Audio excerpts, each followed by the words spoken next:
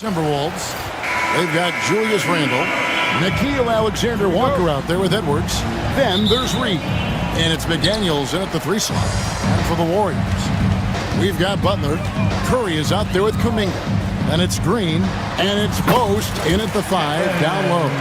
And both teams look to move the ball around, stand to create more offense. Well, that's usually the best way to attack, especially against good defenses.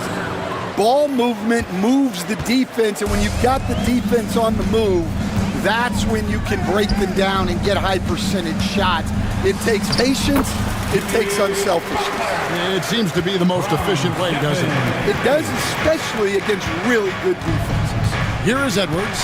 Jimmy Butler making his last shot. Edwards passes to Randle. Now here's Reed. Pass to Edwards.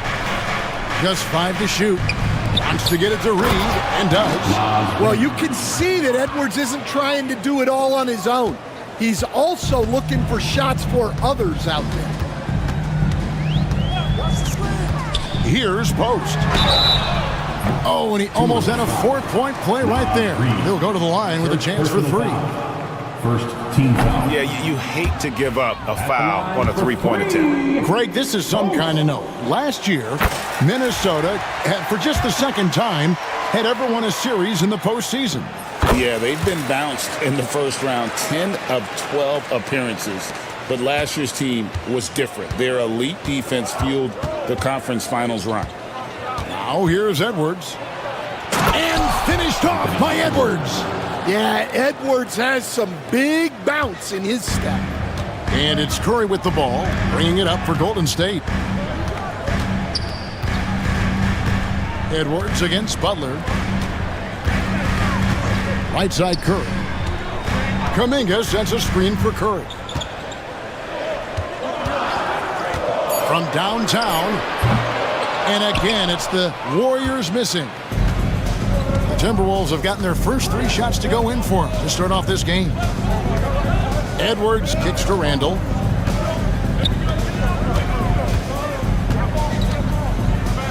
Right wing. Reed the pass to Randle.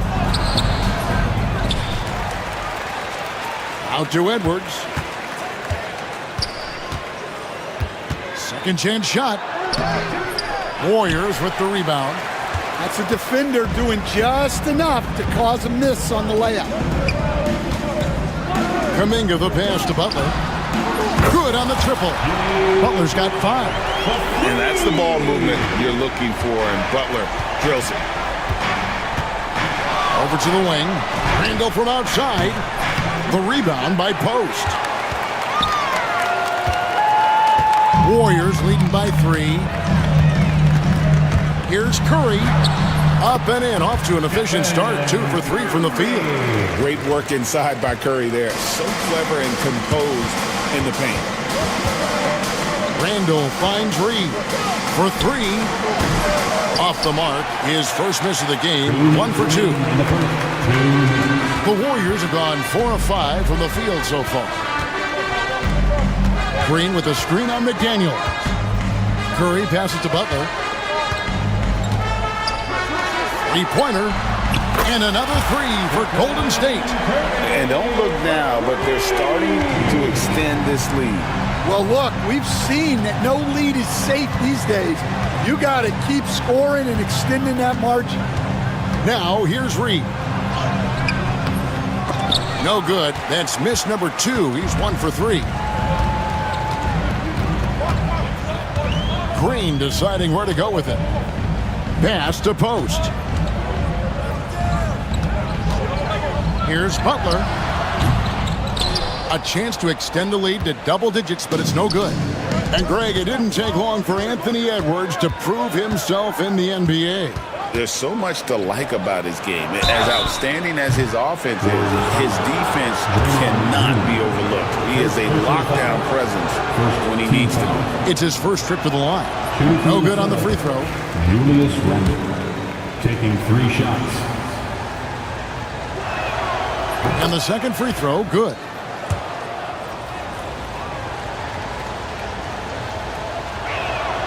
And he nails the third. There's a minute left in the first quarter. Curry against McDaniel. It's Curry with the drive, and McDaniels with the block. They set the pick. Goes back up. And another basket for Golden State. Just shows you how impressive Curry's shooting ability is, that he can adjust for any distance. Here's Reed. Outside Edwards. Here's Randall. Green with the block. Outside Butler. 17 seconds left here in the first quarter. No good on the triple. Green against Randall. Pass to Reed. Releases from the wing and drills it. Yeah, so skilled offensively. Getting the ball in his hands is generally a good idea. And so it's the Golden State Warriors with their lead standing at 6 points.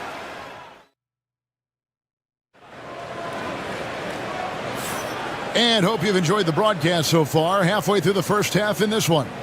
And from what we've seen so far from the Warriors, how would you grade them? In that first period, they showed a willingness to make the extra pass. Yeah, it's the kind of offense every coach loves to see. Selfless and smart. On the court for the Timberwolves as our second quarter is underway. They've got Edwards. Randall out there with Jaden McDaniel. Then it's Nickeil Alexander-Walker. And it's Reed in at the center position.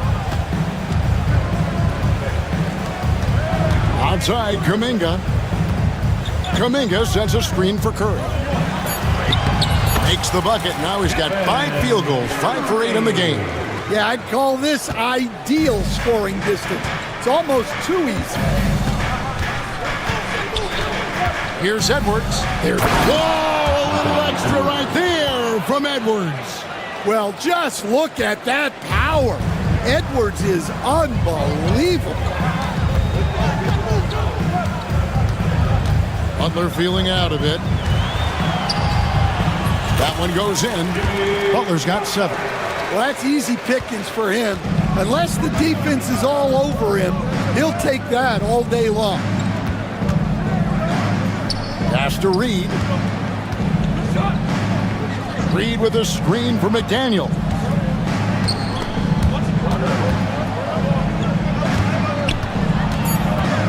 Outside for Randall. Takes a 3.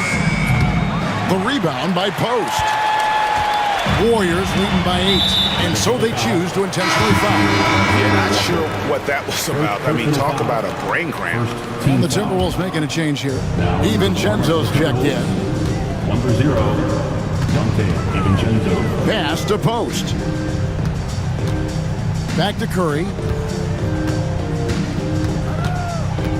Stan, I've always admired you. Come from a coaching family. Was there a point growing up you knew you wanted to be a coach? Yeah, look, I loved being around the game, and so 2 things happened that drove me into coaching. Number 1, I loved baseball, and I couldn't hit one, so that was out. And I wasn't a good enough basketball player to go on that way, so if I wanted to stay involved in the game, that's when I knew I wanted to be a coach. But your dad had a little bit of that in his background. I say in a little kind of tongue-in-cheek, right? He was a guy that led the way in your interest there. Yeah, my dad coached for over 40 years, and I think he had a great passion for it and always used to tell us that he never actually felt like he worked a day in his life. He loved it so much. Following in his footsteps, terrific story. And the latest now from our sideline reporter, David Aldridge. David, it's all yours. Take it away. Kevin, last season, Draymond Green got his three-pointer going again. He said, over the years, my shot took a dive. It was in large part because I couldn't get in and out of my hips. They were messed up. I was getting my movement patterns right. Kevin, my hips haven't been the same in years, but Draymond's are good. Now they've made him tough to deal with. Back to you. Your hips are pretty good, David. I've always said your hip. Floor spacing, always critical. Good point, D.A. Not many guys with Butler's build have his skill set inside. DiVincenzo against Kuminga. DiVincenzo can't hit it. Well, if you give him that shot again, I'm willing to bet he nails it, especially with that lack of defensive effort. Goes up and lays it nice and easy. DiVincenzo's got 4 points in the quarter. Warriors leading by 10. Outside Curry. Butler in the corner. Kuminga, screen on Edwards. Oh, and the jam by Butler. Signature move by Butler. He's a slasher by nature. Really goes hard to the cup. Dan, you know, you think about Jimmy Butler, and you and I are fans of his game. Talk about a guy who calls it like he sees it, though. My goodness. Yeah, that's an understatement. Look, Jimmy's never going to hold back. He'll call out his teammates. He'll call out opponents. He'll call out the referees. This guy acts with no fear. Just don't call out the broadcasters, right? We want to stay out of his range. And he would have no reason to. Exactly. Here's Post. A rebound by the Timberwolves. 32 seconds left in the second quarter. Edwards finds Gobert. Edwards with it. Butler covering. Edwards at full speed and finished off by Edwards. Hey, good luck stopping Edwards when he puts his head down and attacks the basket. Here's Butler. The shot's good. Butler's got 13. Another good play. This is how they built the lead, calling on the right guys at the right time. Yeah, come on. They're just having their way out there and continuing to press the advantage. And so it's the Golden State Warriors going into the break with a 10-point lead. Thank you, David, and we'll be right back after halftime to start the third quarter. See you in just a bit.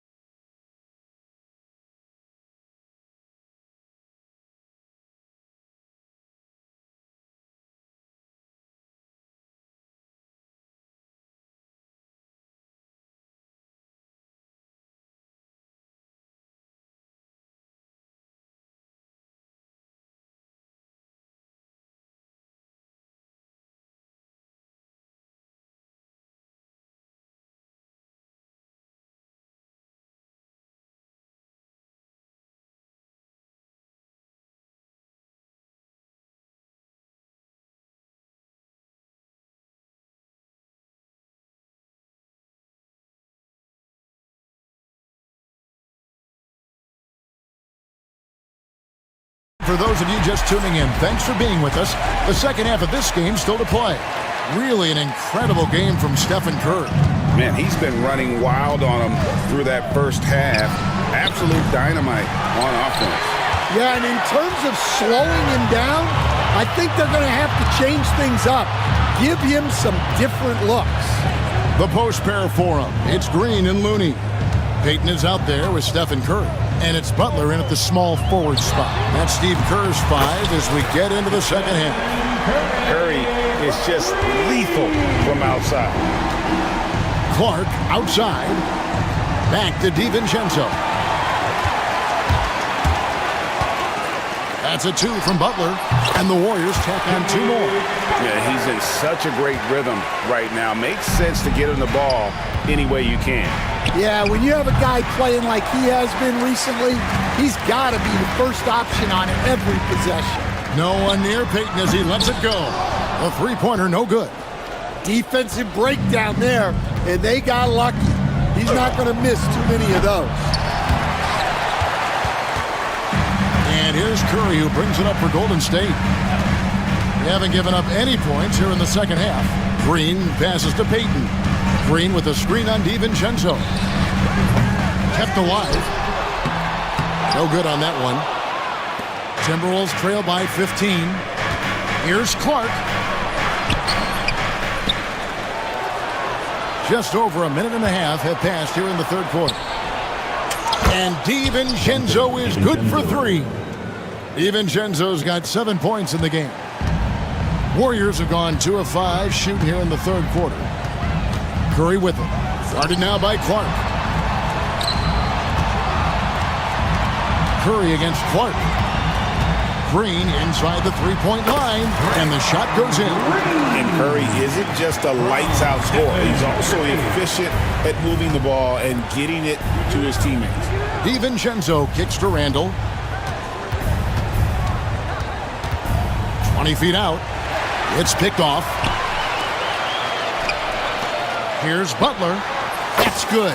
And it's Payton with the assist. Butler's got 4 points this quarter. And continuing to add to his offense over time, Butler excels at breaking down the defense. The shot's good from DiVincenzo.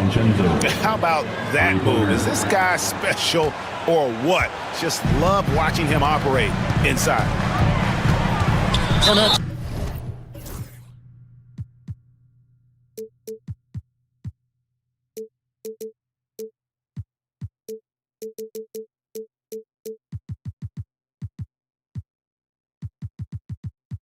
an intentional foul. Dante DiVincenzo. Second personal foul. First team foul. Curry with it. He's got 16. Oh.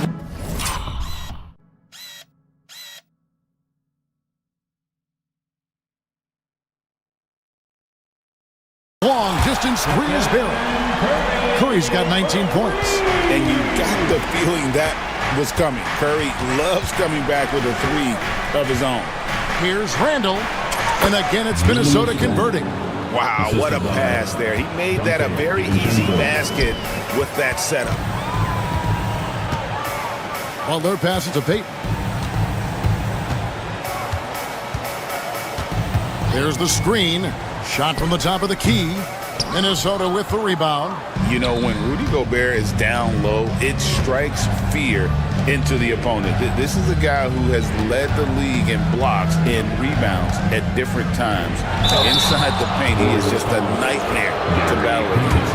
And standing 6'9", Jaden McDaniels, possessing tremendous length for a perimeter defender. Yeah, Kevin, and he can really move his feet, too. Jaden McDaniels is clearly one of the best and most versatile perimeter defenders in the league. And they go.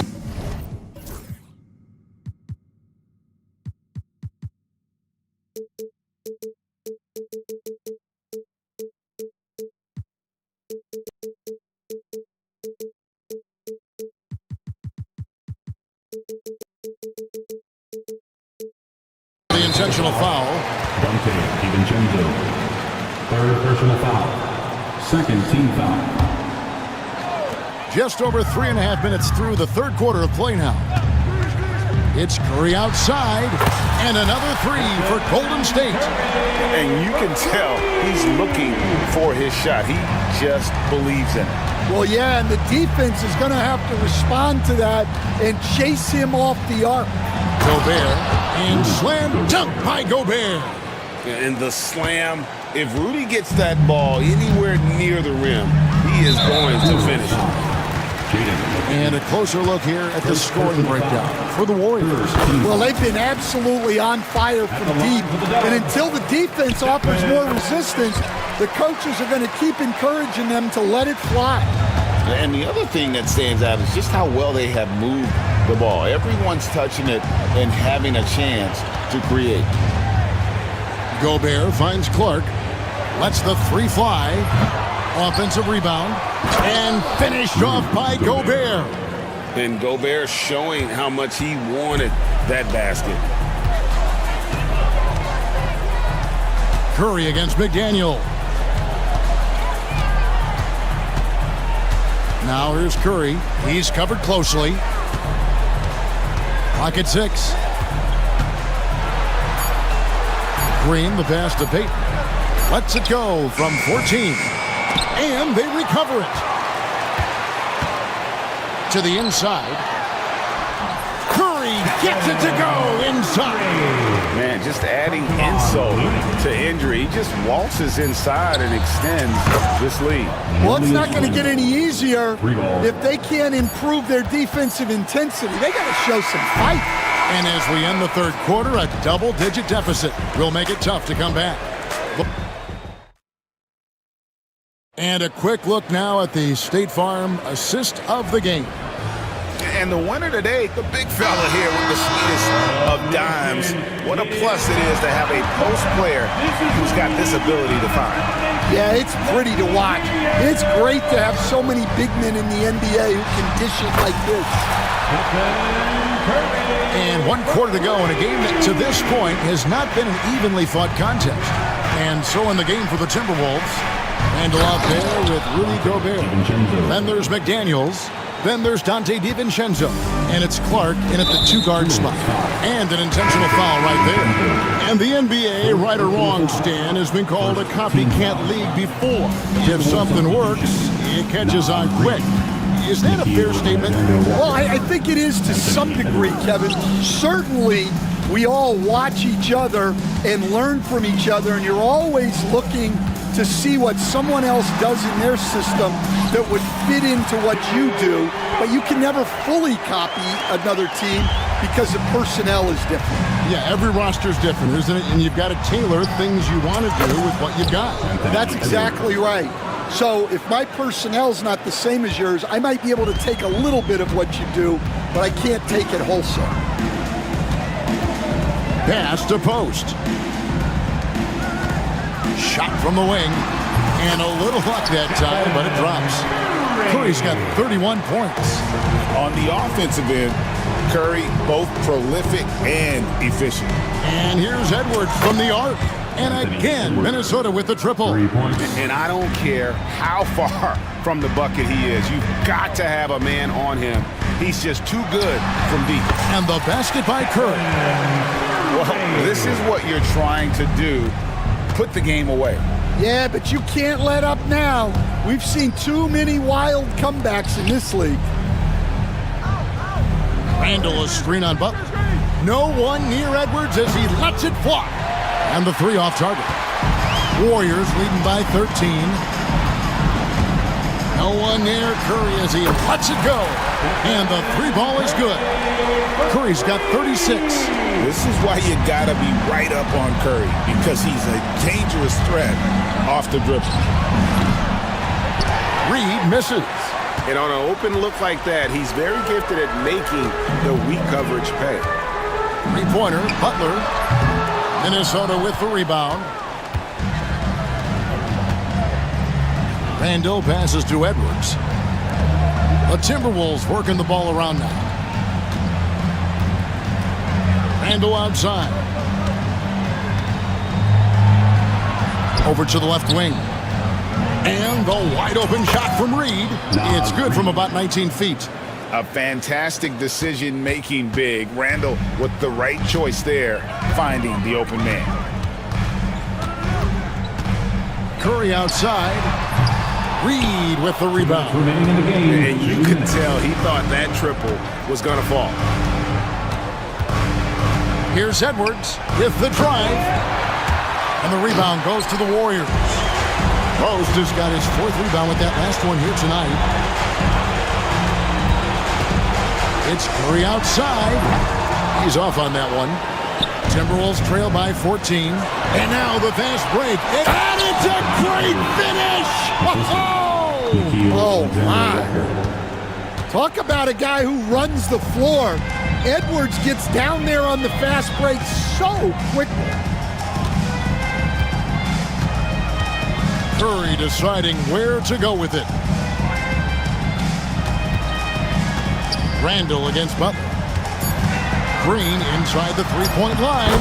Good, and Butler gets the assist. Butler's got 3 assists in the game. And clearly, we will not be witnessing a spirited comeback tonight, albeit as exciting as that would be. This was an excellent all-around performance for the Warriors. We got to see a display of offensive prowess in this one that got it done. High-scoring game. Bucket after bucket. They were really in attack mode all game long. And we watched one guy all night long, guys, and looking at the stats just confirms what a dominant game he had. What a night tonight it was for Stephen Curry. Well, offensively, they needed him to be aggressive, and he delivered. What a game. On its way from Curry for two, and it's McDaniels with the rebound. Timberwolves on offense. It's a 14-point game. Reed finds Alexander Walker from the arc. And once again off the mark by Minnesota. And here's Curry, who brings it up for the Warriors. Just 1 second between the shot clock and game clock. Here's Edwards. And Butler sends it back. Always ready to make an impact defensively. Butler sees the shot forming and just attacks the opportunity to block it. Curry fires from way outside.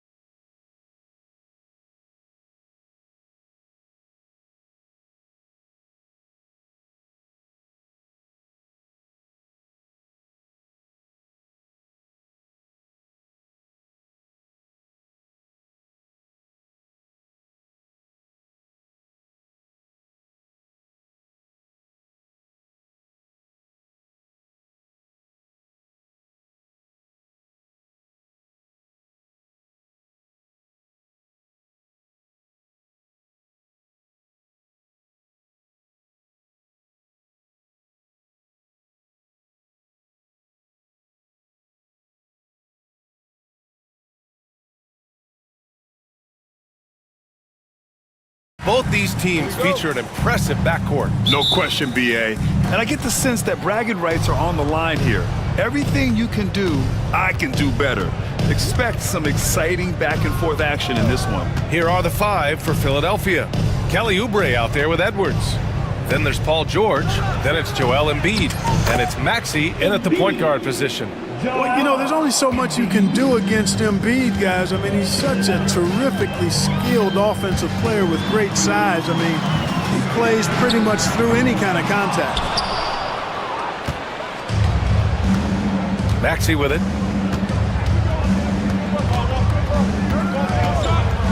Pass to Embiid. And stolen by Stewart. Thompson with it. Guarded now by Maxey. And here's Cunningham outside. Pure from three-point range. Measuring that corner triple very well. I like seeing Cunningham bury these types of shots.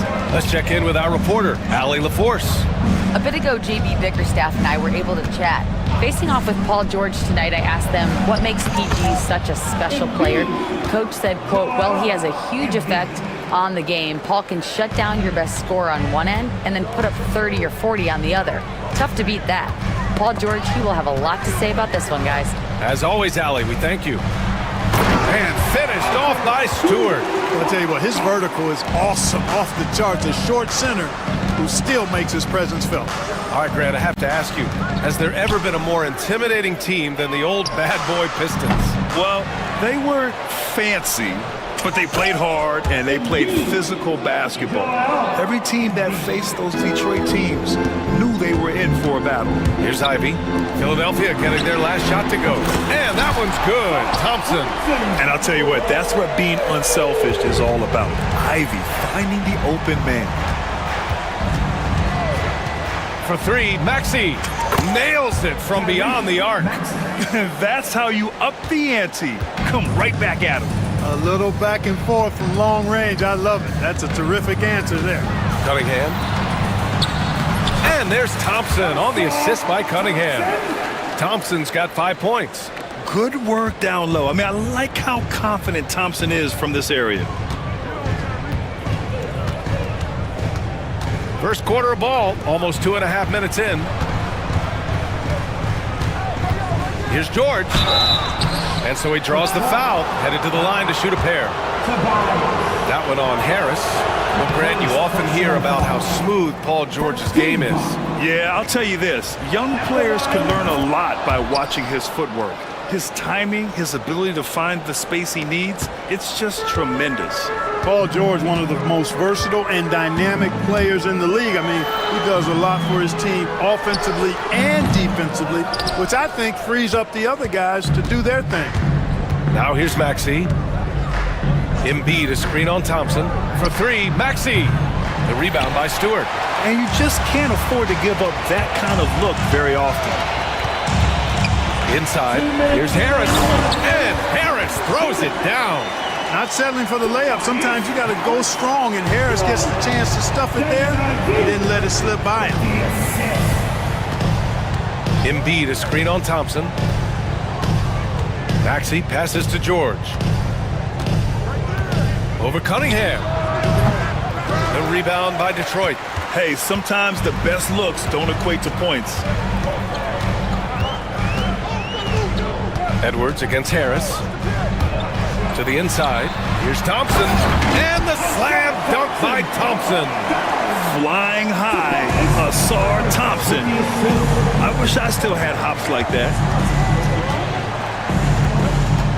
There's a screen. Pass to George. And it's out of bounds. They say it was last touched by Cunningham.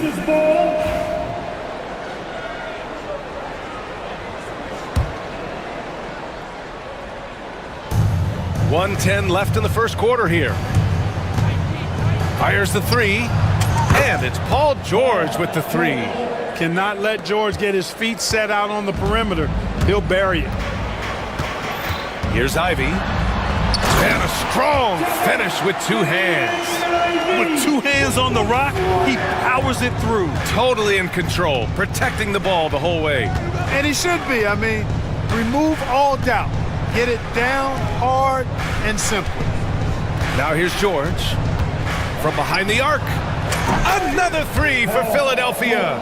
Well, that's a smooth-looking jumper by Paul George. I mean, he's one of the more gifted scorers in the league, and there's no place on the floor where he can't hurt you. And the foul called on Paul George. That's his first foul of the game. First team foul. And Detroit has possession. Here's Ivy. Here's Cunningham. Now, shooters get nervous when Embiid is nearby. Exceptional at contesting any shot within his reach, and even some that look like they're out of his reach. Stewart, a screen on George. The three from Thompson. And Joel Embiid pulls it down. Here's George. And he's going to the line for two. The official saw contact while he was going up. And this will be his third and fourth free throws of the game here. Guys, I thought he got into a groove last year at the charity stripe, and I thought he maintained it deep into the season as well. Got it off in time. No good on the buzzer beater. Paul George, he's feeling it tonight. He's been the driving force.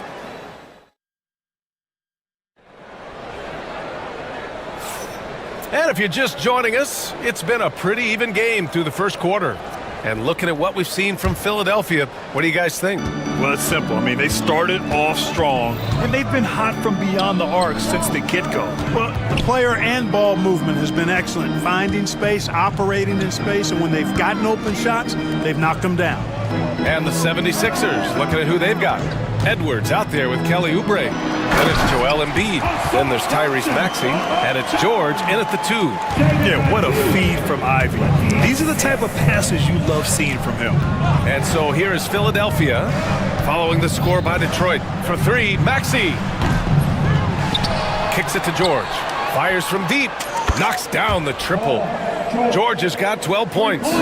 Trading the lead back and forth, neither side is willing to back down. Yeah, and the lead has changed hands, and it just hasn't stayed in those hands very long when it's changed.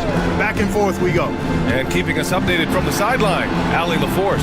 Thank you, Brian. Well, the Pistons have struggled despite the improvement of their young cornerstone, Cade Cunningham. He said, quote, "This league rewards winning. People are going to say everything I'm doing is empty and meaningless until I win games. That's what I plan on doing, and once I do that, all the other stuff will come with it." Guys? That's a great perspective to keep right there, Allie. Thank you. Here's Ivy. Philadelphia getting their last shot to go. Stewart, no good. Defensively, you pick your poison. That time, they gambled off the right guy. Outside Maxey. Lets it go from deep. And he missed again. Now 1 of 5. Even with every shot clanging off the rim, he seems determined to keep hoisting up these threes. It might be time to get inside of that arc. Pass to Harris. 5 to shoot. Launches it. Rebound by Philadelphia. And we're about 2 minutes into the second quarter here. Okay, so Tobias Harris, 6'8", 225, a capable jump shooter.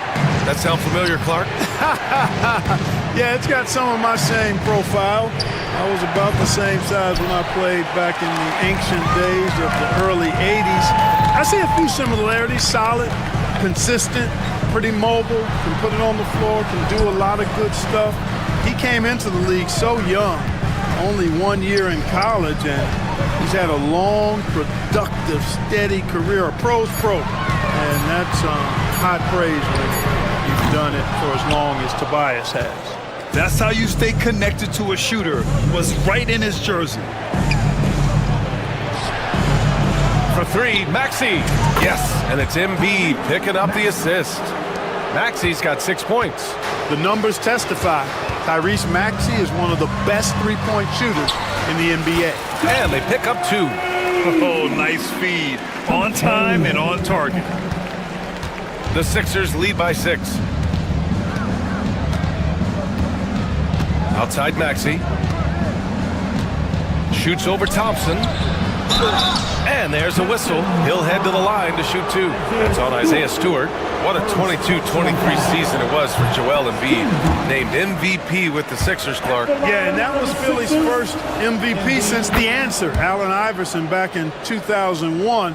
Embiid led the league in scoring at over 33 a game on 55% shooting from the floor. Remarkable. Nobody could stop him. He was virtually unguardable. And something Ivy continues to improve. He's becoming a real threat from downtown. George outside, driving to the basket. A clear look for Embiid. And another miss by Philadelphia. That's the shot they wanted. It just didn't fall. You know what? That's a confidence shaker for him, though. I mean, that's a shot he expects to make every time. Thompson finds Cunningham. Thompson, a screen on George. Here's Cunningham. And again, it's Detroit. Not an easy shot at all. Cunningham seems to have it early on in his NBA career. Pass to Edwards. Embiid, a screen on Harris. Edwards looking it over. To the middle. And stolen by Stewart. Here's Cunningham. Down low, Cunningham. And I love the energy from Cunningham inside, pushing to get the bucket. Maxey passes to George.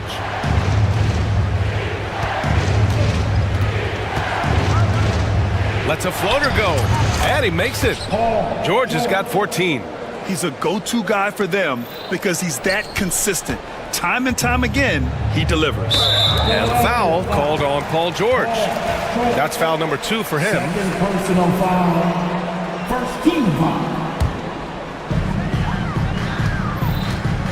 Here's Cunningham. On the wing, Ivy lets the three fly. The shot's good on the assist by Cunningham. Cunningham's got 3 assists now in this one. Maxey against Thompson. With 4 on the clock, 4 seconds left. Got a hand on it. And he can't get that one. And so it's Jaden Ivey making things happen for the Detroit Pistons. 8 points in the quarter, showing how effective he can be. More 2K action in just a moment. Fans, please direct your attention now to center court. And get ready for the fan half-court shot. Drums, please. They're thinking about it, thinking about the shot.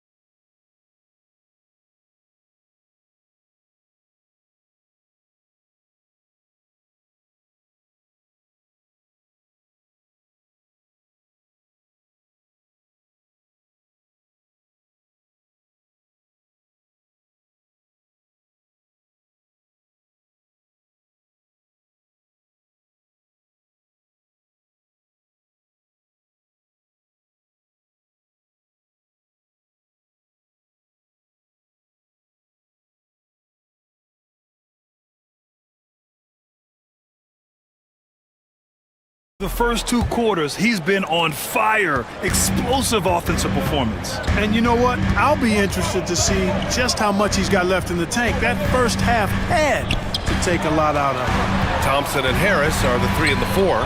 Cunningham and Ivy work together as the backcourt. And it's Stewart in at the center position. That's the 5 on the floor for the Pistons. Offensive rebound. The layup off target. Philadelphia's gone 5 of 10 from beyond the three-point line in this game. Here in the second half, this game's still nip and tuck. Just an insane amount of lead changes. The fans are getting their money's worth. Thompson outside. He takes it in. Oh, it's blocked! It deflects off the backboard. Walker passes to Gordon. The kick out to Walker. Drummond to screen on Cunningham. Elbow shot. And the 76ers tack on 2 more. Well, when you look at the forwards in this league, there are a lot more Grant Hill types out there these days, partner. Well, thank you for the nice words, B.A. Of course, I took pride in my overall game. And over the last few decades or so, we've seen a bunch of guys playing the 3, 4, and 5 who can pass, dribble, and shoot. So it's fun to watch the game evolve. And he comes up with a bucket. And it's a 5-point 76ers lead. Pick works well there, but the defense left a lot to be desired. Yeah, that's not the defense you need. You got to be tougher defensively. And so it's Walker with it. He brings it up for the 76ers. They haven't given up any points here in the second half. Now here's Walker. Pass to Drummond. Here's Gordon. Drummond to screen on Thompson. Just 5 on the clock. Late clock, the Sixers need to put one up here. Gordon can't hit. For Detroit, they've gotten off to a rough start. Now 0 for 5 in the second. Harris, a screen on Walker. Cunningham passes to Harris. The shot's good on the assist by Cunningham. Cunningham's got 4 assists in the game. Harris has really become much more adept at finishing hard shots. Great focus there. Now here's Walker. Just under 2.5 minutes into this third quarter now. Pistons trail by 3. Here they come with numbers in transition. Cunningham against Drummond. Drummond grabs the miss. Drummond's got 4 rebounds now. The 76ers have gone 3 of 5 from the field in this third quarter. Gordon down low, defended by Thompson. They set the pick. Here's Walker. The wide open shot is on the money. Walker's got 6 points in the quarter. With the utmost belief in his game, he's able to beat opponents in a number of ways. Cunningham passes to Harris. Back to Cunningham. There's 1:47 left in the third quarter. And here's Thompson for 3. Connects from downtown. Thompson's got 12 points in the game. And meeting those expectations. I mean, this is what we all wanted to see from Thompson on offense. Drummond to screen on Cunningham. Here's Walker. Pulled the shot a little left. The bounce goes his way, though. Give him 8. We've got 1:23 left in the third. Time now to hear from our reporter, Allie LaForce. Cade Cunningham has really been improving from distance. He said early in his career he was playing a lot of minutes and stepping back to the NBA three-point line, he just didn't have enough legs in his shot. After his shin surgery, he redefined his form and strengthened his legs. Brian, he said it helped a lot. That could be a silver lining of all that time off, Allen. Detroit with the ball. Philadelphia getting their last shot to go. Back to Cunningham, and Lonnie Walker's going to pick up the foul. That's his first foul, and it's a completely new group for the 76ers. First team foul. Substitution on the floor. Cunningham looking it over. Pass to Thompson.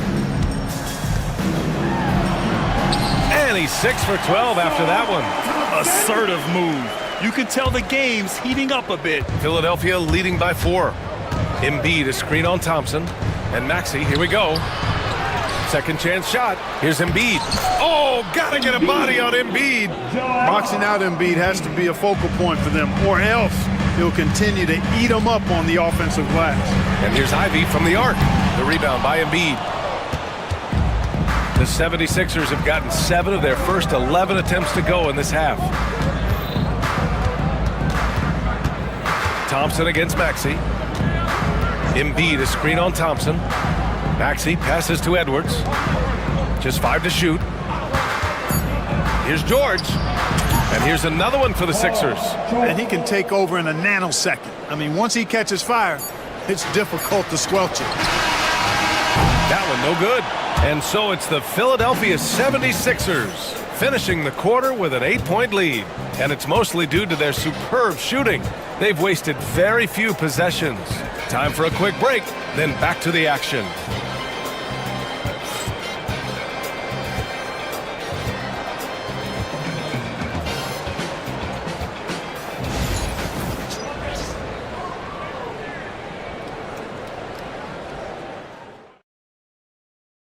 And it's time now to bring you our State Farm assist to the game.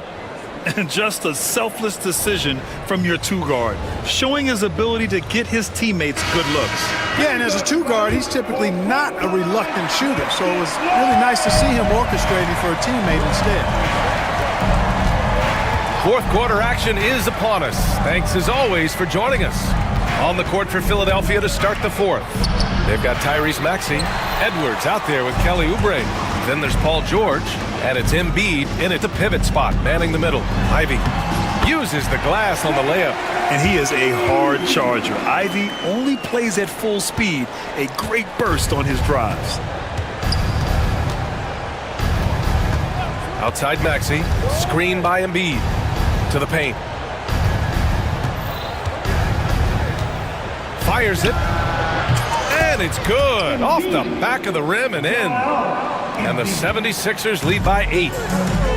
Well, Detroit's shooting a solid 47%. A nice shot by Ivy. And with the talent and the competitiveness that Ivy has, we're going to see a lot of nights like this in his NBA career. It's just a matter of how many. Now here's Maxey, down low. Now Embiid. And it's Harris with the rebound. And I don't understand. Why is he going to the fadeaway? Just go straight up with it. Cunningham passes to Ivy.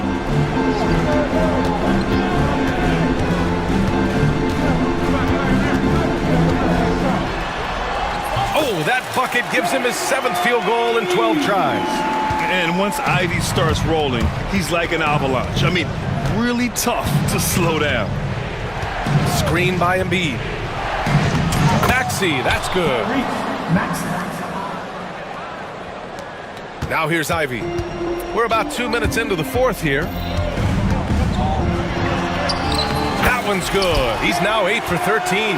This has been the story of the game, a battle fought on offense. Any lull in the action so far has been short-lived because there have been nothing but buckets in this one. First personal foul. First team foul. George feels it out a bit. Embiid, a screen on Cunningham. Edwards against Harris. Pass to Embiid. Three-pointer. Oh, Embiid knocking it down from downtown. You know, with his size and offensive versatility, the defense really has its hands full with Embiid. Ivy. Oh, and he got fouled on his way up. He'll head to the line to shoot 2. It's going to go on Tyrese Maxey. And a look now at how the offensive approach has been going here so far for the 76ers. Well, you know, throughout this game, they've shot the ball extremely well from downtown. Their shooters are getting open and letting it fly. And another thing that's impressed me has been their consistency with their two-point jump shots, getting it done from the mid-range. Now here's Maxey. Pass to Embiid. There's the 3. And Philadelphia hits again from deep. Love the confidence from Joel. He gets the ball and knows exactly what he's going to do with it before he gets it. Cunningham against George. Ivy outside. And the ball out of play. The Sixers will have it. Out of bounds, Philadelphia ball. And Maxey's got the ball here for Philadelphia. They lead by 8. Biggest lead of the game. Embiid, high post. Edwards against Stewart. Maxey surveys. And here's Edwards outside. Gets the 3 ball to go. Edwards has gotten himself going here. His first points of the game on the deep ball. Cunningham, right side. Here's Thompson. Oh, he gets it to go. 7 of 13 now. Just owning the offensive glass right now. Just refusing to let up. I love his ability to carry his team for long stretches in games. And we're right now in one of those stretches. He's been doing this for a couple of games in a row now, so he's rolling.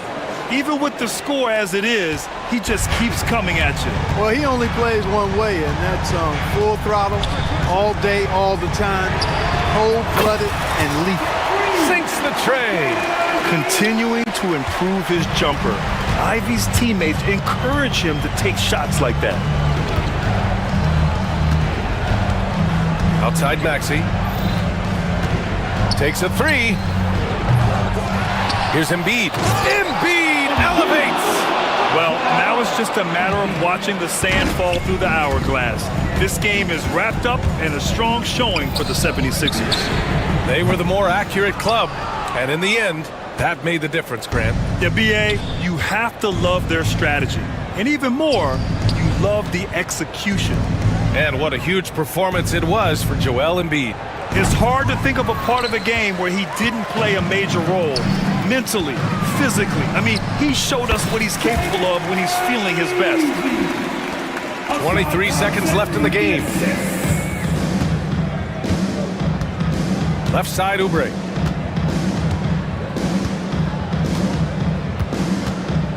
Pass to George.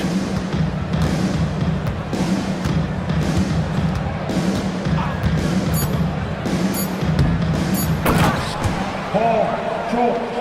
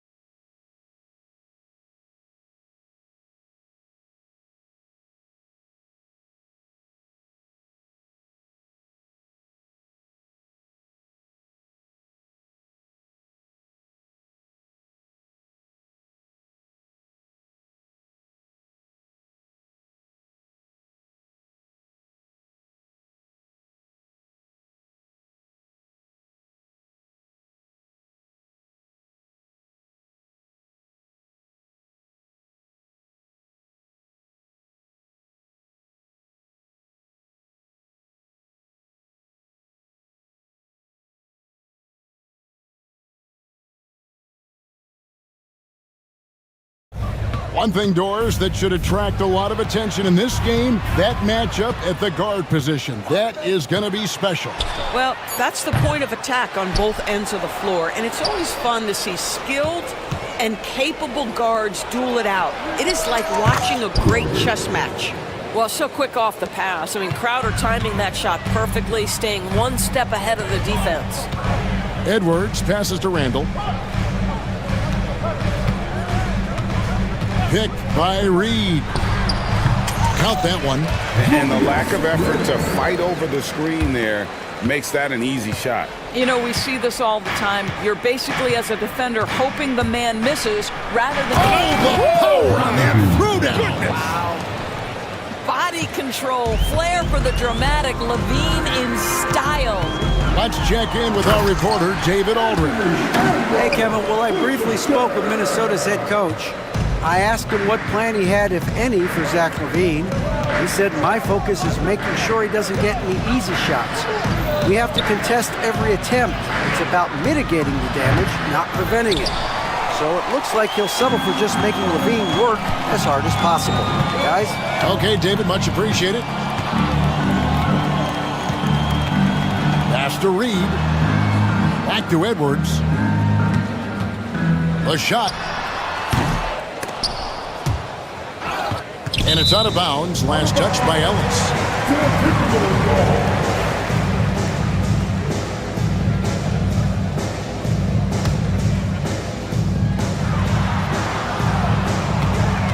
Alexander Walker on the wing. Guarded by Levine. 6 on the shot clock. Elbow shot. Randall with the bucket. Randall's got his second basket of the game. The ability to get to the mid-range game is something Julius Randle has proven he can do. DB, ever since winning the most improved player back in 2021, Randle has stayed scoring at an incredible clip. Yeah, Kevin, what makes this guy such a difficult matchup is his size and the ability to drive it. And now what you've seen is this evolution into a legit threat from three-point territory. He is such a difficult cover. Guard him big, guard him small. Julius Randle is so crafty on the interior, it matters not. He's going to finish. Levine gets the bucket. Good way to start this game. You want to get him rolling as early as possible. He's a guy who, if he gets hot, he can carry your offense for long stretches. Edwards finds Reed. Nice D from Valanciunas. Great rim protection to prevent him from converting. Beautiful. Murray sets a screen for Levine. Fires the three. Another three for Sacramento. And you like Murray as a spot-up shooter. Knows where to park himself and always ready to receive the pass. Here's Reed. Outside for Randall. Reed with a screen on Murray. Randall. And the layup is good. Randall's got 8 points. Just setting the tone with an aggressive move to the rack. And where's the help defensively? To me, that's a complete lack of communication on that side of the ball. These guys need to be talking to each other. Valanciunas, good. Well, terrific instincts from Jonas Valanciunas on the interior. This guy has improved in the low post every year. For three, Edwards drills the three-pointer. He's got 5. And that's exactly what he's looking for, draining the triple. Valanciunas sets a screen for Levine. And another 3 for Sacramento. But I tell you, a number of ways to score off the pick and roll, and Levine makes it look easy. Ellis against Edwards. Rebound collected by Levine. Kings leading now by 5. Pass to Murray. In the corner, it's Valanciunas. Murray is screen on Edwards. And that one clearly a foul. Gets the whistle and 2 shots coming up. It's on Anthony Edwards. The Kings shooting their first shots from the stripe in this game. And a season ago, they hit about 75% of their free throws. That free throw good from Ellis. You know, Greg, when you look at the Timberwolves' history, the first round had been a problem for them. But not last year, as they swept the Phoenix Suns. And you got to look at it as being a tremendous success, right? Because going into the season, I don't know that anyone thought they would have made it to the conference finals. But boy, that young group gelled well together, and the sky's the limit for the future. Boy, he was wide open. You wonder, did he overthink it? That's a missed opportunity. Here's Reed. Outside Edwards. The shot that time, not on target. The scoring fast and furious as we end the first quarter. The Kings on top.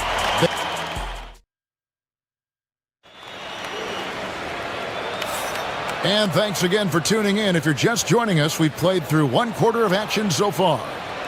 And guys, let's get your take on the scoring breakdown so far for the Kings. Absolutely dialed in from beyond the arc so far in this one. The defense is surrendering the long-range shot here early on. And their assist total, also impressive early, creating with the pass and playing for teammates. They've got Dante DiVincenzo. Reed is out there with Randall. Then there's McDaniels, and it's Edwards in at the 1 spot. So that's the Timberwolves 5. Timberwolves trail by 8. Edwards kicks to DiVincenzo. The 3. Rebounded by Valanciunas. Valanciunas has got his 4th rebound in this one. And there's the call on Dante DiVincenzo. That is his first foul of the game.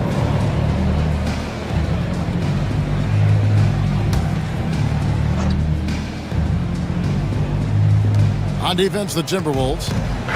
Levine inside the three-point line. How about the reaction time on that pass? Quick, and what good work there to get in the way of it. Yeah, you know that when Julius Randle gets into his rhythm offensively, he can be problematic for defensive teams. You hear, Doris, people now calling Anthony Edwards one of the faces of the NBA. And I'm assuming you'd agree. 100% agree, because the skills are extraordinary. The development in his decision-making has gone leaps and bounds from where it was. Beyond that, Kevin, he's a lockdown defender, one of the best competitors, fearless in the big moments, and one of the most charismatic young men in the league today. This guy is spectacular. Crowder, a screen on Randall. Murray dishes to Ellis. Back to Murray, 6 to shoot. From outside, off the mark. He is too good a shooter, guys, to be left open like that. The defense just dodged a bullet there. And now the latest from our reporter, David Aldridge. Thank you, Kevin. Anthony Edwards is figuring things out. He said there's levels. My first few years, I looked for my shot and nothing else. I've learned that I can't win without my teammates and that I have to throw them the ball too. It's a team game. I know that now. Kevin, I know it too, so I'm throwing it back to you. And you're the best teammate we could have. Thank you, David. The muscle from Edwards. Outstanding touch, boy. The floater is good for Anthony Edwards. Kings leading now by 4. And Levine, here we go. It's good. Now he's shooting 6 for 7. This guy, a tough cover for any defender. Creative and assertive, scoring the ball. Near the three-point line, it's Edwards. And again, it's Minnesota. Here's Levine. 14 points for him. Basket is good. He'll get a chance for one more at the line. Elite athleticism. Levine able to go up, take the hit, and convert. Greg, you know this. Good coaches give their players confidence. But what's the balance there between affirmation and accountability?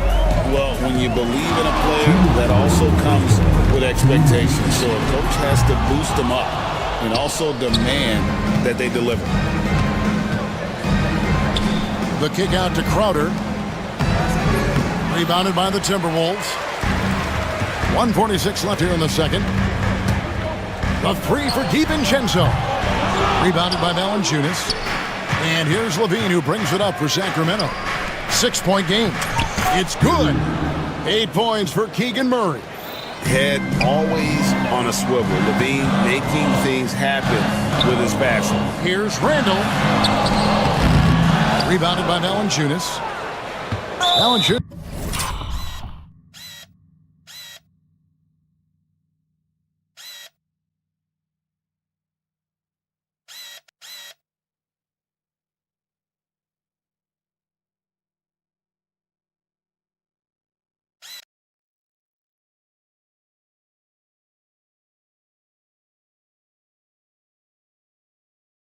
Has got 6 rebounds here tonight, and we have an intentional foul there, GA. Wish I could say why. That one's pretty strange. I mean, no idea what got into his head right there. We've got 1:13 left to play here in the half. Levine's shot is off. Timberwolves trail by 8. On the wing, DiVincenzo. Scoreless thus far. Reed with a screen on Ellis. Over in the corner, Randall. Here's Edwards. Shooting foul as the whistle blows. He'll shoot 2 free throws. Well, size and athleticism and a little bit of craftiness right there by Anthony Edwards. That up fake gets that defender committed, and the free throw line opportunity is coming. Rudy Gobert, he's checked in for Minnesota. Clark comes in for Dante DiVincenzo. Just solid. Really one of the very best there is at the free throw. Well, Zach LaVine draws a level of defensive attention that allows him to draw contact. He's 0-1 from the line, missing on his first trip. And a very steady season for him at the charity stripe last year. He was right at 85%. The Timberwolves making a switch here. DiVincenzo's checked in. Sacramento also making some changes. Sabonis, he's checked in for Jonas Valanciunas. And Markelle Fultz is subbed in for Jay Crowder. 35 seconds left in the first half of the game. Trains it from beyond the arc. It works well there. Not much resistance from the D. It takes incredible effort to stay connected to the hip of the offensive player. You've got to want to work. Here's Sabonis. And slam dunk by Sabonis. I'll tell you, Domantas Sabonis has got some big-time athleticism. That's a pretty dunk. DiVincenzo against Levine. To the paint. Got a piece of it. Sabonis with the steal. With 4 seconds on the clock.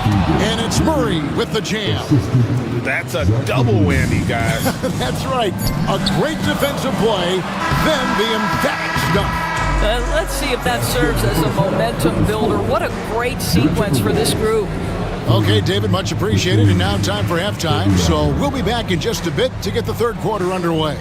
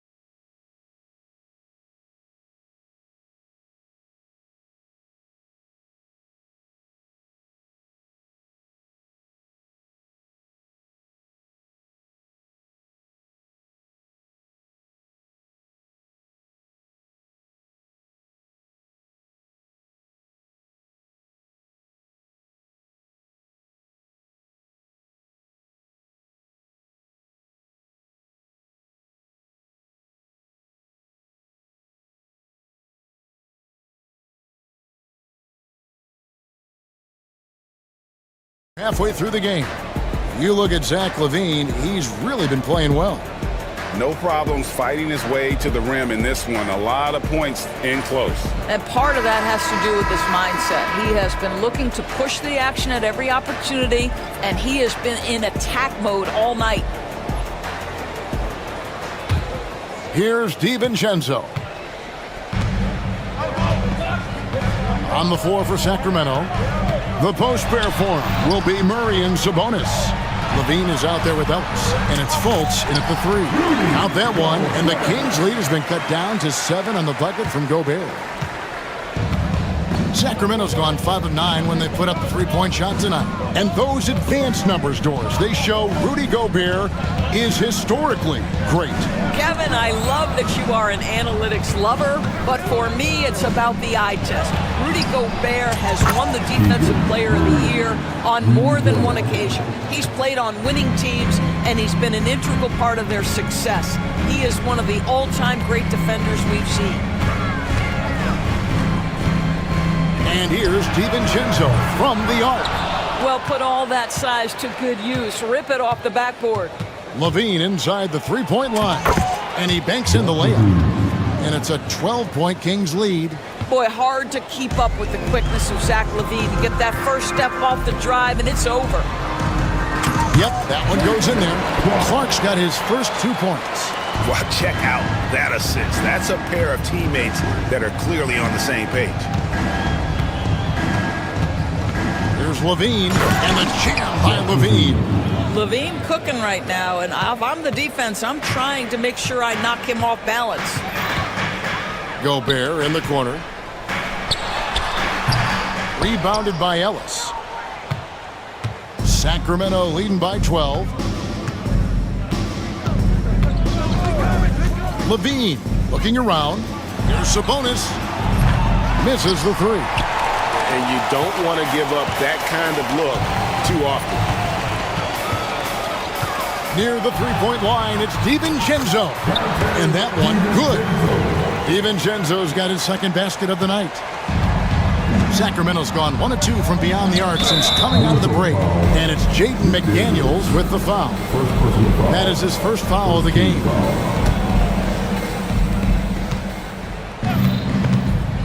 On the wing, Levine. McDaniels defending. Over in the corner, Fultz. Shot clock at 6. In the corner, it's Sabonis. And slam dunk by Sabonis. Well, we know Markelle Fultz can get cooking on the offensive end, but his responsibility to get the guys around him involved, nicely done. And while we've got a moment, let's send it over to our terrific reporter, David Aldridge. David? Kevin, thank you very much. The Timberwolves have become a rough and rugged team. Swingman Jaden McDaniels said, "We don't let nobody push us around. We're always being physical defensively. I feel like we're a tough team, super tough." Kevin, they certainly have the size to hold their own. Always being physical. But David, that's their identity. And we thank you for the report. And here's the fast break. Here's McDaniels. Here's Gobert, and a good offensive board, and he gets the bucket. Gobert's got 4 points now in the quarter. We always know this has been a strength of Rudy Gobert, getting the offensive window. Nicely done. Sabonis finds Murray. The kick out to Sabonis.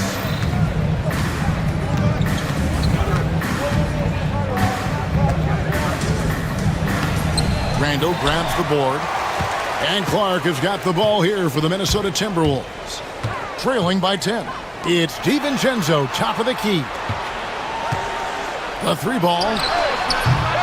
The shot, no good.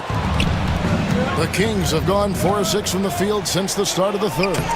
Well, the instinct takes over. Sabonis gets up the floor, ready to finish the play. And it's Murray with the jam. I'll tell you, that vertical ability he has puts him in select company in NBA power forwards. May not have great size, but boy, he plays bigger than it.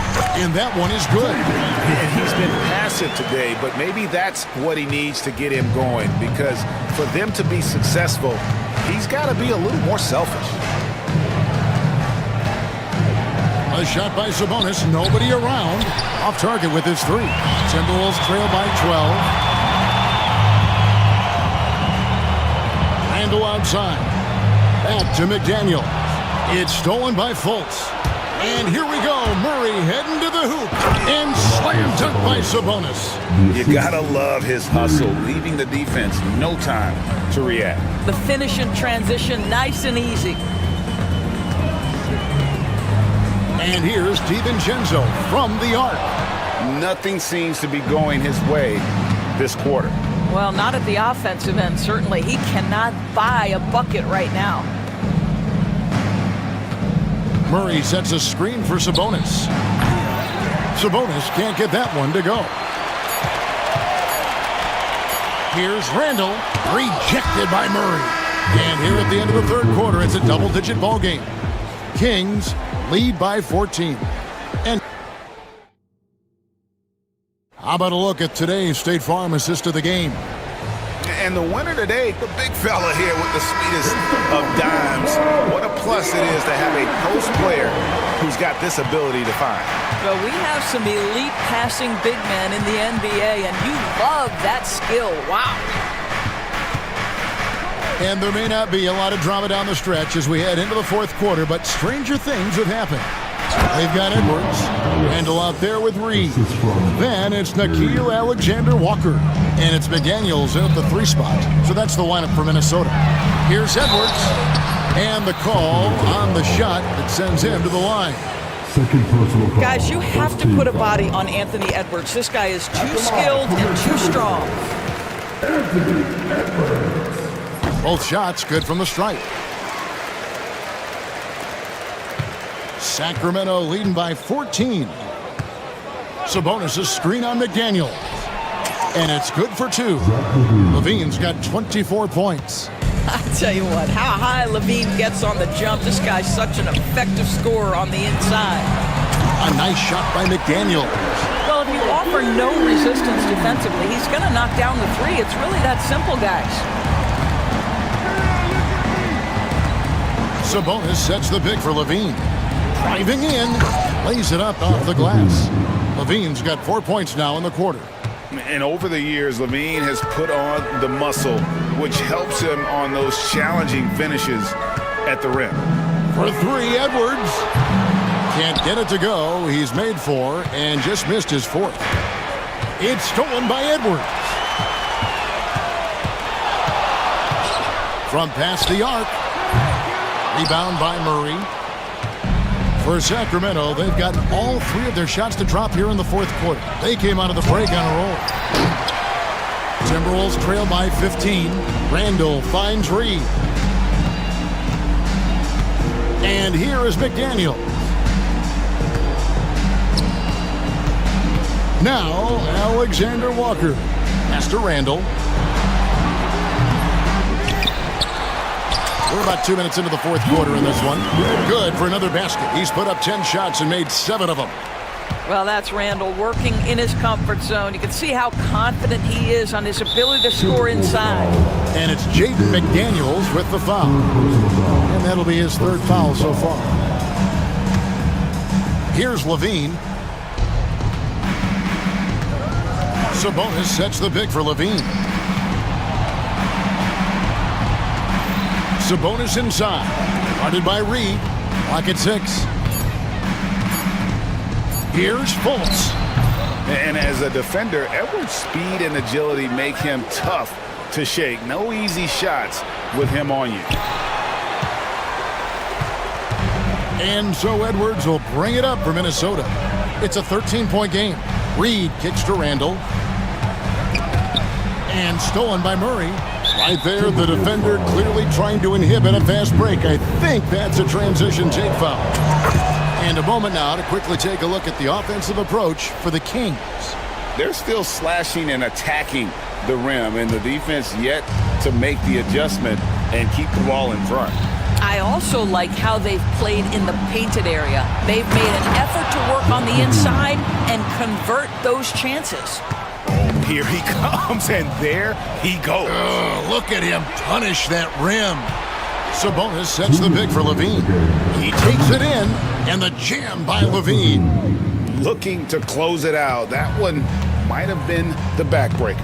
Well, at this point, they're so far up, it would take a real collapse to give this game away at this point. Well, the problem is they haven't gotten production from any other spot, but right now this guy is cooking. Free throw good, Edwards. And what you love about Edwards is how intense he is. Guy plays hard every minute he's on the floor. Levine passes to Sabonis. And he makes the bucket, gets the whistle, and now a 3-point play chance here for him. And with the lead, I like the strategy here. Continue to get the ball to guys who can do something with it. One thing we've learned in the NBA, the game is never over. So you've got to continue to score, continue to build your lead. Kings leading now by 18. And this is going to end in a lopsided victory. I love the tenacity and aggressiveness as well as the ability to close. You really got to give it up here for the Kings. They never settled for mediocre shots. And Kevin, they had great penetration this time out. And what a tremendous standout performance it was for Zach LaVine. What a selfless effort tonight. He's done such a great job finding guys in their appropriate spots. Sabonis outside for Murray. Just 5 on the clock. Tries again. Julius Randle with the rebound. Minnesota's gone into a funk from downtown in the fourth. Only one of their 5 3-pointers has found the bottom of the bucket. Edwards against LaVine. The tray. Rebound by Alexander Walker. Stolen by LaVine. 8-second difference between the shot clock and the game clock. To the middle. Outside for Murray. It's stolen by Randle. And Edwards with a quick path to the basket. Boy, great gamble by Julius Randle. Sets up the transition game. Sacramento in total control. Well, this one is winding down now. Sacramento can run out the clock. Outside, LaVine.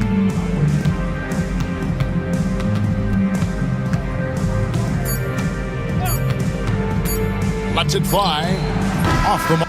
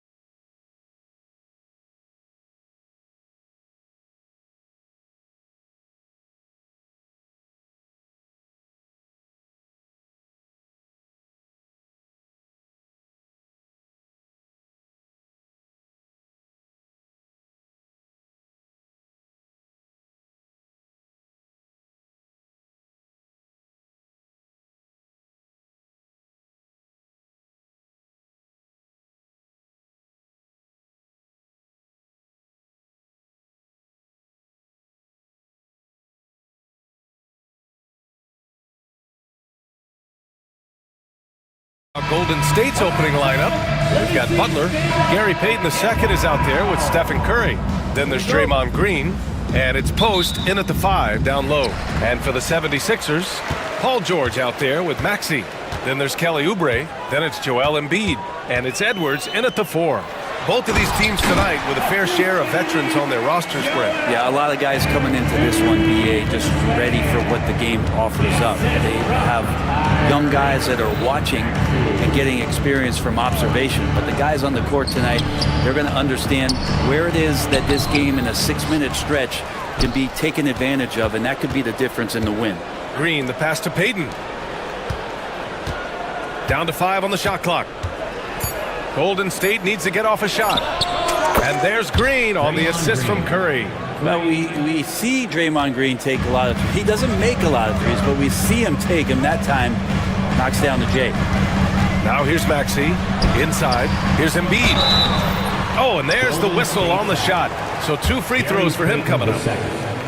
That's on Gary Payton II. Hey, you can't block it. Sending him to the line can be the next best thing. And Embiid drops them both. It can help a big man's game to hit those free throws. It keeps the defense from getting too aggressive.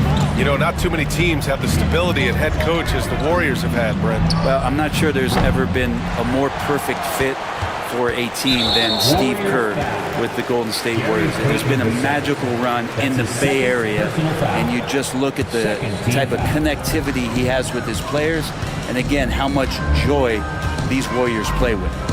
Now here's Maxey. Pass to Embiid. The kick out to Edwards. Back to Embiid. Oh, what a play! Just palms the block. Outside, Green. And Tyrese Maxey gets the whistle that time. That's his first foul. That's his first personal foul. First team foul. And in the first, a little over a minute and a half in. Curry, no good. And so it's Maxey who brings up the ball for Philadelphia. Here's Edwards. And Edwards slams it in. Yeah, just an outstanding find by Maxey. More than willing to give it up to open teammates. Curry drives in. Lets it fly from 18. And the Warriors miss again. And even with the miss, that's a high percentage shot for him. For 3, Maxey fires in the triple. Ooh, the range of Maxey is pretty impressive. He is consistent from beyond the arc. Let's go now to the sideline and catch up with Allie LaForce. Earlier, I spoke with Nick Nurse. I asked him specifically about Stephen Curry and what his defensive game plan is for him, and he told me, I just talked with them about communicating out there, especially when the screens are coming. We can't give Steph an inch in those situations. I think it's fair to say we can expect to hear a lot of chatter out there tonight, guys. Okay, good stuff. Thank you, Allie. And the call will be against Kelly Oubre. That's his first foul. His first personal foul. Second team foul. Philadelphia on D. 6-point game. Payton passes to Green. On the wing, Payton. 6 on the shot clock. Always a nice way to start. Makes his first one. The defensive effort was lacking a bit, but hey, give him credit for finding a weakness there. Just really smart basketball and exploiting whatever holes that he's seeing right now in the defensive squad. And it's Butler off the drive. Outside Curry. Payton with a screen on Oubre. Curry with it. Guarded now by George. Back to Curry.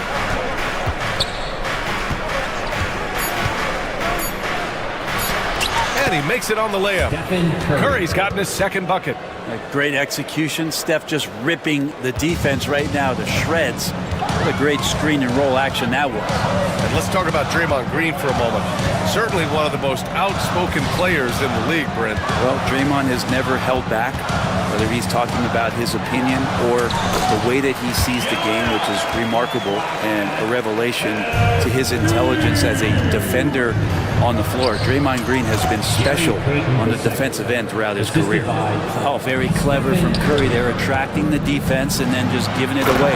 And then Embiid throws it down. Oh, that was nasty. A two-hand mega slam. Man, I don't think anyone was going to stop him there. Payton with a screen on Oubre.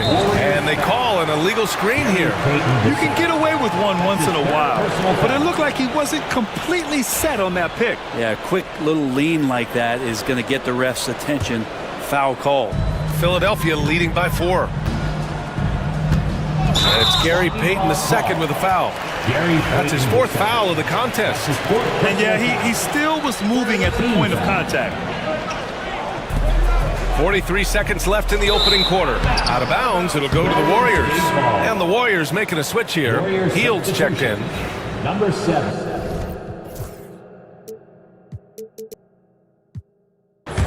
Buddy Hield. 41 seconds left to play in the first quarter. Curry surveys. Outside Hield. And Tyrese Maxey gets the whistle that time. That's foul number 2 for him. That's his 2nd personal foul. 3rd team foul. Here's Curry. Pass to post. Here's Butler. And it goes out of bounds. Last touch by Butler.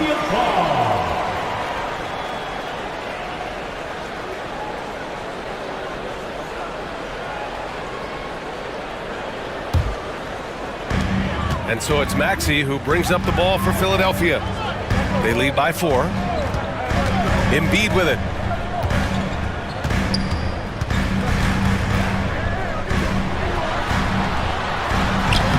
Lays it up and banks it in. Embiid's got 10. Yeah, getting aggressive in the paint. Look at Joel putting his size to work. Curry passes to Butler. Yes, it's good. When they get their opportunity to punch it inside, they don't hesitate. Here's Maxey. Joel Embiid. He's feeling it tonight and has been the driving force for the 7th.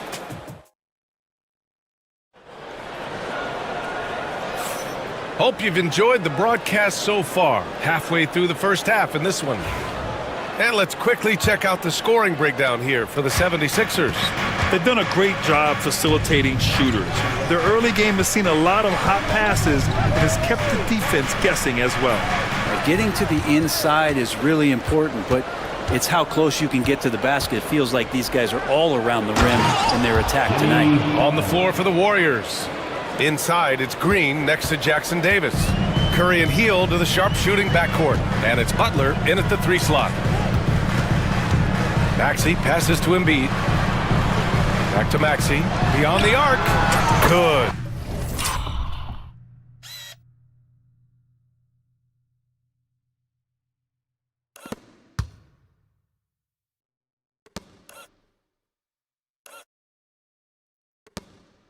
And the assist to Embiid. Maxey's got his 3rd bucket of the night. And just so good at playing at high speed. Maxey gets the ball and takes the fast shot. And here's Curry for 3. There he is, the 3-point king, delivers on cue. These teams are finding the range, showing a lot of confidence. It seems like they're going to find out who can make the deepest threes. Right now, it's a shootout. Out of bounds, it'll go to the Warriors. Well, Brent, as you know, finding success in the NBA is largely dependent on the situation. BA, you're hitting the nail on the head. You can't get frustrated as a player, especially a young one that comes into the league and doesn't have an opportunity right away to play. You've got to work on your skills, stay confident, and at some point when you get your opportunity, whether it's the team you're with or in a trade, you're going to have a chance to show that you belong in the league. He's getting his first free throw attempt of the game here. And so it's Nick Nurse calling timeout here. A moment to rest and confer on the game plan.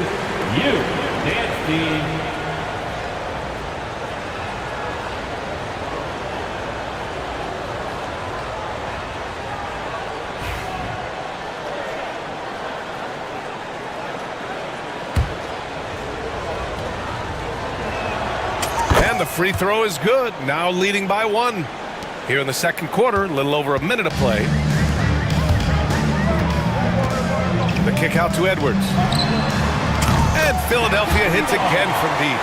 Paul George, a gifted passer at his size. He could see anywhere on the floor. The Warriors have gotten 3 of 4 field goals in the second quarter. A chance here to catch up with Ali from the sideline.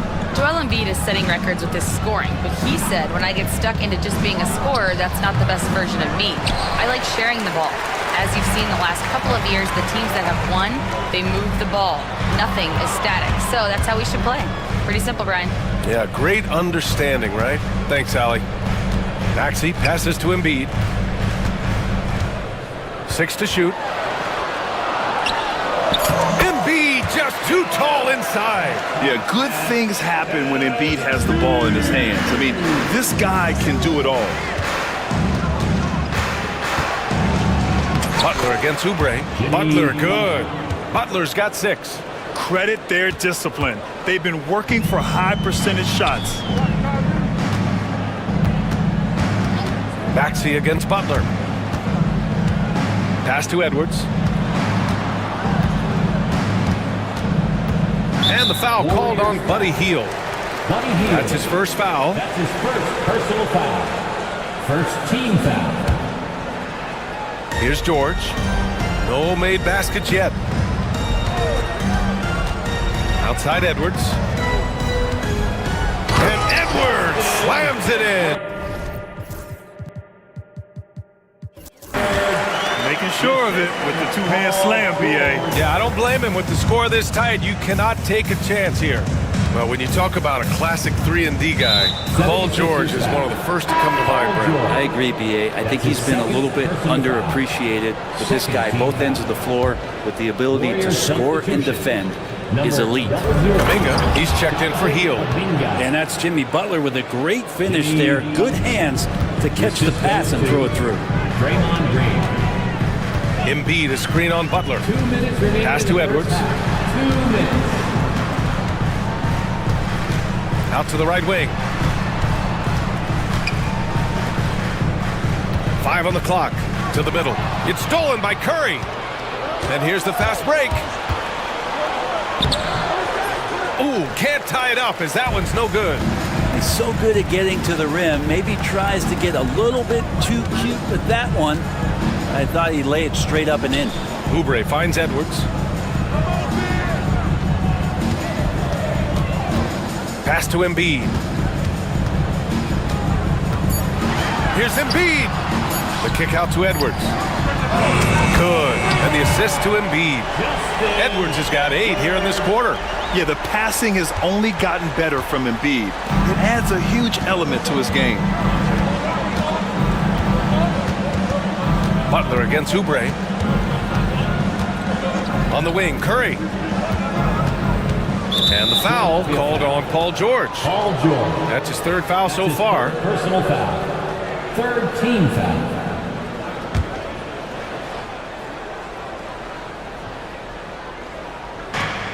There's 57 seconds left in the first half. Green, the pass to Kuminga. Kuminga soars in for the slam. Man, he makes it look easy. Just great offense. The screen freeing him up for the slam. Hey, without that screen, he doesn't get a clean look at the rim. Yeah, why settle for the layup when you can attack the rim and rise up like that? Jackson Davis' screen. Here's Curry. Ties again. And the layup is good. Jackson Davis has got 5 points. He seems to be in the right place at the right time more often than anybody that's on the court here tonight. We see that pay off. Outside Oubre. Embiid, a screen on Curry. Pass to Edwards. From downtown. Edwards can't get that one to fall. Butler with the ball. Butler right to the heart. These teams have really gone back and forth. Yeah, 5 lead changes already. This one's going to be a battle for sure. Jimmy Butler getting it done for the Golden State Warriors. 8 points in the quarter, showing how effective he can be. All right, we'll get back to the action after this break.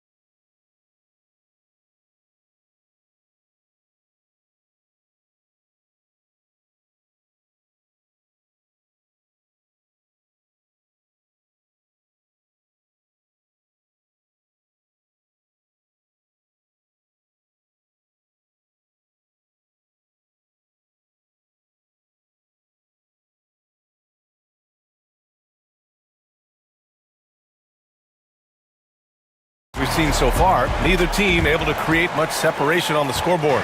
What else can you say? Joel Embiid, an impressive effort here today. He's been dominating down low. Gotta assume they'll keep feeding him the rock. Oh, man, pouring it on right now, and why wouldn't you?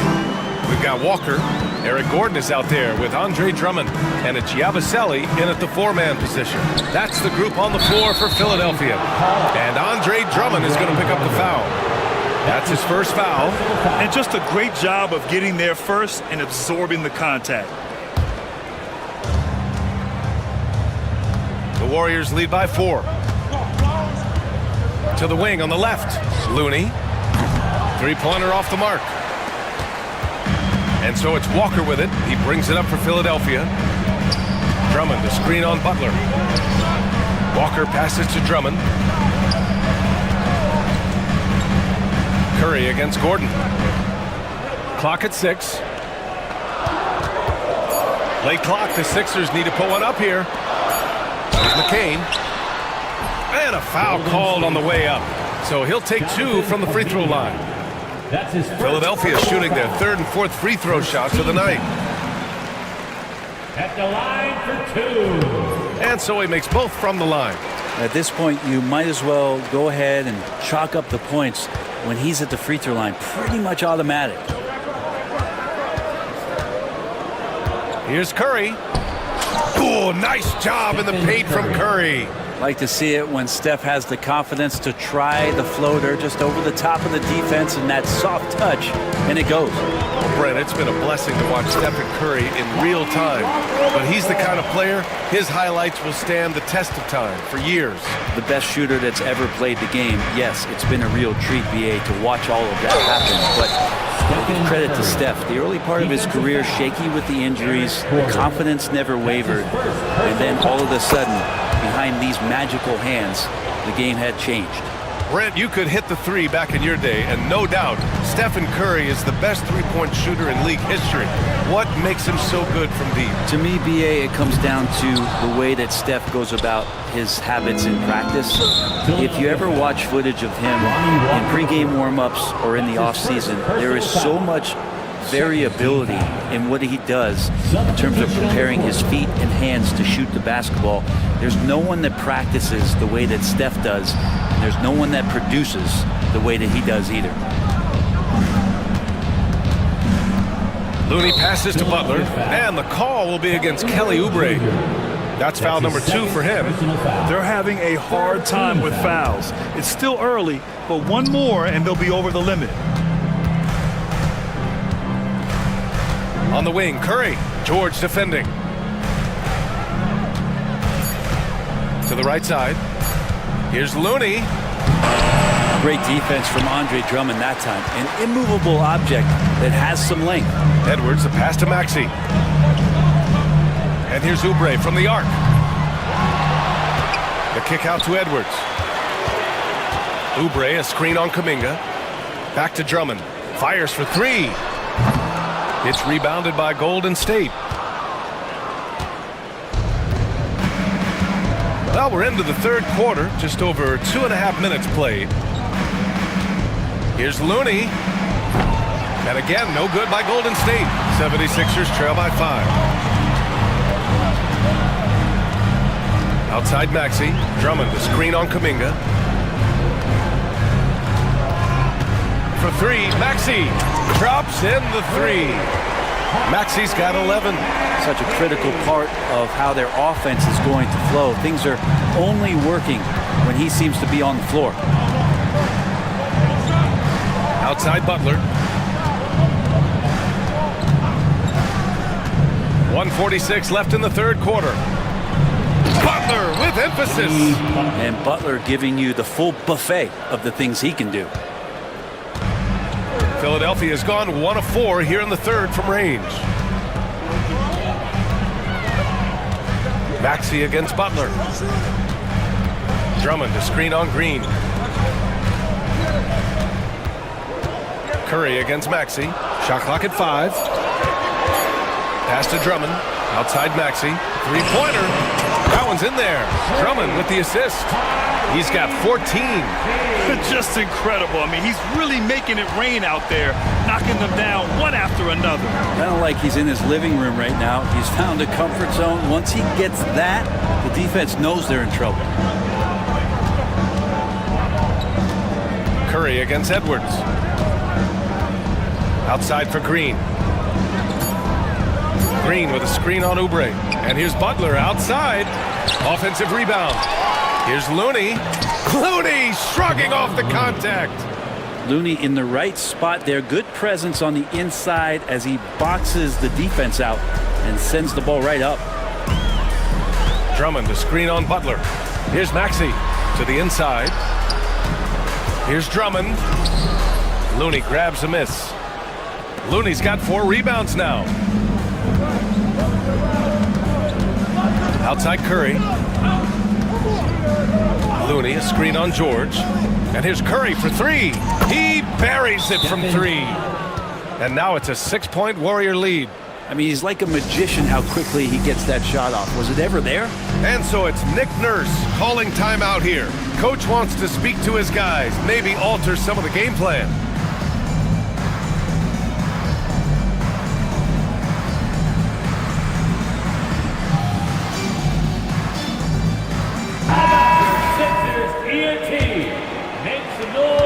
There's 10 seconds left in the third quarter of the game. Maxey passes to Edwards with 1 on the clock. That's why you keep your head up. If the assist is there, you can pounce. Stephen Curry getting it done for Golden State. More NBA on 2K Sports right after this. And now we have a moment to reveal our State Farm assist of the game. You talk about painting a magnificent picture with that dime. Just a great decision and a perfect delivery. Yeah, those are the kind of plays that you want to put on a canvas. Just beautiful basketball. We've reached the fourth quarter in what has been a very competitive game. Should be an exciting finish. On the court for Golden State to start the fourth. Inside, it's Green next to Jackson Davis. Stephen Curry is out there with Kuminga. And it's Butler in at the 3. Embiid, a screen on Kuminga. It's George with the drive. Embiid with it. Kuminga defends. And now they decide to foul intentionally. Jonathan Kuminga. That's his second personal foul. Second team foul. Screen by Embiid. Shot clock at 6. And out of bounds. The Warriors will take it. Golden State ball.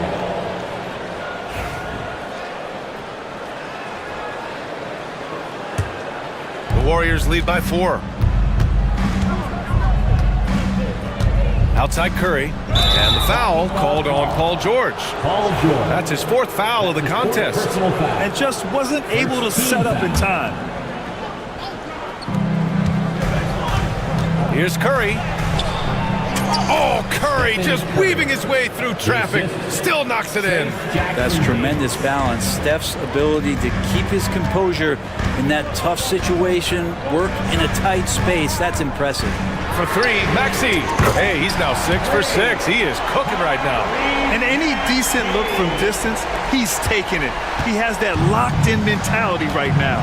Seems to be taking it on his shoulders aggressively to shrink this lead. They really needed those points. Curry's shot is off. Well, a lot of players in the league are going to make that shot, and for him, it's pretty much automatic. It's a good defensive effort to prevent the layup. Here's Edwards. 3-pointer Embiid. Another 3 for Philadelphia. And we know Embiid has this kind of touch from deep. Nice triple. Outside Curry. Green with a screen on George. Curry's shot is off. Philadelphia has gone 2 of 2 from outside so far in the 4th. Pass to Maxey. Edwards a screen on Curry. Now George. He's watched by Kuminga. Back to Maxey. Clock at 6. Over Butler.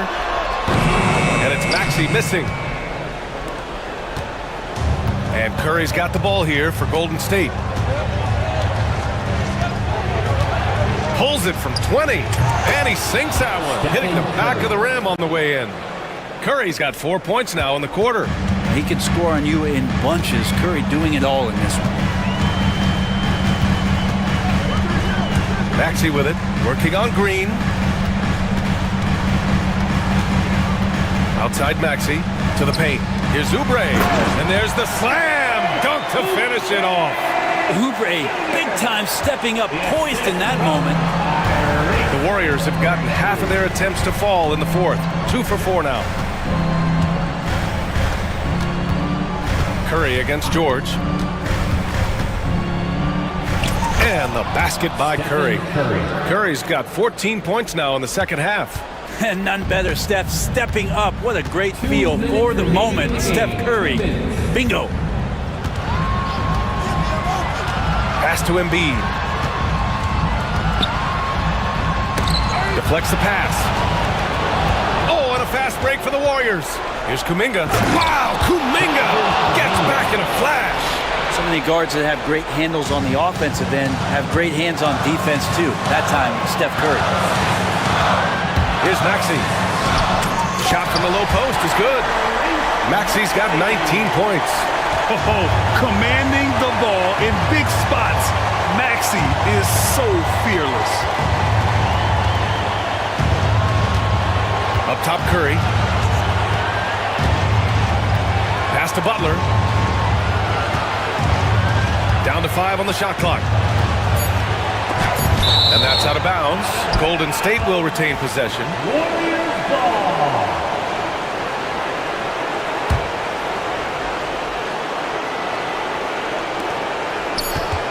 3 on the clock. And Joel Embiid pulls it down. Embiid's got his 7th rebound of the game in that last one. And that's an intentional foul. You don't want to stop the clock right there. I'm not quite sure what he was thinking. Warriors on D. 2-point game. The kick out to Edwards.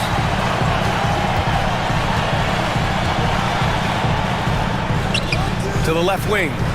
Here's Embiid. He connects! And tie game!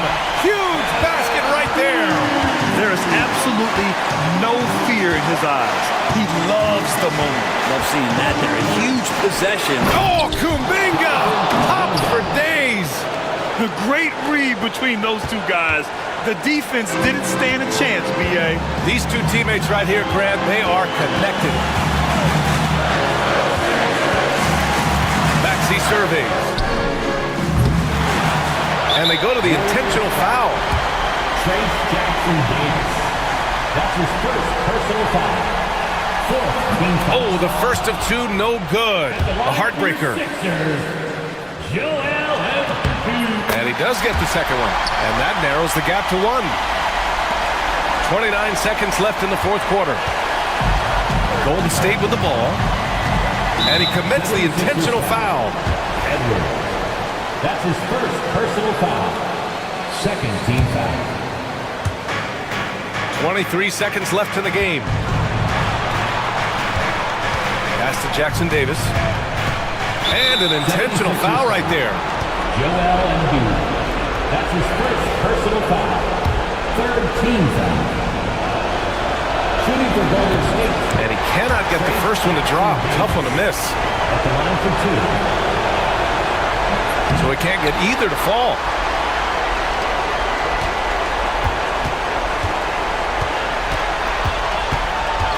Left side, Maxey. And so it's Nick Nurse calling timeout here. Critical moment here. He's not taking any chances. All right, what are the considerations at this late juncture? And this is what it's all about. This shot could win the game. Not much time left, but they have just enough to execute a play. He got it up in time, and that's it! A huge stop to win the game! A last-second rejection! All right, Allie, good stuff there. Thanks for that. And that's going to do it tonight, folks, for our broadcast.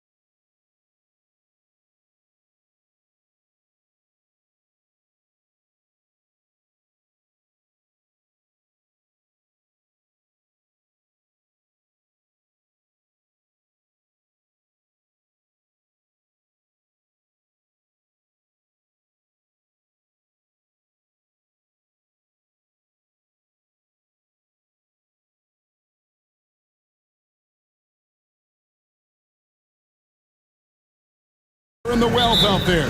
And you gotta love it, Kevin. As a player, it's always great to see a team functioning as a unit. Fans love to see everyone get involved. And a look at the starters for the Pistons. Thompson and Harris are their forwards. The backcourt pair will be Cunningham and Ivy. And it's Stewart in at the 5.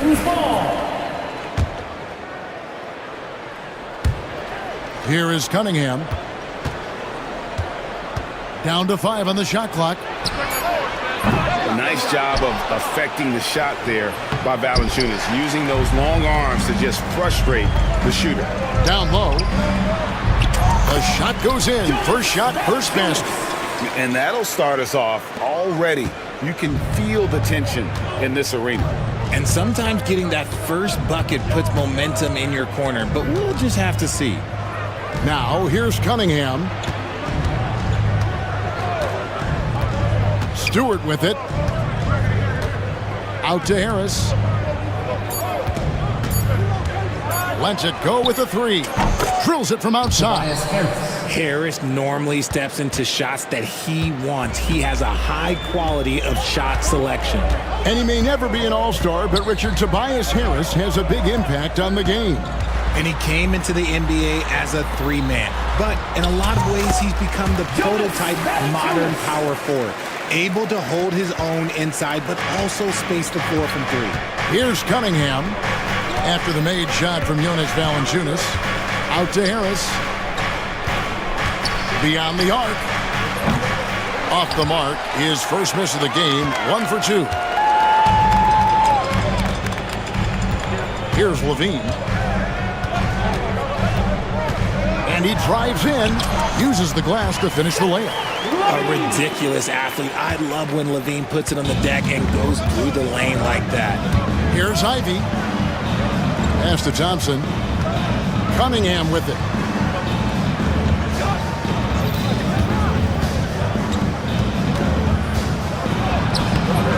And Valanciunas pulls it down. The Kings have gotten their first 3 shots to go in for him to start off this game. Levine kicks to Crowder. Levine against Thompson. Back to Crowder. There's the 3. And that comes off the assist by Levine. Showing off those playmaking skills, Levine keeps his head up, makes the easy play. Here's Ivy driving inside. And no good. The dry spell continuing for him. Greg, their offensive approach has been rock solid here. And they're finding the weak spots in the D and attacking them. Levine inside the 3-point line. That's a miss. He's made 1 and missed 1. Pistons trail by 6. 2 minutes remaining in the first. 2 minutes. Cunningham looking it over. Harris outside. Fires from deep. Rebounded by Valanciunas. And here's Levine who brings it up for the Sacramento Kings. Crowder, the pass to Levine. Drives to the hoop. And the jam by Levine. Once he gets to that bionic left leg of his, that launching pad, you better watch out because he loves finishing with a bigger player. And timeout call by J.B. Bickerstaff. Wants to regroup and go over the strategy.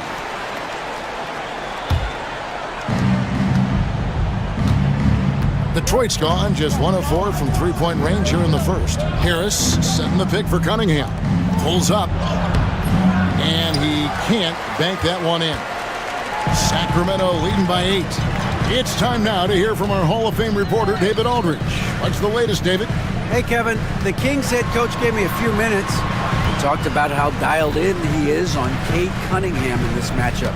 Coach told me the key is not to let him get into a rhythm early on.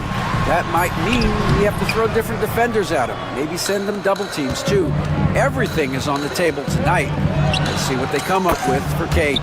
Guys? Thank you, David. 3 points. And you see that one motion shot. Cunningham very consistent from distance.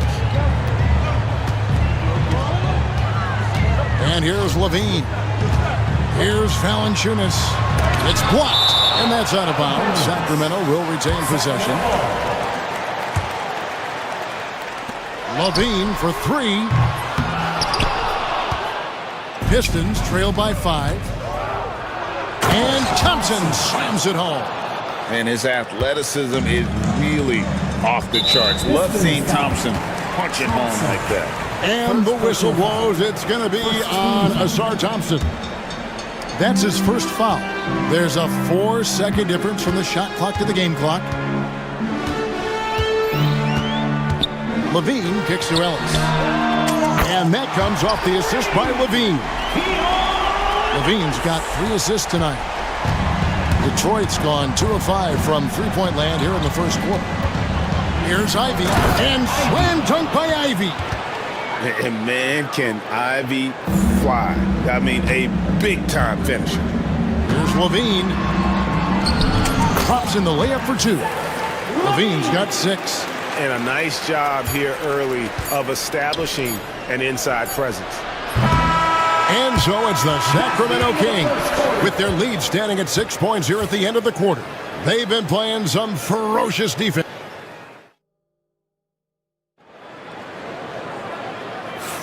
And for those of you just tuning in, the second quarter of action is where we're at right now. And a closer look here at the scoring breakdown for the Kings. The ball movement has been outstanding so far. They've come out of the gate looking for that extra pass. And also, guys, they're out-muscling their opponent. The points in the paint are piling up because of that aggression. We've got Jay Crowder. Jonas Valanciunas is out there with Keegan Murray. Then it's Ellis, and it's Levine in a point. That's the 5 out there for the Kings. Thompson. Jay Crowder with the rebound. Why? Just why? Come on, man. Save that one for practice. For years, it seemed like the league was going to go smaller. But lately, Greg, it seems like size is back in fashion. Yeah, I mean, look at the MVP award, right? Centers and Jokic and Embiid winning it recently. Even Giannis, I wouldn't consider him small. And just overall around the NBA, it feels like bigger teams are having more success. Crowder against Ivy. Count it, his second make in 4 attempts. He's a big combo guard, and Ivy plays with no fear in there. Levine deciding where to go with it.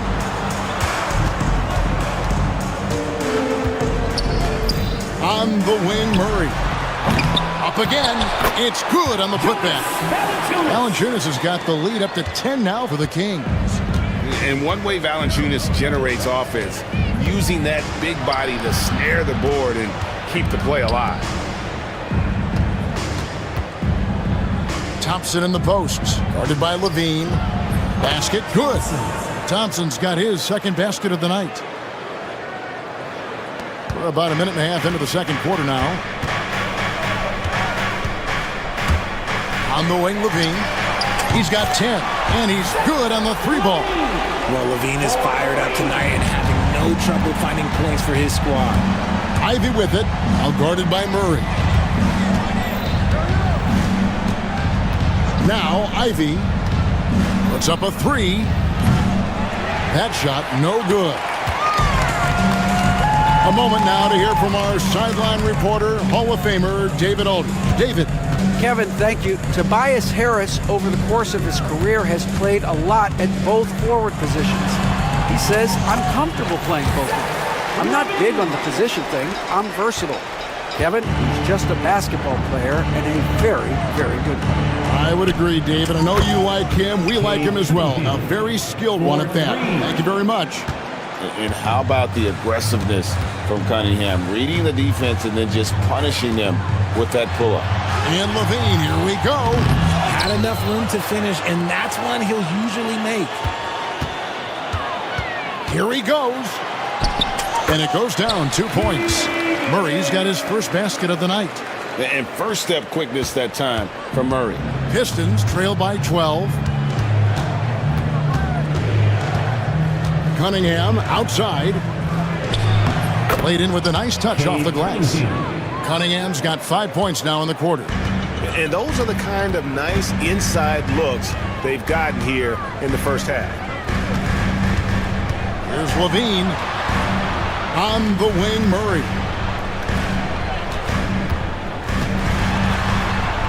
pass to Valanciunas, and stolen by Harris. Thompson with it, now defended by Levine.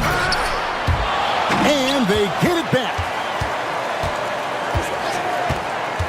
Ivy, no one around him, hits the three-point bomb. Ivy's got it back down to a single-digit deficit for the Pistons. And here's Levine, who brings it up for the Kings. 13 points was their biggest lead in the game.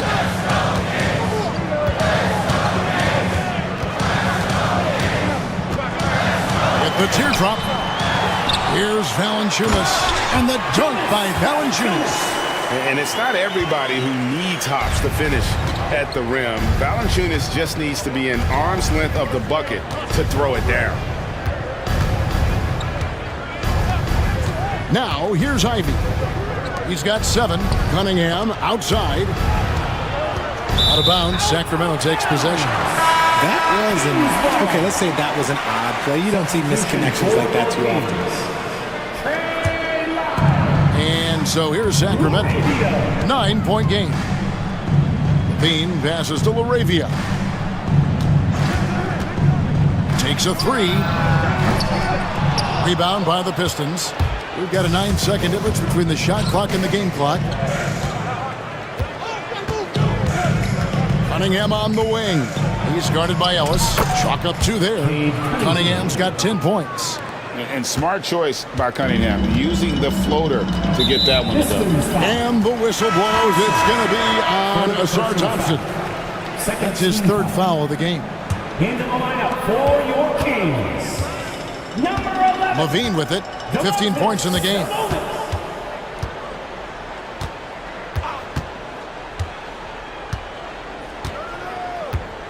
Four seconds left. Here's Sabonis. No good on the last second attempt there. That'll do it for the first half. Kings lead by 7. And we'll be back right after halftime to get the 3rd quarter underway. 24.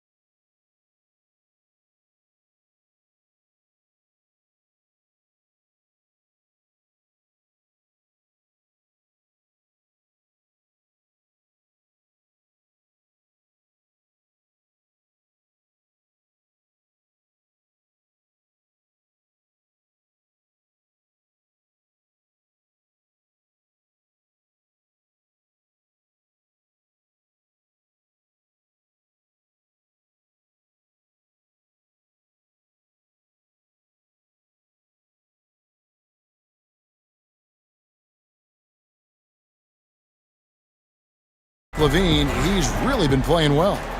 And the way that he has helped out with the ball movement has been a difference maker early on. And it's a role we don't always see him in, but he's done a great job tonight getting the rest of his team involved. Tipping off the second half, here's J.B. Bickerstaff's 5. The backcourt pair will be Cunningham and Ivy. Thompson and Harris are their forwards, and it's Stewart in at the 5 spot. The putback, Levine. Great positioning on the putback. You have to watch this. This man has elite athleticism, and it makes him a threat on that offensive glass. Cunningham against Ellis. Thompson outside. Into the lane. And Thompson throws it down. Gotta do more than this to stop Thompson. He's used to having to fight through contact. Hey, Greg, one thing that the Kings have had work for them over the last few seasons is their depth. And have made some shrewd moves to fill out their bench. Got great contributions from their 6 through 10 players. It's been a big part of their recent success. Here's Ivy. He's got 7. Harris outside.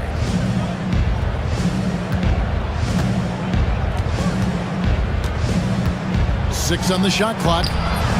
Rebound by the Kings. Just a little over 90 seconds gone in the third quarter. Here's Sabonis, and it's denied. And it goes out of bounds. Last touch by Stewart.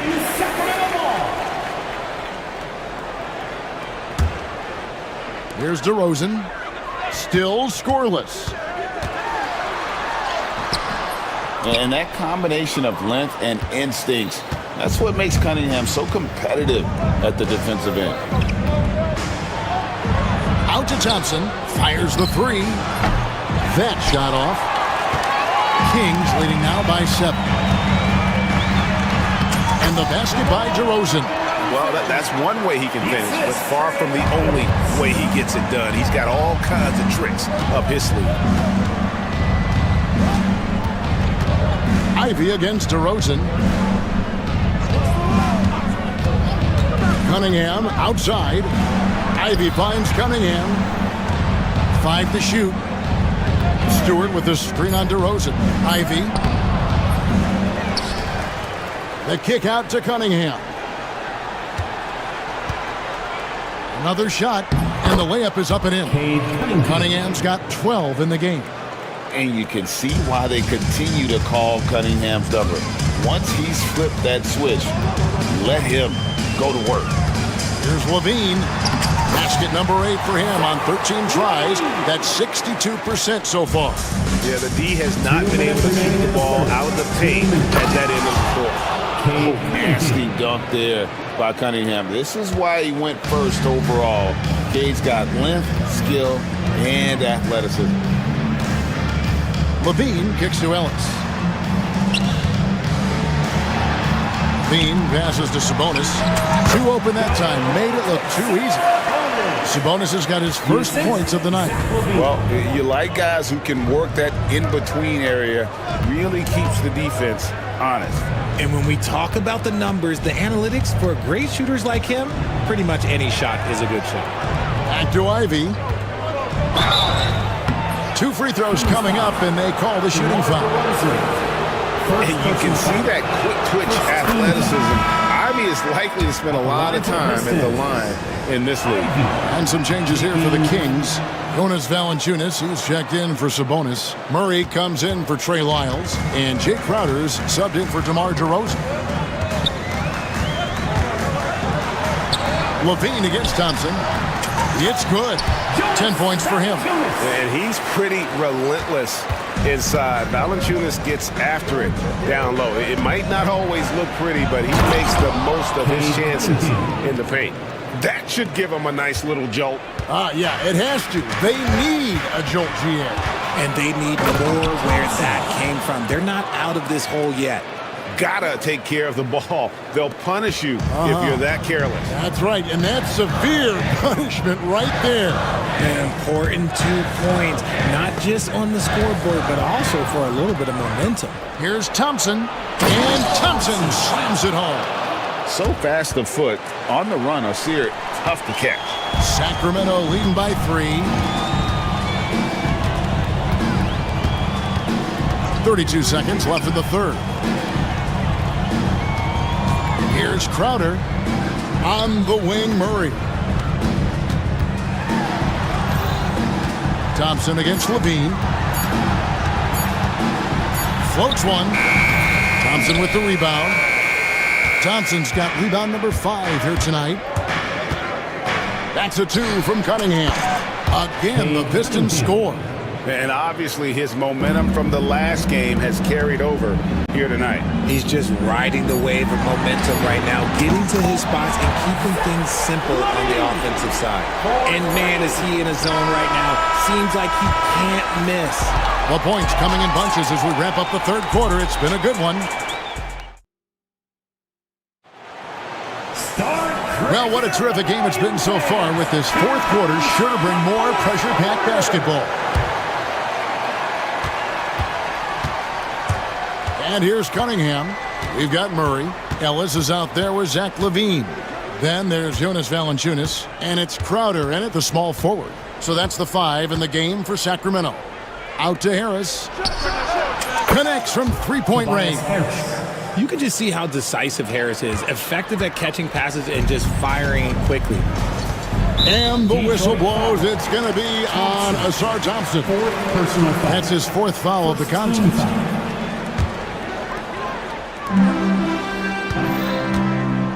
Valanciunas against Stewart. The kick out to Crowder. Back to Valanciunas. 5 on the clock. Here's Murray. And he gets it to go. And the Kings lead by 3. You love how each side has risen to the challenge throughout this one. Man, this has been a fun one, but look, who doesn't love a high-scoring game? Harris, no good. Sacramento's gotten a success rate of just over 50% from three-point tonight. 4 of 7 shooting. A load to deal with inside. The strength of Murray makes him a tough cover. And let's get your take, guys, on the scoring breakdown for Sacramento.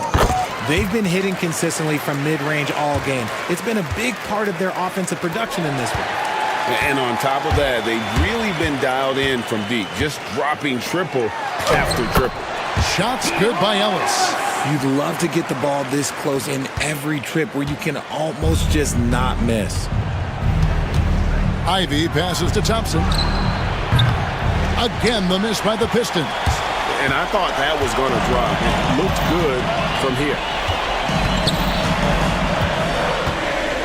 Valanciunas inside. Harris is there. But he just kind of stepping aside and letting him get to the rim. There's a reason, GA. The lead is what it is right now. Yeah, it's going to take better rim protection than that if they're going to climb out of this hole. Ooh, look at the burst from Ivy. He is a premier athlete. Valanciunas, good. He can run hot or he can run cold, but no doubt about which way he's running tonight. There is steam coming off that bad boy. Ivy kicks to Thompson. Good for basket number 6 from him in the contest. He's shooting 6 for 12.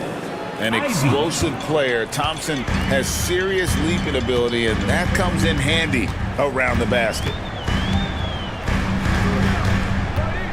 Outside, LaVine.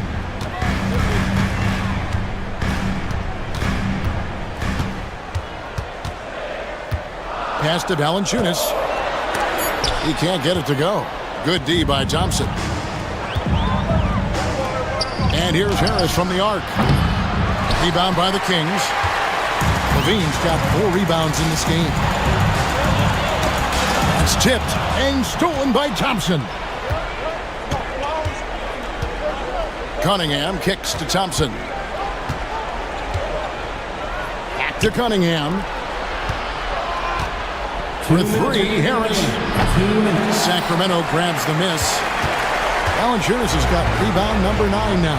What an effort here tonight. Thompson against LaVine.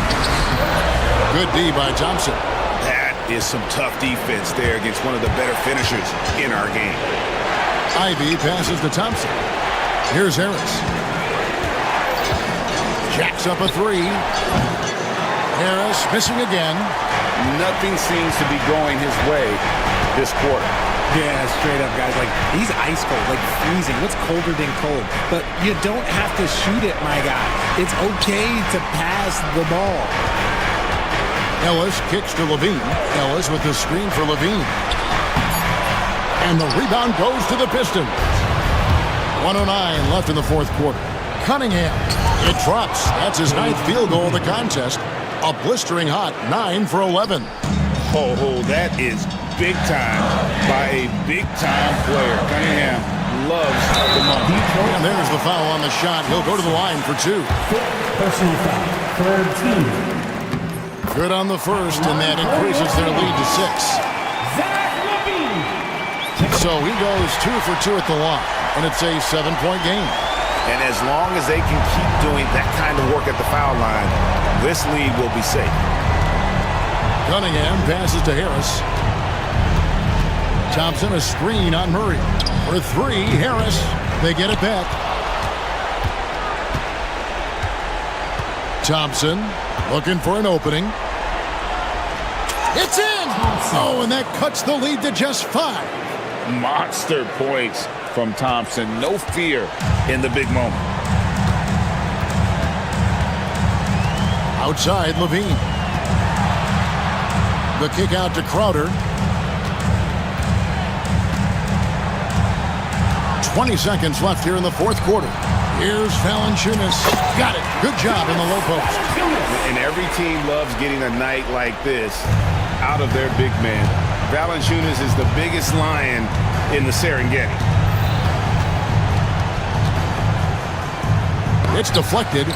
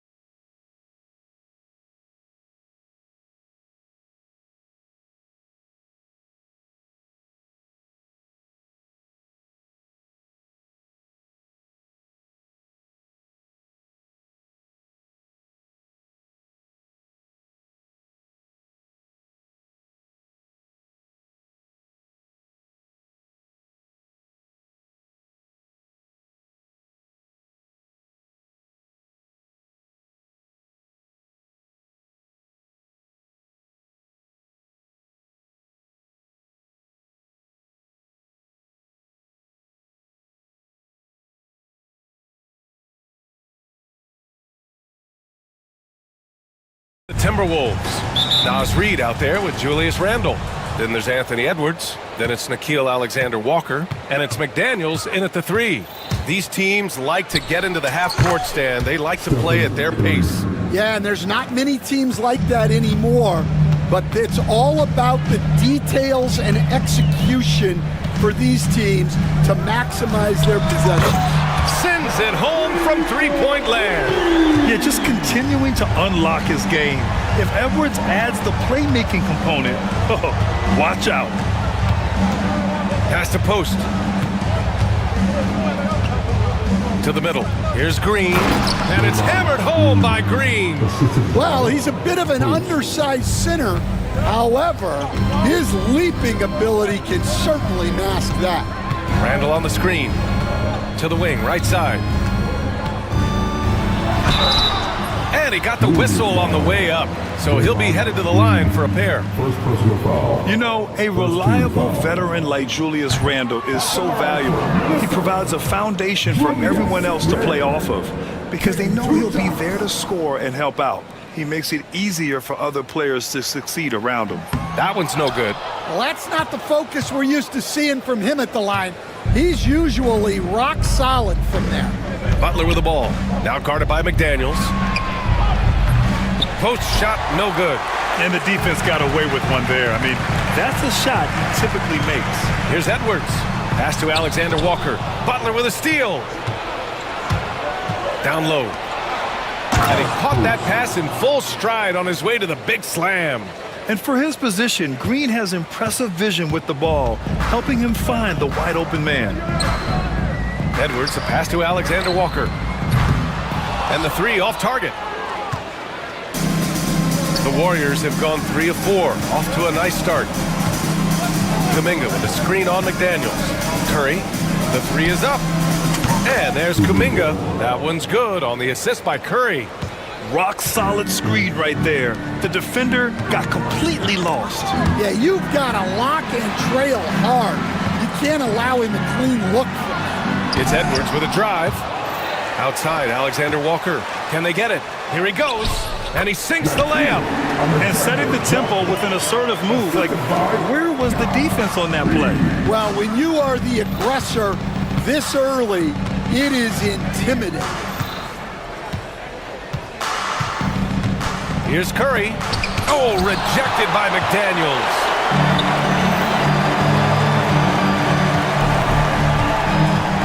Pass to Reed. Goes up on the baseline. The shot's good. Reed's got 5. Yeah, you want to get him going as soon as possible. Great way for him to start this game. Yeah, and I'll tell you what, if he gets into a good rhythm early, watch out. The speed of Curry's drive really makes some trouble for the defense, just cutting them to pieces. And from the sideline, let's catch up with Allie. Well, the Timberwolves are one of the biggest teams in the association, and Coach Chris Finch said, quote, "That's how we're built. It's part of our identity. That's what we have to lean into. We want to be big at the rim and force our size on opponents." Brian, he loves to see other teams hesitant to venture into the paint. Hearing footsteps, right? Allie, thanks. How talented is Butler? I mean, just so adept at carving out some space inside and converting. Outside Reed. Into the lane. Oh, a special move before that shot. 7 points in the game. Well, the defense can't lose track of him. He's just too talented offensively. And Grant, the success of teams like the Timberwolves showing that size still matters. Yeah, in this pace and space era, that may have come into question just a bit, but size and skill combined has always been your best bet at winning. A slam dunk by Reed. Well, you can see that Edwards isn't trying to do it all on his own. He's also looking for shots for others out there. Here's Curry. And again, it's Golden State. It's those kind of passes that bring up the entire team's confidence. Butler against Edwards. Pass to Reed. The kick out to Edwards. On the wing, Alexander-Walker. 5 to shoot. Shoots over Curry. Again, the Timberwolves score. Well, maybe the defense thinks they can live with that, but he's pretty consistent from that mid-range area. Outside Kuminga. And the whistle blows. It's going to be on Anthony Edwards. That's his first foul of the game. First team foul. Here's Butler. High arcing shot. Outside for Green. Curry surveys. Clock at 4. Banked it in off the glass. Curry's got 8. Not afraid to mix it up inside. Curry is a crafty finisher. Edwards against Butler. It's Edwards with a drive. Rebounded by Butler. From deep. No good. Misses at the buzzer. And so it's the Golden State Warriors closing out the...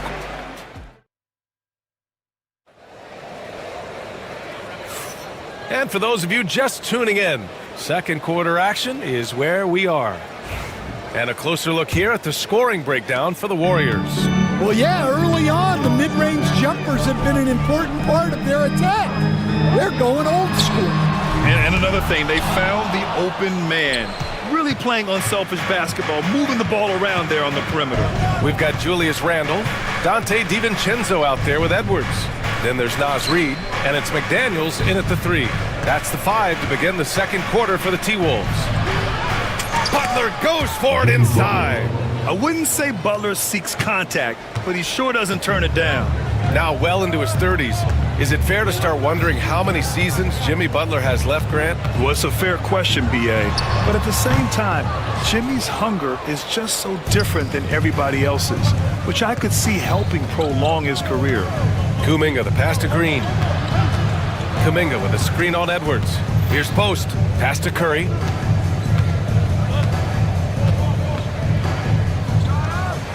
And there's another one for the Warriors. And this is what you want to do when you've got a big lead. You must stay aggressive. Yeah, they're being absolutely relentless, building this lead in every way possible. Here's Reid. DiVincenzo, the pass to Reid. And no good. Green with the defensive effort. The Warriors lead by 11. Here's Butler. McDaniels with the rebound. Those are precisely the looks this team is trying to create. Yeah, quality offense will serve you well in the long run. You can't settle for bad shots. Here's DiVincenzo. Excellent D there from Kuminga. Yeah, credit the defense there, not allowing the easy layup. For 3. Reid with the rebound. Reid's got his 4th rebound in this one. Trying to find a spark here. Yes, indeed. A rough stretch offensively. They could really use a basket. A savage reverse jam.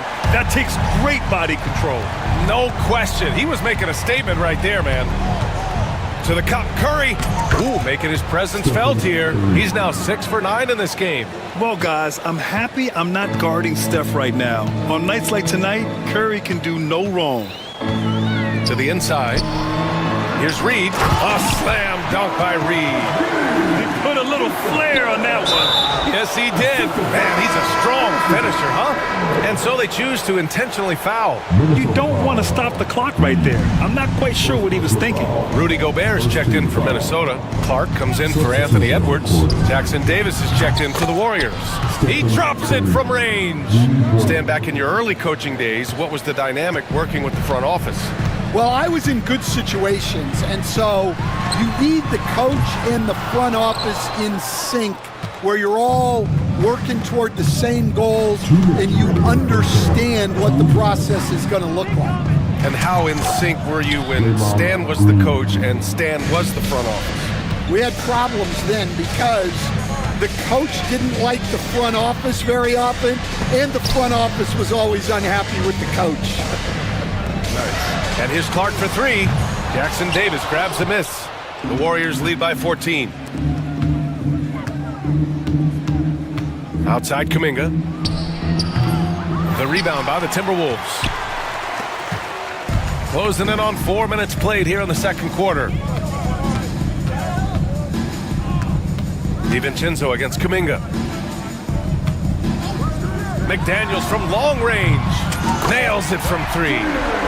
McDaniels got himself on the board with a three there. Well, it's a three-point shooting league. Guys like him are so important for spacing. Kuminga with a screen on DiVincenzo. The shot by Butler, no good. Well, I'm surprised that didn't fall for him. We know that's a shot he can hit, and there wasn't much resistance either. Out to DiVincenzo, and he was camped in the lane there. He gets a 3-second call. It's so easy to get frustrated when you make mistakes, but you have to keep battling. Yeah, it's definitely a momentum shifter, but it's time to refocus, make smart decisions, and start fighting their way back. They grab their own miss. Jackson Davis with the bucket. The defense getting out-hustled on the putback. Can't let that happen. And I can tell you from experience, these are the types of things that drive coaches crazy. DiVincenzo can't hit. And he probably thought he was going to bury that one. Here's Butler. McDaniels with the rebound. Timberwolves trail by 13. For three, DiVincenzo. Jackson Davis grabs a miss. Jackson Davis has got 5 rebounds tonight. Outside Kuminga. Shot on the wing. Chalk up 2 there. Kuminga's got 5. And so it's the Golden State Warriors liking their chances, ending the quarter with a 15-point lead. And their defense has stood out, wreaking havoc for the opposition. All right, stick around. We'll be right back after this.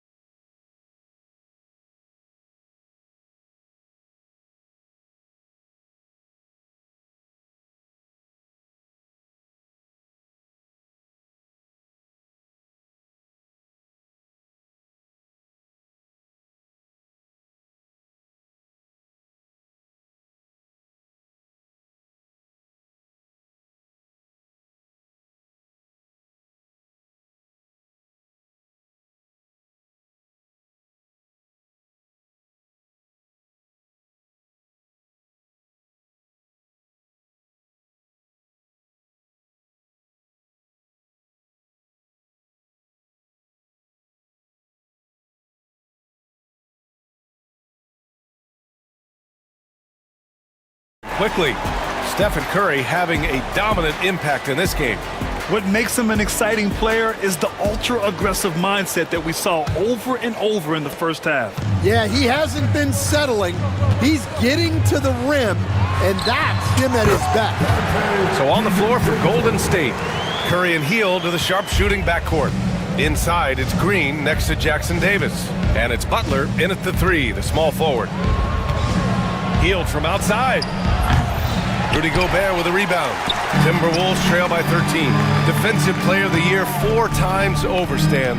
Rudy Gobert tied for the record. Yeah, Brian, alongside Dikembe Mutombo and Ben Wallace, and Gobert's capable of getting another one too, assuming his countryman Victor Wembanyama doesn't start taking the reins.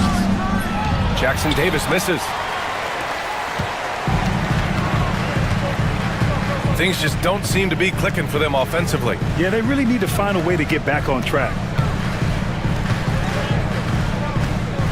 Gobert inside. Green covering. Parked it down low that time. Got hit with the 3-second call. The Warriors lead by 13. Outside Curry. Second half of basketball, just over a minute played so far. Jackson Davis a screen. Hield from outside. Offensive board. Outside Butler. Timberwolves foul. Clark. First personal foul. First team foul.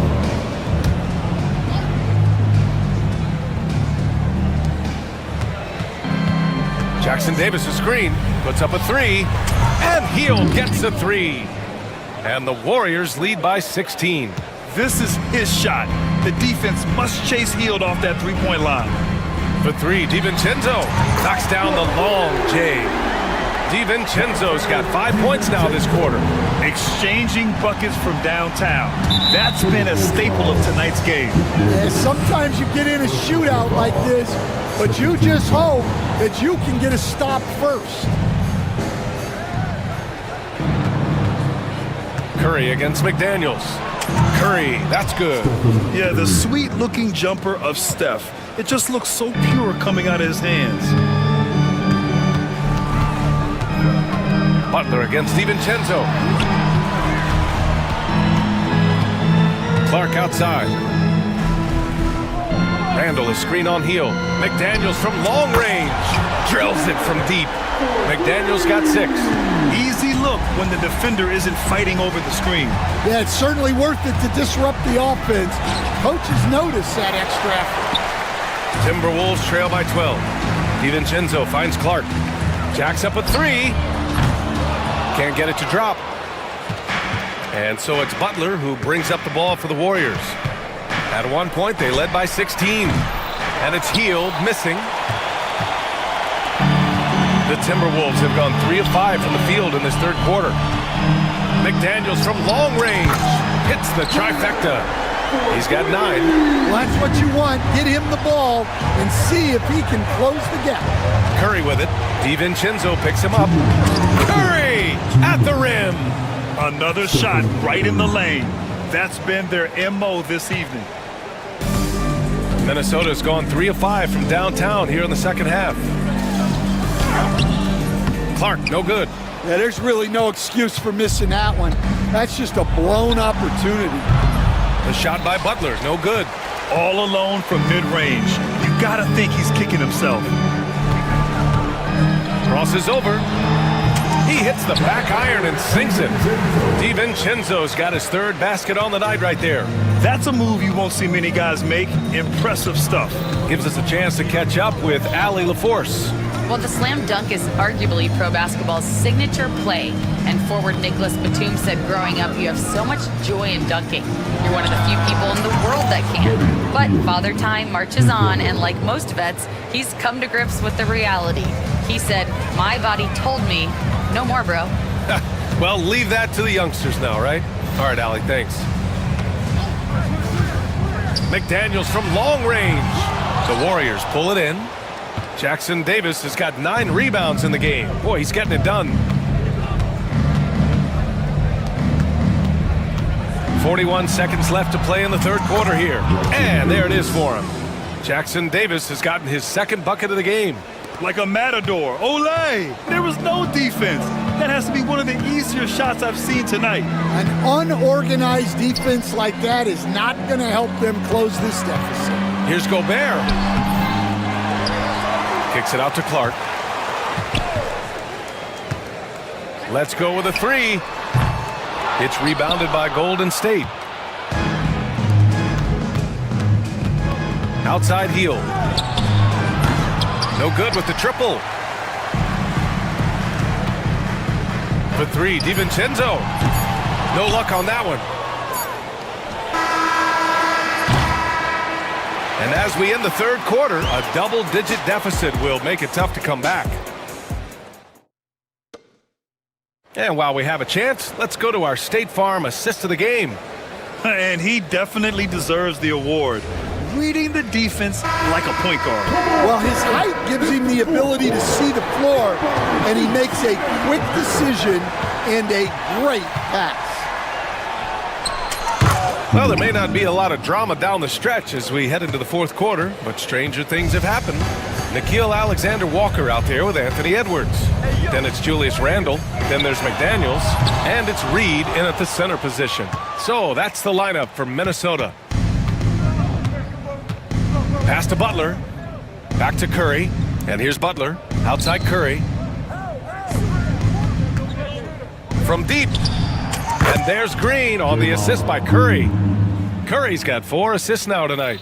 You were there, Stan, in Miami at the inception of Heat culture. Give us a taste of it. Well, it's a little bit overblown in one way, in that everyone basically wants people who work hard and get in shape and compete. The difference maybe with the Heat is they just have a lower tolerance for players who don't meet their standards. Boy, they need something to go to regain some confidence. No question. Way too many empty possessions for them. And for the defense, that is a heart-sinking moment when you see him that wide open from beyond the arc. Here's Curry. Again, Golden State. About a minute and a half through the fourth quarter now. Outside Edwards, and the whistle blows. It's going to be on Anthony Edwards. That'll be a second foul of the game. And this kind of selflessness is great to see. Textbook positioning to draw the charge. Now Curry. Outside heel. And here's Butler outside. McDaniels with the rebound. I know he's on a cold streak, but he can't let that get in his head. Yeah, they might want to draw something up here to get him something at the rim or get him to the free throw line. Sometimes that's all it takes to snap a cold streak. Jackson Davis with it. Picked up by Reed. Jackson Davis with the bucket. Yeah, you can tell Curry knows the angles, smartly setting up another guy. Randall outside. This one for three. And the rebound goes to the Warriors. Jackson Davis has got 12 rebounds here tonight. Big time effort. Randall with a steal. Curry with a steal. Pass to Butler. And so they foul intentionally. Anthony Edwards, third personal foul. First team foul. Healed for three. Reed with the rebound. Reed's got rebound number 5 here tonight. Here's Edwards. And it falls all over the rim and in. And right there, Edwards with a great dribble move to create space. The three from Curry. Edwards pulls it in. Timberwolves trail by 15. Edwards driving, and Edwards slams it in. Wow, this is how explosive Edwards can be. He finishes with such force at the rim. And it's Butler with the jam. Well, he can play the 4 because he gets off the ground so well. Minnesota has gone 1 for 3 in the fourth quarter from range. The three. Unable to get that one. Given his range, you'd expect him to capitalize on that opening. From the arc. Reed with the rebound. Reed's got 6 rebounds now in the game.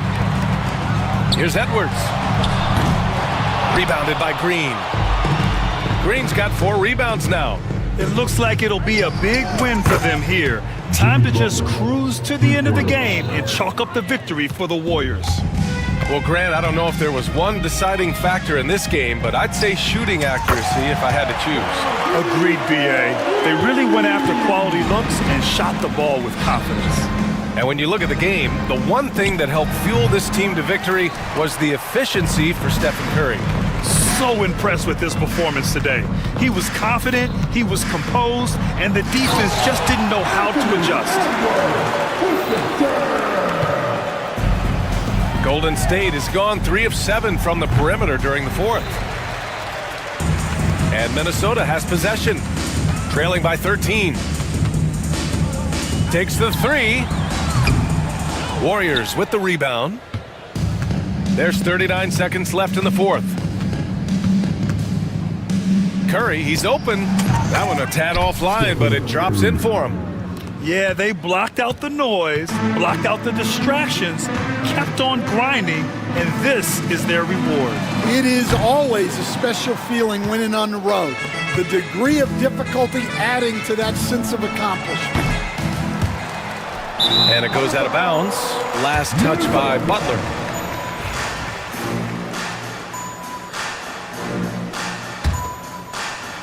And Minnesota with possession here. 15-point game. Here's Edwards. And slams it in.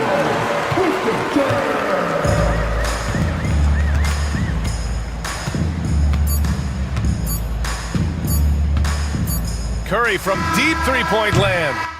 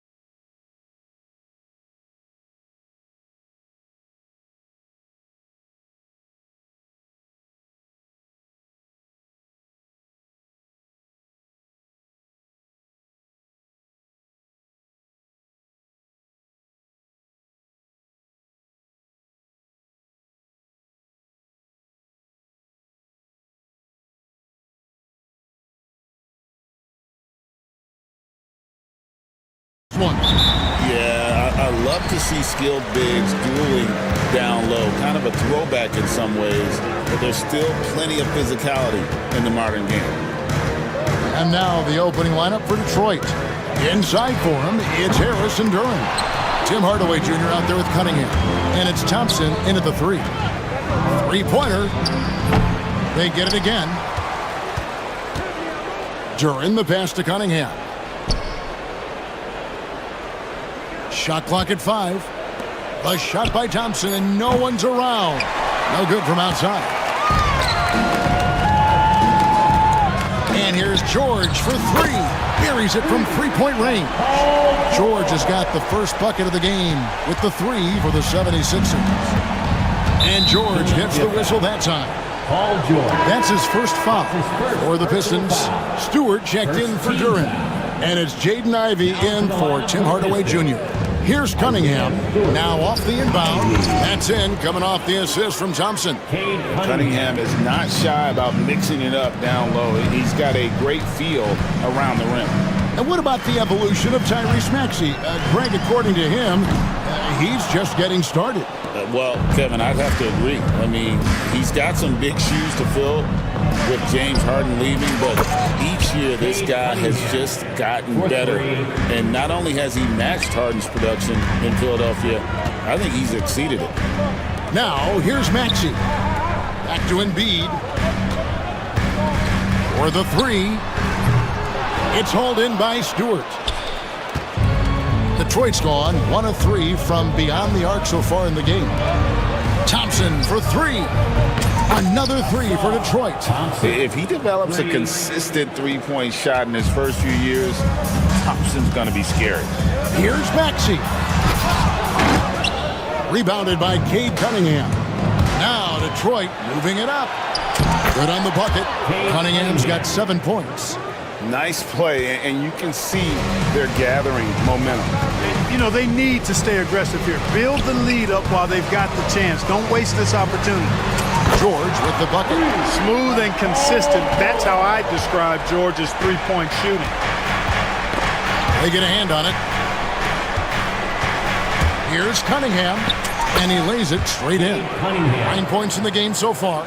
And once he got to the 10, I think he was surprised to find himself that wide open. Well, this early, they should be showing a lot more energy on defense. It's not there. Now, here's Maxey. He has the potential to be an elite NBA defender for a long time. Thompson can guard anybody.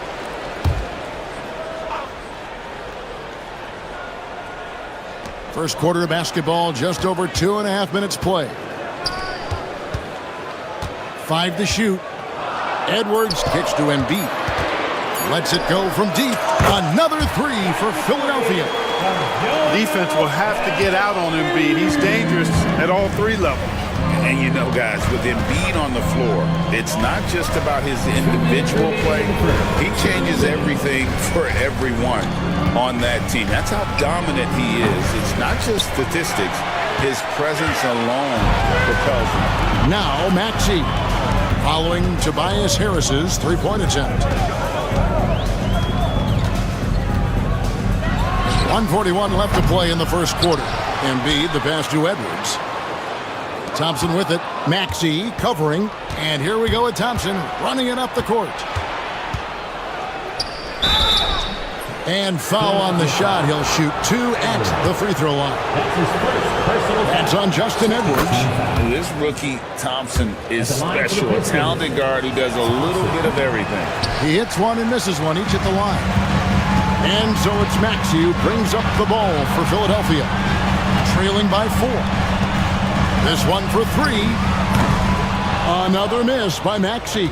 And he has definitely been struggling in this quarter. You know, guys, it seems to me as though he's over-anxious. He seems to be pressing, trying too hard, moving too fast. Just needs to calm himself down and wait for good shots. 59 seconds left in the first quarter of the game. Oubre on the wing. No scoring in this one. Edwards finds George. Stewart with it. Now defended by Embiid. Oh, he really broke up that transition opportunity. Looks like it'll be a transition take foul. And this is his first trip to the line tonight.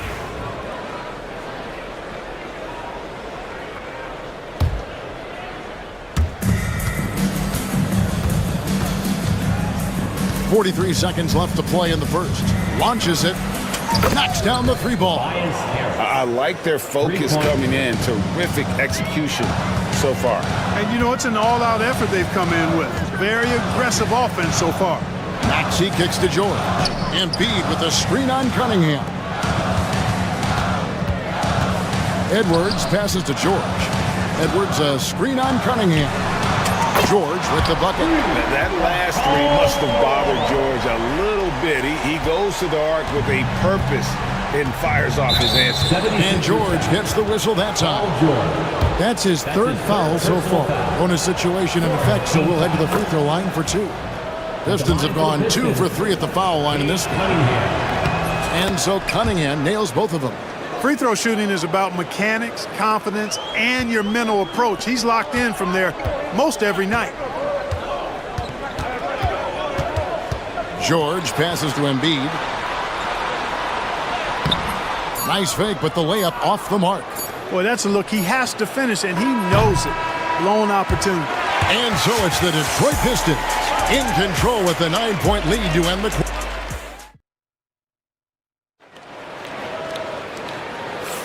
And so far through one quarter, it's been a lopsided game. We'll see if that changes here in the second. And before we move on, what do you guys think about what we've seen so far from Detroit? Just a terrific first quarter, sparked really by their unselfishness. Yeah, and you know, so many of their hoops came off an assist, which is a good sign of ball movement and sharing that ball. We've got Joel Embiid, Maxey out there with George. Then there's Oubre, and it's Edwards in at the 4 slot. That's the group for Philadelphia to start this second quarter. And I love how Cunningham dictates the pace. You can't speed this guy up. He forces you to play at his speed. And the lack of effort to fight over the screen there makes that an easy shot. Well, I'm going to credit the screen. I mean, that's a good, strong pick he lays there. Now, here's Thompson. Misses the layup. It seemed like he changed his mind halfway through the layup, tried to go to something else, and flat out choked it. Maxey kicks to Oubre. Maxey against Thompson. From outside the arc. Yep, it goes. And the Piston lead is cut down to 5 on the bucket from Maxey. Boy, the defense was looking for something different there. Maxey kept it himself off the pick that time. Back to Ivy. Thompson sets the pick for Ivy. Inside. And Thompson throws it down. Hey, Clark, no one covers the college game like you. And for new pros, what are the biggest challenges adjusting to life in the NBA and the play itself? Speed and size, Kevin. I mean, that's where it really starts. You've got to be in great condition. But the speed and size of the players at the NBA level is unlike any other basketball you play. Everybody in the NBA is big and athletic. And things are just played and done at a much faster pace. Here's Cunningham. Paul George making his last shot. And Thompson gets it to go in on the assist by Cunningham. And that's now 9 points now in the game from Asar Thompson. Here's Embiid. Embiid powers it down. I got pity for that rim right there, Joel Embiid. That's a big man banging that thing down. Out to Thompson. And the whistle blows. It's going to be on Asar Thompson. That's his first foul. And really just a great play to sacrifice his body and take the charge. Heads up action there. Reading the play and then beating him to the spot. Well done. And with an update from the sideline, let's check in with David Aldridge. Kevin, thanks. At this point in his career, Paul George says he's in bully mode. He said, every night I'm on the floor, I'm there to dominate. Whether it's being more physical or going right at whoever I got to go at, you're going to feel me. I'm having that approach every time. I'm there to destroy you. Kevin? Wow. I love it, though, D.A. Got to admit it. Awful powerful, thank you. And the dunk by Embiid. Ooh, he put a little extra on that one. He does. He doesn't usually finish soft either. Obviously, he can when necessary, but not that time. Not when he can throw it down like that. Boom! And here's Harris from the arc. Rebound by the 76ers. Embiid's got his 5th rebound in this one. And Joel Embiid is a giant center. Clark, his size, his arm span. How does his sheer size, do you think, affect the game? Well, he's a mountain of a man. Not only is he tall, he's wide, and he's deep too, Kevin. In other words, he's hard to get around. And he's also hard to challenge because he's north and south. So, and you factor in his touch, this guy does things that I've not really seen a guy of his size do, particularly when you talk about pity-patting the dribble and knocking down face-up jumpers all the way out to the three-point line. It should almost be unlawful for a guy north of 3 bills to be doing that. Now, here's Cunningham. He's got 16. 59 seconds left to play in the first half. Thompson for the triple. That one's rebounded by Embiid. Embiid's got 6 rebounds now in the game. Embiid with a screen on Thompson. Here's Maxey. Here's Embiid outside for George. That's in, coming off the assist from Embiid. George has got 5 points now this quarter. And this is the game plan for him. He's a big part of their floor space. And you know what? It's all about the long distance game for him tonight. He's getting it done from out there. And just too fast. Cunningham slices right through him. About 3 seconds between shot and game clock. Maxey looking it over. 15 seconds left in the first half of basketball. And slam dunk by Maxey. And he shows us all what the breakaway rim was invented for. Can you believe he almost brought the whole thing down by hanging on that long? Boy, that was a great dunk, and we've got a great game here. Ivy with it. Pass to Cunningham. 1 second left. Going inside, and that'll do it for the first half. A competitive game so far. Pistons lead by 4. Live from Philadelphia, you're watching 2K Sports. Fans, please direct your attention to center court and get ready for the fan half-court shot drum roll. They're thinking about the shot.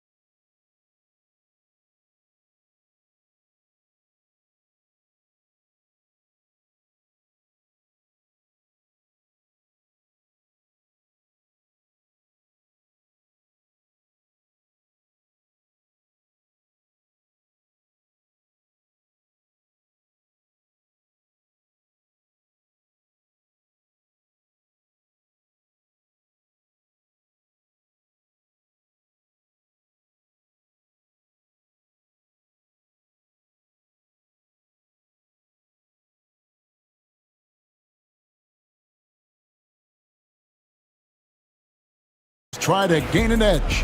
You look at Cade Cunningham in this game, he's been everywhere. Well, he left his mark on that first half with his quick hands. Great sense of timing to pile up the steals. Well, I thought it was a great defensive performance for him so far. He's aware, he's alive, he's alert, quick to react to everything that's going on around him. Can't do it much better than that. Tipping off the second half, here's J.B. Bickerstaff's 5. The backcourt pair will be Cunningham and Ivy. Thompson and Harris are their forwards. And it's Stewart in at the 5 down low. And here are the 76ers now. Following the bucket by the Pistons. Here's Drummond, and Drummond throws it down. There are a few men in the league that attack the glass as well as Drummond does. He's almost unstoppable chasing down second points. He's a tenacious and ferocious offensive rebounder. And Lonnie Walker picks up the foul. That's foul number 2 for him. Pass to Thompson. Good, and the assist goes to Cunningham. Cunningham's got 3 assists tonight. got to do more than this to stop Thompson. He's used to having to fight through contact. And a wide open look for Walker. Hits some rim on the way in, and the bucket's good. The mid-range jumper is a high percentage shot for him, and when he's got that much room, forget about it.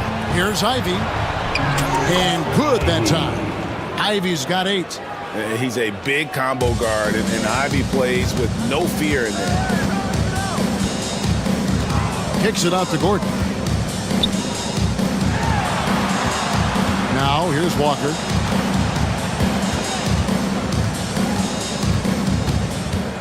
Six to shoot. And the basket is good. Third quarter here, over a minute and a half into it. Pistons leading by 4. Cunningham outside. Stewart, a screen for Ivy. Here's the floater. Good for the 5th time in 5 shots. He remains perfect. And this is what you want Ivy doing, attacking lanes to the rim with confidence. It's blocked. And now Ivy running the floor all by himself. And slam dunk by Ivy. And really the story of this second half, one team getting the shots they want, the other not so much. And that's why you have such a huge gap in the shooting numbers between the teams. Very dangerous to leave a guy like that open. Lucky break there for the D. Cunningham finds Harris. Here's the 3. It's Drummond with the rebound. The 76ers trail by 8. Tobias Harris-Clark has played over a dozen years in the NBA, and he is still a solid third option. He really is, and he only played 1 year in college, and yet has been steady and consistent. He might not be the most efficient scorer, but he still does a lot of good things when he's on the floor, and he does them at both ends of the floor. Philadelphia has gone 7 of 15 from three-point range tonight. They're not afraid of that shot. Drummond sets the screen for Walker. Kicks it out to Gordon. Walker taking his time here. A 3. And they'll get another chance. Here's McCain. Ivy defending. Outside, Walker, and there's the whistle. 3-second violation. Pistons ball.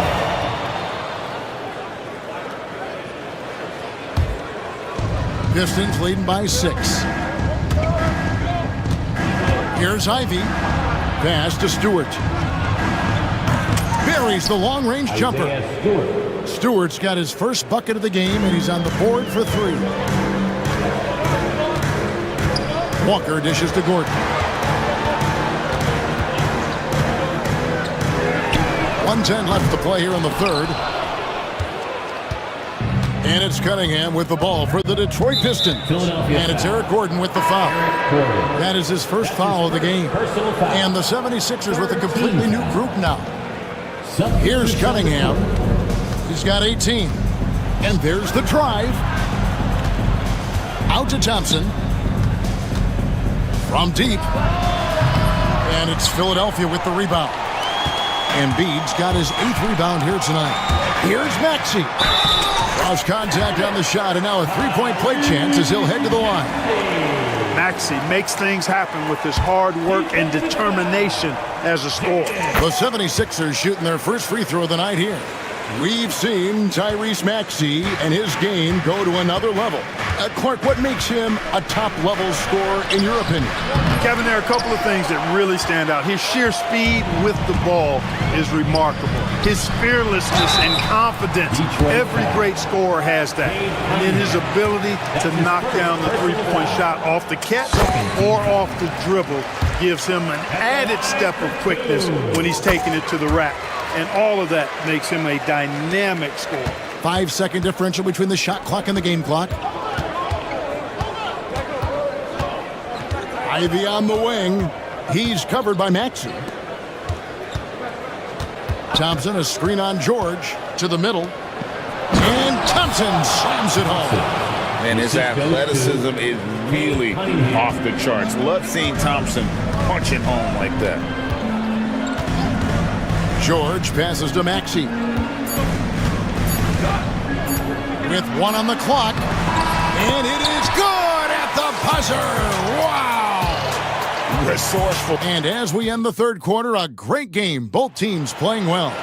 Pistons ahead, up by 4. We're going to step aside for just a second, but join us right back here for the start of the fourth quarter next. And now let's go back to a play from earlier as we show you our State Farm assist of the game.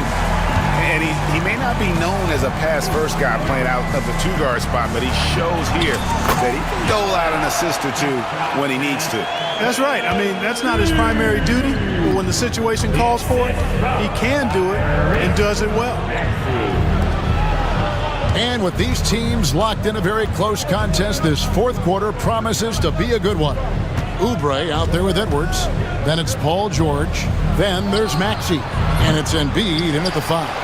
That's the group on the floor for Philadelphia. Here's Edwards. And Edwards with the stop. And it's official. They have come all the way back. At one point, this thing seemed to be out of reach. I did not think they had enough clock to get all the way back, but here they are. And now they've got to feel like they're in control of this thing. And Thompson kicks to Harris.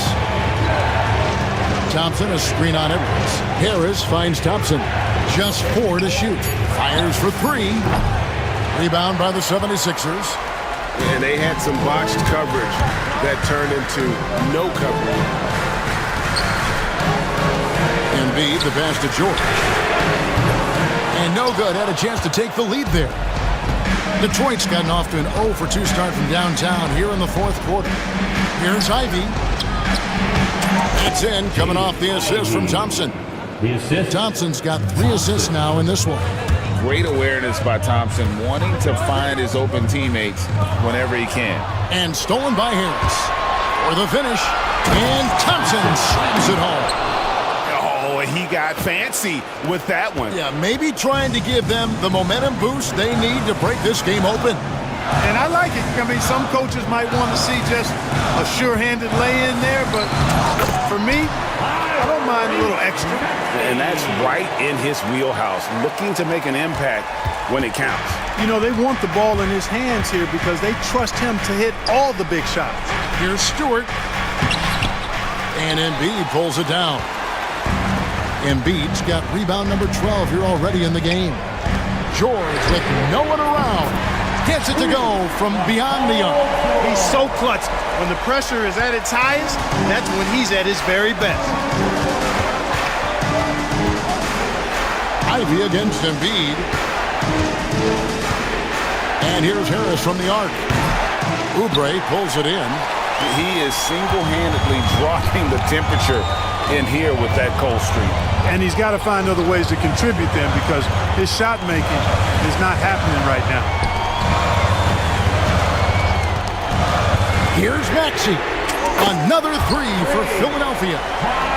No fear in Maxey, folks. This guy is ready for the big moment and welcomes the challenge. Shot to stop the run. The shot by Ivy, no good. Philadelphia leading by 4. And the points coming for them now, Greg, in bunches. And we're seeing what a high-octane offense should look like. Embiid kicks to Oubre. Pass to Maxey.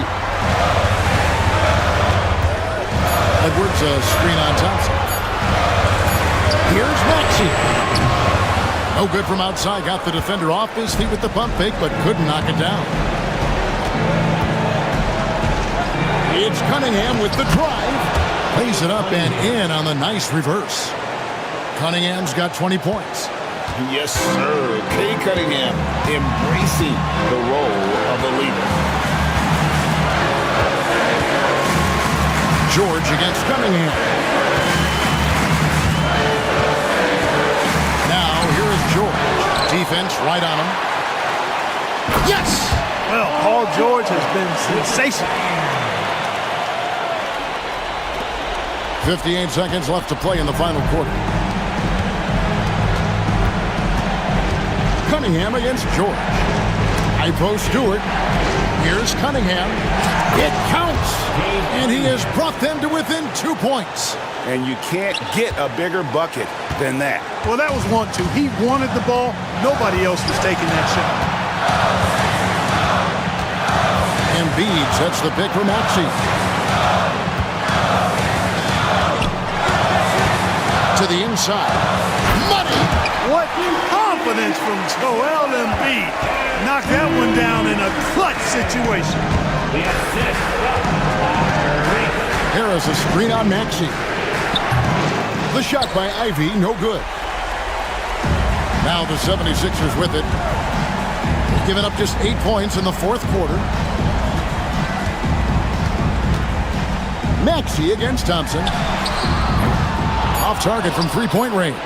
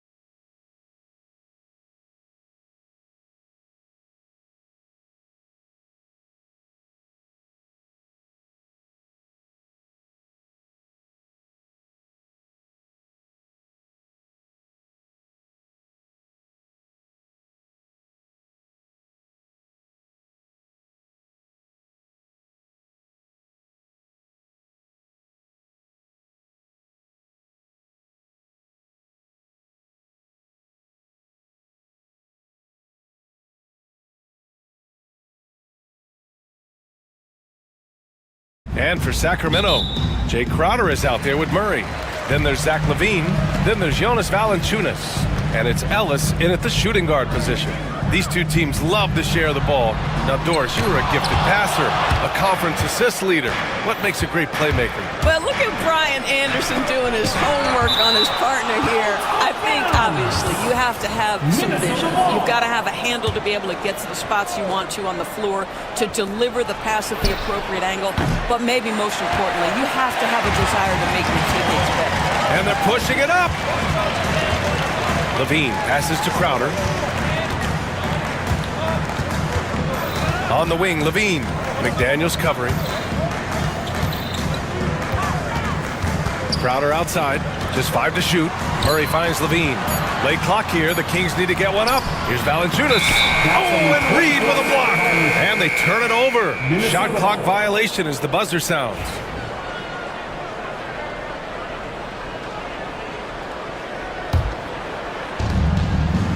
And the whistle blows. It's going to be on Keegan Murray.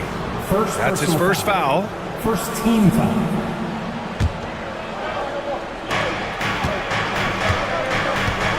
Here's Edwards. On the wing, Alexander Walker. Outside McDaniels. Kings foul. Ellis. First personal foul. Second team foul.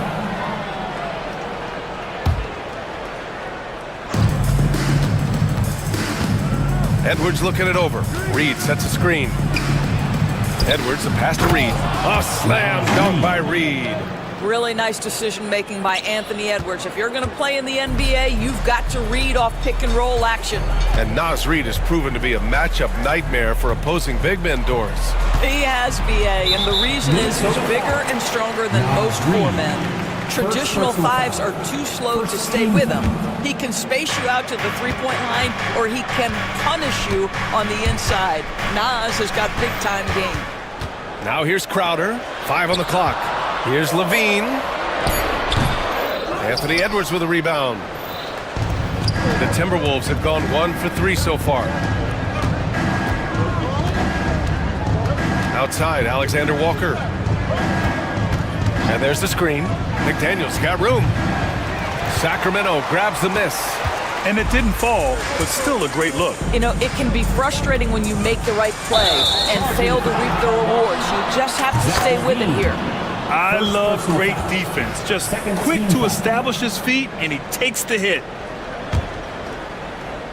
And about 2 minutes into the first quarter here. Here's Edwards. Pass to Reed. Drains the triple. Reed's got his second bucket on the night. Well, unselfish play by Anthony Edwards. Teammate is wide open. He puts it right where it needs to be. LaVine. That's good. His first made shot in 3 attempts. This guy is a pick-your-poison kind of player. Very hard defensively to cover all your bases with him. Outside Edwards. And again, it's Minnesota with a 3.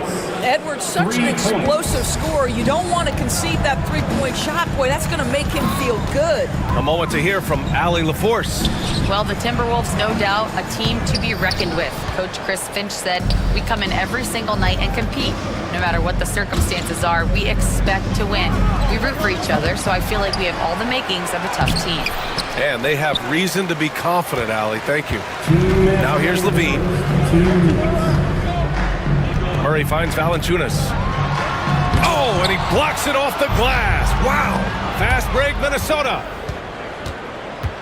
Pass to Alexander Walker. Outside for Randall. Buries it from 3.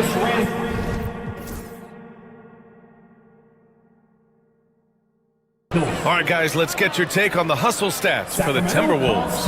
Well, so far they've been immensely aggressive on the defensive side, denying easy shots, and it's made a difference in the game. Yeah, they've also been alert and active on the defensive end, creating turnovers and turning those into points on the offensive end. Let's hear it. Just under 3.5 minutes elapsed here in the first quarter. Here's Levine for three, and the three-pointer goes. Levine's got 5. And this is why you take away the drive. Doesn't matter. This guy's got such a balanced offensive game. The jumper's good. Edwards, the pass to McDaniels. And again, it's Minnesota with a 3. That's how you up the ante. Come right back at him. And you would expect nothing less from these two, taking pride and making plays. Hits the three-pointer. The response. Murray wasted no time getting those 3 points back. And it's Edwards with the ball for Minnesota. 6-point lead. 55 seconds left in the first. Reed, a screen on Crowder. 6 on the shot clock. Don't want to let him get into a rhythm from out there. Sacramento has gone 2 of 2 at the perimeter.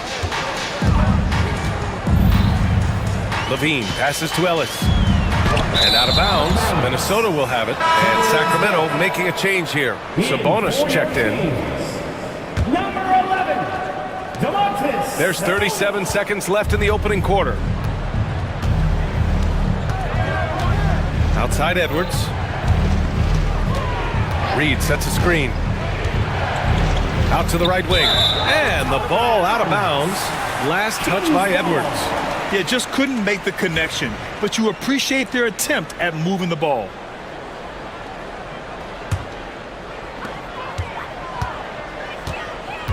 Levine against McDaniels. Levine passes to Sabonis.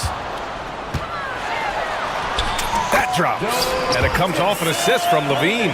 Well, Domantas Sabonis, such an efficient, fundamentally sound basketball player. Nice job on the interior. Back to Edwards. Drives to the hoop. And Edwards slams it in. Slams it down with 2 hands. Man, they're really getting aggressive now. And so it's the Minnesota Timberwolves with a 9-point cushion at the end of the quarter. The hustle they've shown on defense has been tremendous. We'll be right back.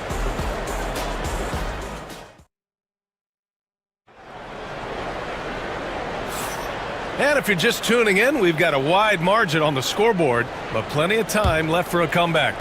And when you consider how Minnesota is doing, guys, your thoughts? The aggressiveness on defense has been infectious. Everyone's come to the party. I love it. Well, I think they combined great intelligence with great effort, and you can see the results. The duo inside. It's Murray and Sabonis. Then there's Jay Crowder. Then there's Zach LaVine. And it's Ellis in at the shooting guard position. So that's the 5 in the game for Sacramento. Boy, the speed at which LaVine comes at you is incredible. Love to see him attack like that. Well, despite the effort to create super teams, the league has a lot of parity right now, Graham. It really does, and I like it. It's not quite like the 80s Celtics and Lakers or the 90s Bulls, partly because of the salary cap. It's so hard to pay more than 2, maybe 3 stars at a time. Now here's Levine. 6 points for him. And the shooter had very little space on that attempt. Right, he stays connected and great timing on the contest. Transition basketball, the most reliable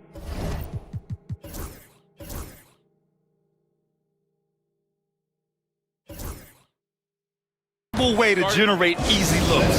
The very definition of quality transition offense. If it can end at the cup, it's exactly where you want it.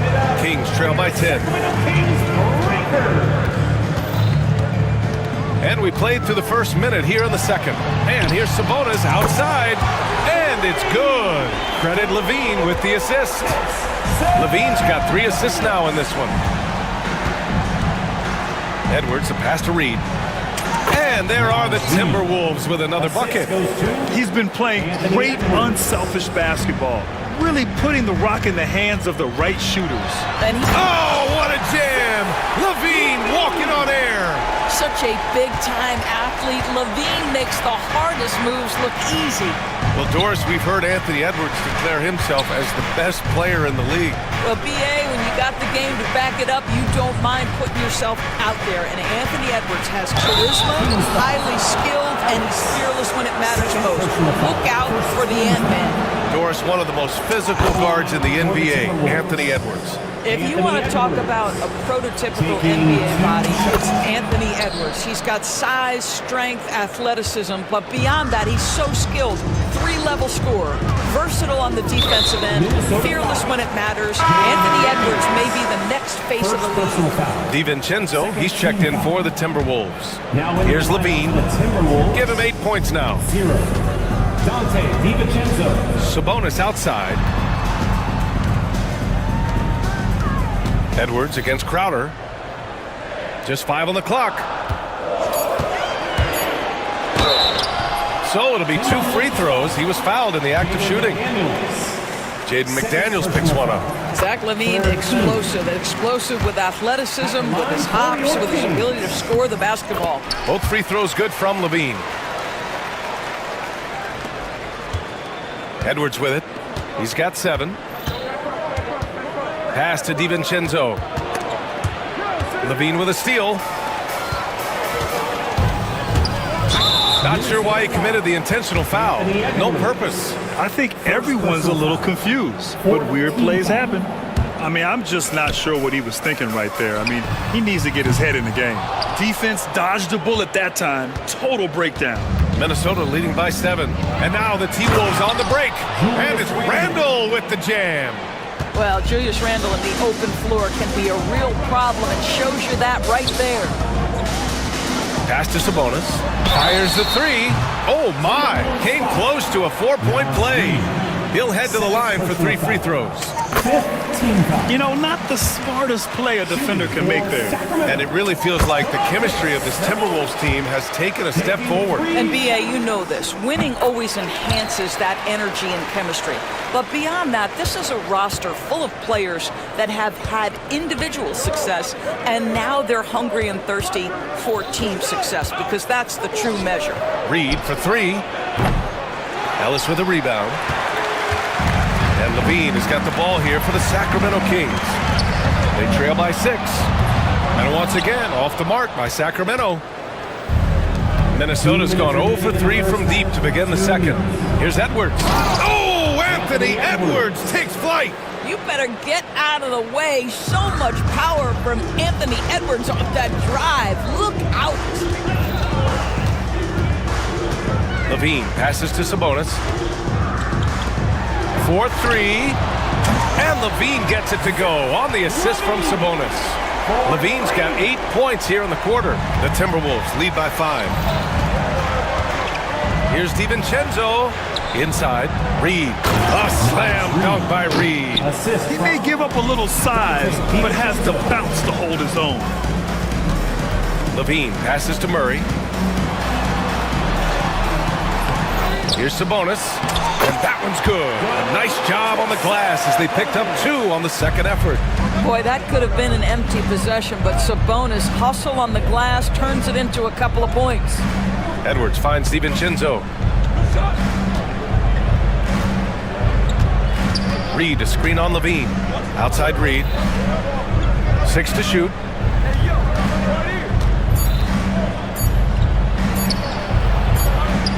And it's good with time running down on the shot clock. Reed's got 11. He really hooked the defender with that pump fake. It worked to perfection. Shot from the wing. Here's Sabonis. Oh, and Reed with a block. And it's out of bounds to Sacramento. Rudy Gobert's checked in for the Timberwolves. Clark comes in for Edwards. There's 31 seconds left to play in the first half of basketball. Murray from outside. That drops. And it comes off an assist from LaVine. LaVine's got 4 assists now tonight. The Timberwolves lead by 4. There's 18 seconds left to play in the second quarter. Tipped. Tries to keep it alive. Out of bounds. And that's out of bounds. Minnesota will retain possession.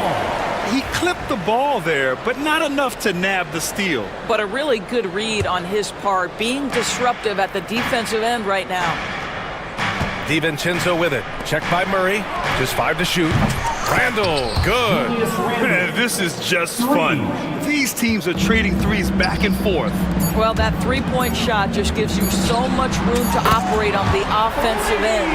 Impressive offensive versatility for big. He can show you a variety of looks. And we're through the first half of play here in what's been a good one. It's Minnesota. They lead by 4. And time now for the halftime break, with the third quarter soon to follow on 2K Sports.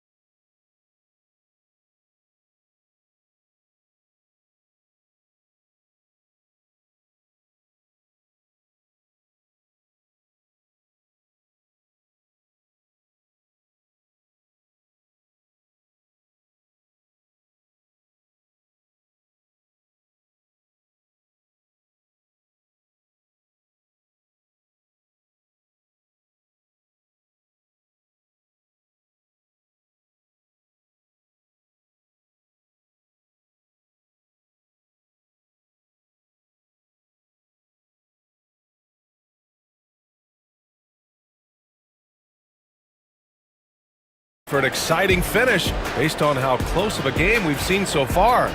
Boy, Zach LaVine has been sensational. I love how effortlessly he scored. The game just comes so easy for him. And let's see if he continues that trend the rest of the way. He certainly has the talent and the endurance to do just that. Kicking off the second half, here's Chris Finch's 5. Rudy Gobert is out there with Julius Randle. Then it's Dante DiVincenzo. Then it's Jaden McDaniels.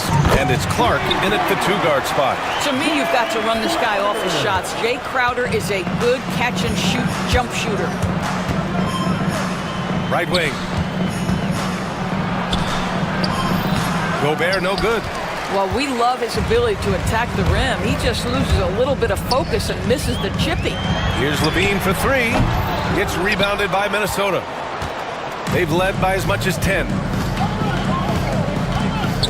Over to the wing. Gobert inside. Oh, look at Rudy Gobert! Well, so long, so athletic. Rudy Gobert with a big-time dunk. There aren't many more dominant defenders in the NBA than Gobert. Well, that's definitely fair to say, B.A., because his defense has an outsized influence on a game. The inside presence changes an opponent's game plan. And this is his second trip to the line tonight. No good on the free throw. You know, it's such a pleasure to watch Domantas Sabonis play the game. Yes, he's got absolutely God-given talent, but he also has an incredible understanding and feel for the game, and he plays it the right way. For 3, DiVincenzo knocks it down from distance. And the Timberwolves lead by 7. I'll tell you, you are playing with fire anytime you leave this guy open, and they just got burned. Sabonis against McDaniels. Here's LaVine. They kick it out to Murray. And it's good. Credit LaVine with the assist. Murray's got 9 points. Yeah, this is the kind of confidence you love seeing. Murray not thinking twice at all about firing away. Third personal foul. First team foul.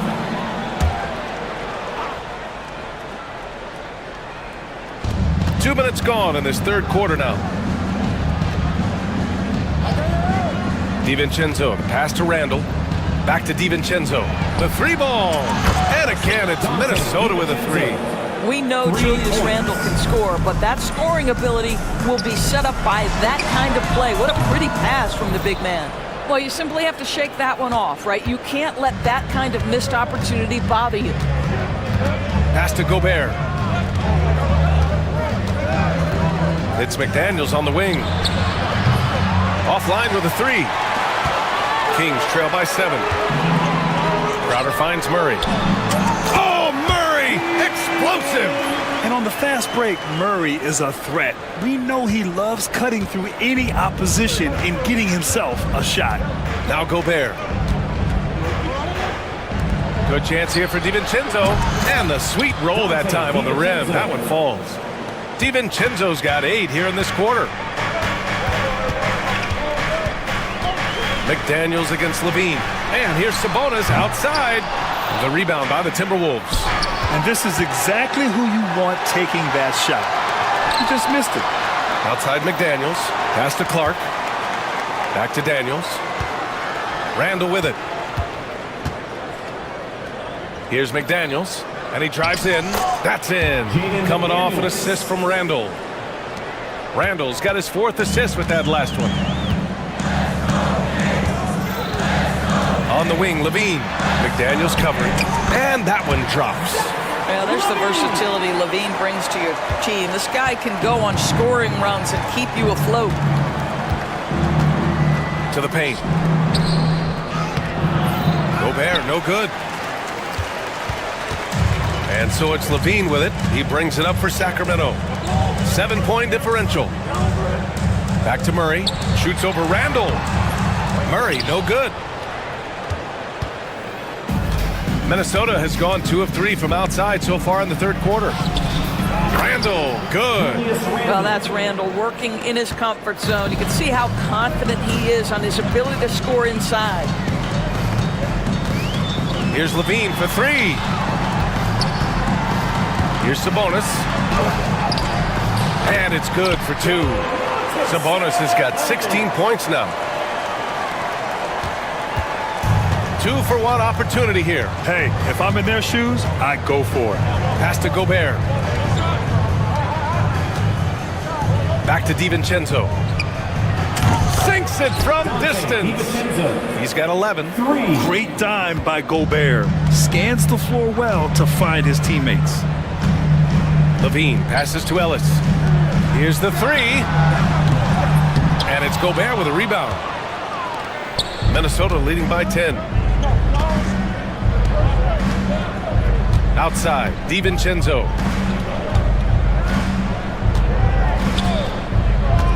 Down low.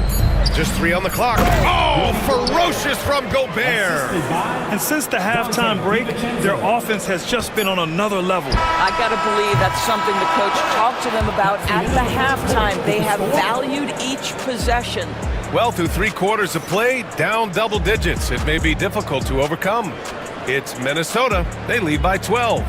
And coming up as soon as we return from break, the 4th quarter gets underway.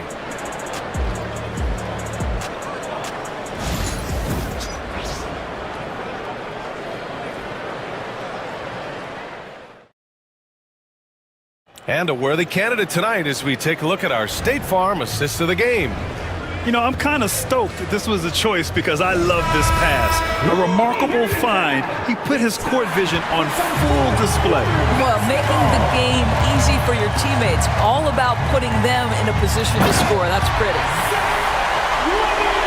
And as we head into the 4th, we'll see if there's a comeback in the works or if it's more of the same for the first 3 quarters. The duo inside. It's Murray and Sabonis. Then there's Jake Crowder. Then there's Zach Levine. And it's Ellis in at the 2. That's the 5 out there for the Kings. And the bucket is good. Boy, that defense must be better. Anthony Edwards getting it done on the interior. Here's Levine.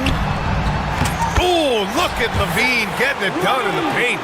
Well, the problem is they haven't gotten production from any other spot. But right now, this guy is cooking.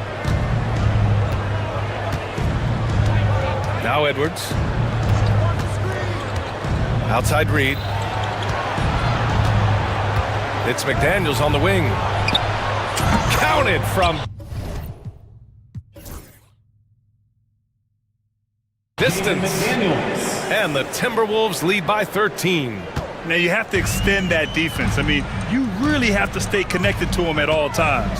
Well, you know this. This is a guy who's looking for his shot the whole time. You have to know who you're guarding. KYP, know your personnel. About a minute and a half into the 4th now. Outside Reed. Pass to Randall. Clock at 6. And he was fouled while in the act of shooting, so he'll take 2 free throws. You know, part of what makes Julius Randle so effective is that spin move, Doris. He does like to use that on the interior against taller players to get enough separation. But the number of finishing moves that guy has off the spin, it is really an effective tool. Valanciunas, he's checked in for the Kings. Valanciunas with a screen on McDaniels. Levine can't hit. Minnesota leading by 15. Now here's Edwards. Pass to McDaniels. Reed with it. Valanciunas covering. And there's McDaniels. That one's good on the assist by Reed. And just not letting up at all. I mean, you have to love this approach. You want to get the ball to the guys who make plays. One thing we've learned in the NBA, the game is never over. So you've got to continue to score, continue to build your lead. Just rising up to the rim. Man, when he gets up there, he gets up there. You know what I'm saying? Here's Edwards. The layup misses. And stolen by Edwards. And there's the foul. It's on Zach LaVine. That'll be a second foul of the game.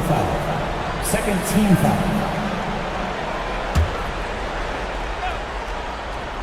Just over 2.5 minutes played now. Final quarter of regulation. Absolutely ruthless. He's not about to start showing mercy now. Well, when it's closing time, he's trying to lock the door. He's been going all night. You got to keep that head up, and LaVine knows that. Able to hit his man in stride there. Clark, the pass to Edwards. 2 minutes from the baseline. And there are the Timberwolves with another bucket. They have a relentless mentality, even with the game in total control. This is a textbook example of playing the possession and not the score. This team is doing a great job continuing to execute. Reed finds Edwards. Back to Reed.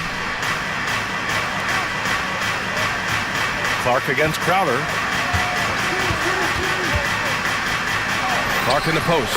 And that one's good. Clark's got his first bucket in this one. Gotta fight harder to get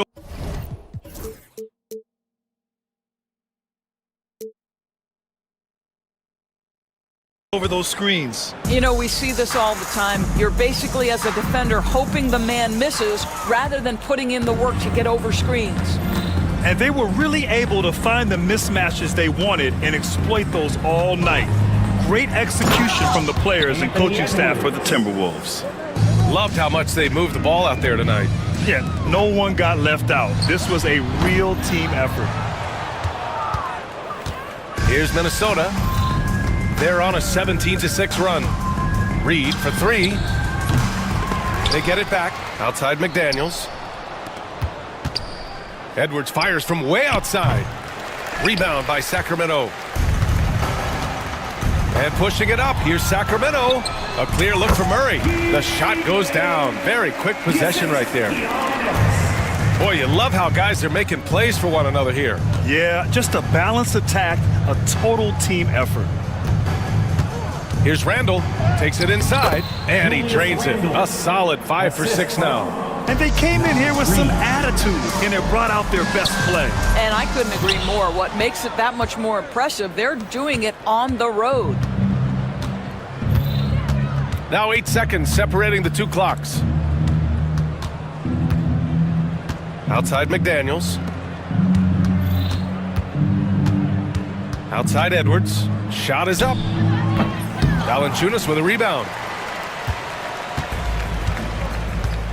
And here's LaVine. Oh, and he took a hard foul on the shot. So he'll head to the line to shoot a pair. Everyone in the building saw the obvious contact. Shooting for Sacramento. Both free throws good from LaVine.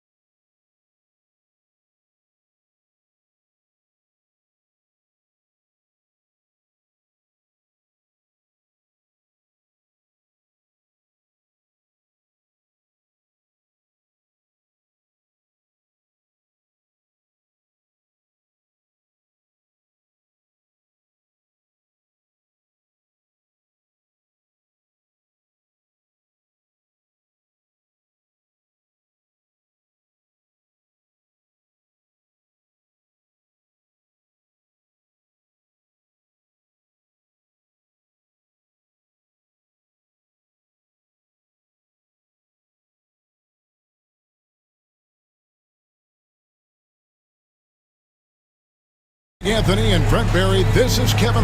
Look at the 76ers starting group. We've got Tyrese Maxey. Edwards is out there with Embiid. Then there's Oubre, and it's George in at the 2. And for Golden State, they've got Draymond Green, Kuminga out there with Curry. Then it's Butler, and it's Post in at the center position. Embiid from outside.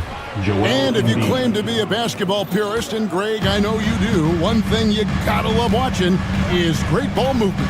Which is something both of these teams take pride in. It's always fun to watch guys be unselfish with the ball and look to make each other better. Quick and athletic, Butler able to beat his opponents right to the 10. In the corner, George with it. Edwards with the screen for George. And it's off from three-point range. And now we've got some time to check in from the sideline. You got for us, DA? Well, Kevin, Steve Kerr gave me a few minutes to catch up with him. When I asked him how hard it is to game plan for Paul George, he just chuckled. He said he's one of the hardest guys in the league to guard. I really challenged our team to make sure we're communicating whenever he has the ball. It'll be, as always, a team-first approach to slowing down PG-13. Back to you guys. Thank you, David. Butler feeling out a bit. Launches a 3. Rebound by the 76ers. Edwards kicks to Maxey. Edwards against Green. Oubre, a screen on Green. Edwards. And Edwards slams it in. Oh, taking it to the rack with power. Hammering down the two-hand slam. And Nick Nurse, Greg, the 26th head coach in 76ers franchise history. And Kevin, known for his creativity and that outside-the-box thinking, I think it's a good fit with this forward-thinking front office. Here's Maxey. Over in the corner, Edwards. Driving the lane, Embiid in the corner. 4 on the clock. Score the basket, his second of 2 attempts. And I like to see this. They're calling his number early, and he's delivering. Well, he's going to just keep going now. That's early confidence for him. They kick it out to Green. Shoots the 3. Bangs home the trifecta. Tough to contest that one. Draymond went right up into a one-piece shooting motion. Butler against Maxey. And the whistle blows. It's going to be on Tyrese Maxey. That is his first foul of the game. Oh, great defense there. Anticipated the play and got there first. Golden State's gone 1 of 2 from long range in the first quarter. Outside Butler. Driving to the basket. He nails it, and we're tied up. Butler's got his second bucket of the night. Opportunistic score there from Jimmy Butler. Sees the lane, fills the lane. Maxey passes to Embiid. It's stolen by Green.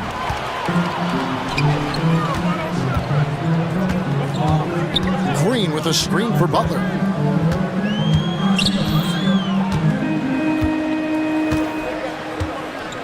There's the triple. It's hauled in by George. The 76ers have gone 4 of 5 from the field so far. Outside Curry. Kuminga sets a screen for Curry. So they take the lead. Those floaters, boy, they really demoralize the defense. Here's the thing. Steph knows it. Embiid with a screen on Butler. Maxey attacking. To halt the run, and Embiid throws it down. And forget about finesse. This big fella's all about the power. 1:03 left in the first quarter. Curry with it. Maxey covering. Lets it go from deep. His second shot goes in. Off to a good start. 2 for 2. Yeah, I know you want to focus on the shooting of Steph, but man, he's going to make plays too. In the corner, George with it. Edwards with the screen for George. Back to Maxey. 6 on the shot clock. Out to Edwards. That's good, and that's Embiid with the assist. 3-pointer. Edwards got 5 points so far. both teams running perimeter-oriented plays that are working. Well, both of them looking towards the three-point line, and I like to see that, especially when the results are made buckets. That's just tremendous scoring instinct. So fun to watch him work in the half court. Embiid with a screen on Butler.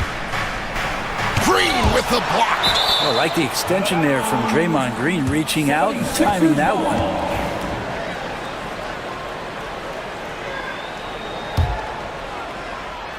And Edwards with the stuff.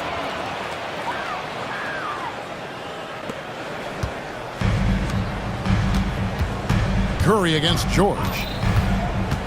Curry attacking with 2 seconds left, and the layup is good. He has 6. So far, both teams scorching the nets. You gotta love it. Yeah, made for TV game here. Pace is great, scoring is coming in bunches, and both of the teams feeling confident right now. The first quarter all wrapped up, and it's been an exciting game so far. The Warriors on top, leading by just 2. And the second quarter about to get started. We'll be back in just a moment.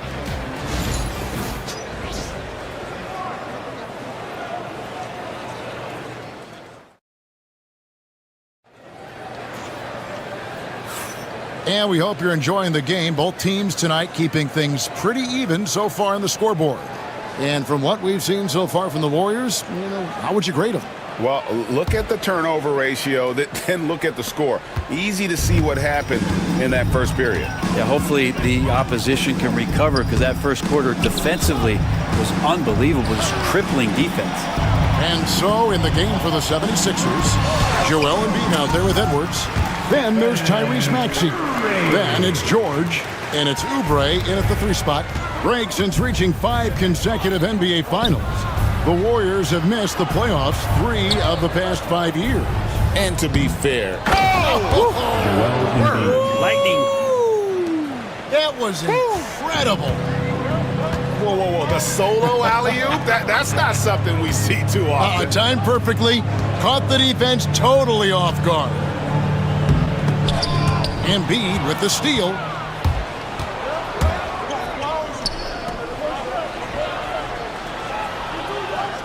Maxey on the wing, guarded by Green. Edwards with the screen for Maxey.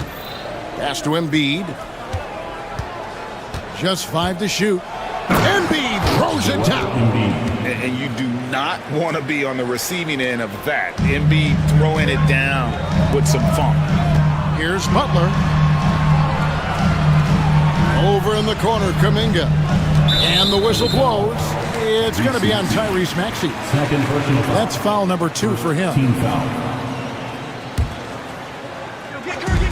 76ers on defense. Kuminga, screen on George. Pass to post. Embiid with the steal. And how about the read on that play right there? Great sense of exactly when that ball was coming from the outside. Oubre against Butler. Edwards passes to Oubre. Terrific assist, a nice finish. Solid play all around. Oubre has the height right there to get it done and uses it well as he's able to score inside. Curry deciding where to go with it. Here's post. Guarded by Embiid. Lock at 6. Curry! What else is new? Curry is just lethal from outside. And so it's Maxey who brings up the ball for Philadelphia. They trail by 1. Quarter 2 and just under 2.5 minutes gone by. Embiid wide open. Embiid showing his range right there. Over the course of a season, each team takes on a certain personality. Brent, do coaches try to shape that personality based on their roster? Well, Kevin, it's a great question, and I think the best coaches in our league adapt to the personality of the team as it starts to formulate throughout the season. You lean in to what guys naturally are. Some success comes with that. With a short break in the action, gives us a chance now to send it over to David Aldridge. Kevin, the Sixers have their superstar in Joel Embiid, but Coach Nick Nurse says they have to maximize him in different ways. Nurse said unpredictability is the key. We have to relieve some of the pressure. Guys are overplaying and sending multiple players at him. We have to find easy baskets out of it. Kevin? Makes a lot of sense, David. Thank you. Butler with the ball. George picks him up. Green against Edwards. Green with a screen on George. Here's post. And it's Philadelphia with the rebound. A minute 20 left in the first half. Maxey kicks to George. Oh, drew the foul and almost hit the three-point bucket. But he'll go to the line to shoot three. Team foul. Paul George right now one step ahead of his defender using the old pump fake. Reese Jackson Davis is checked in for the Warriors. Hield comes in for Jonathan Kuminga. Warriors trail by 4. Up top, Curry, defended by George. Hield against Maxey. And the whistle blows. It's going to be on Tyrese Maxey. That's his third foul of the game. Team foul. 59 seconds left now here in the second. Here's Curry. Curry gets inside and lays it in. He can score on you in bunches. Curry doing it all in this one. Here's Maxey. Nothing on the board.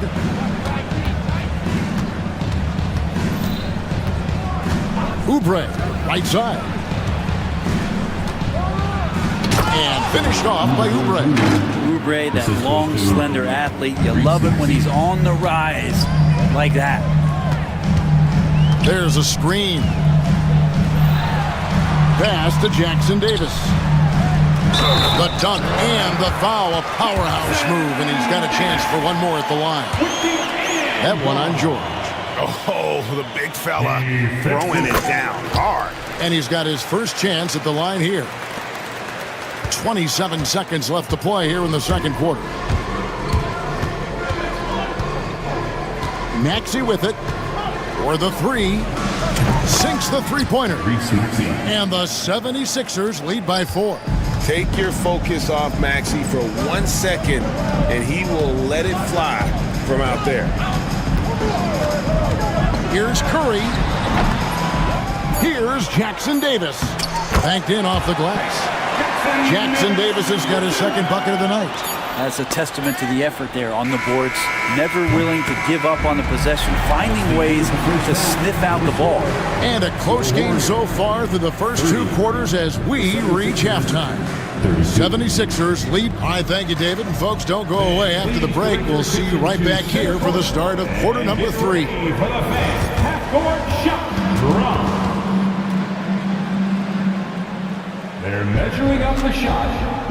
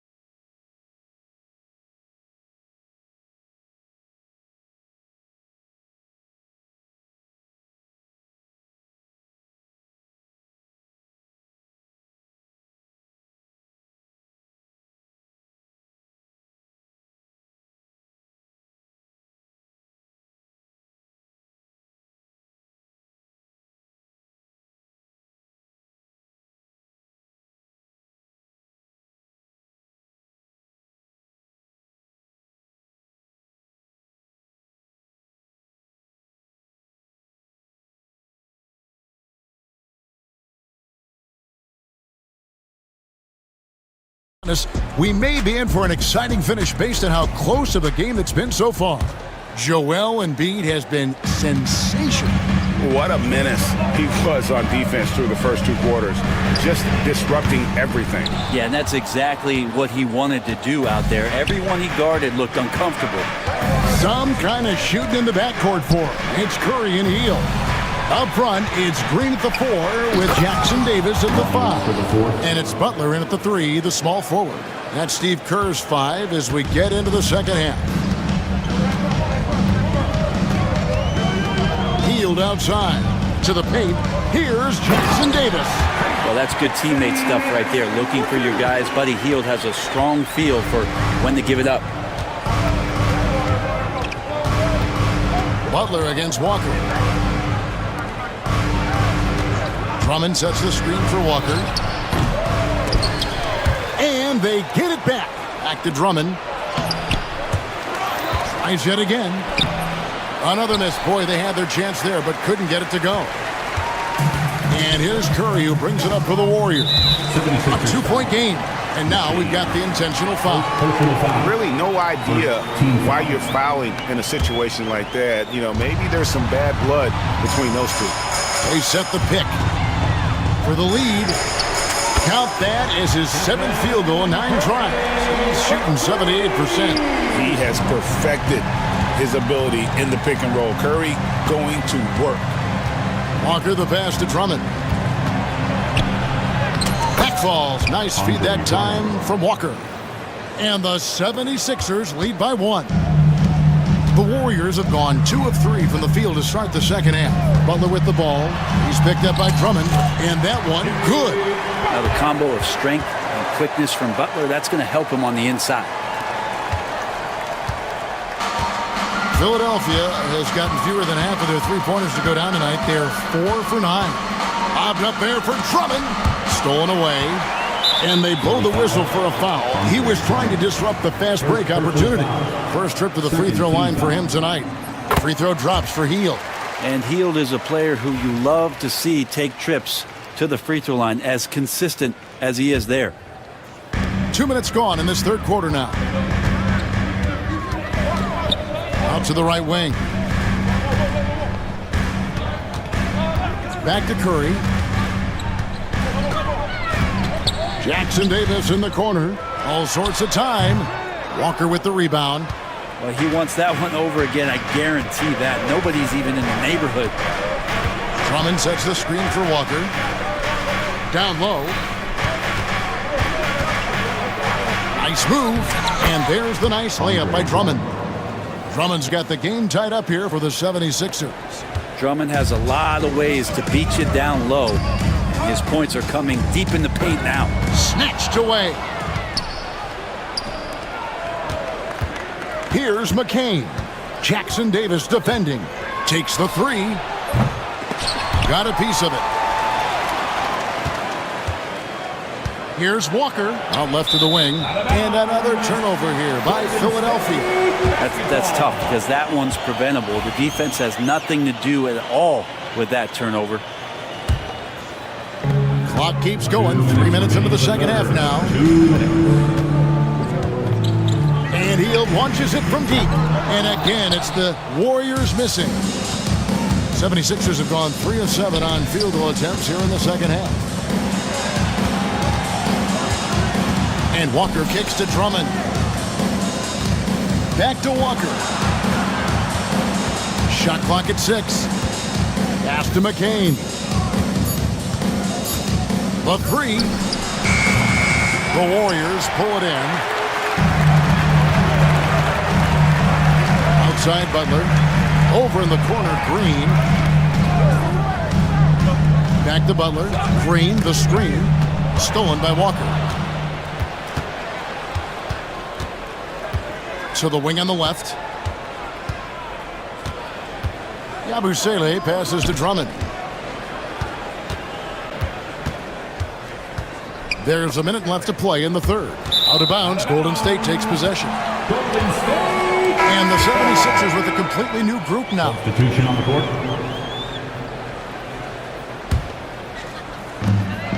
Golden State's gone 1 of 3 from downtown since halftime. To the middle. And down it goes. Dunked through off a wonderful assist. And credit Buddy on that play. The correct read, setting up his teammate. Maxey against Butler. There's 37 seconds left to play in the third. Oubre, a screen on Green. 4 on the shot clock. And the dunk by Embiid. Domination plain and simple. Embiid isn't holding back and is giving the defense all he's got. Hield kicks to Green. Back to Hield. Some nice passing by Golden State. The offensive rebound.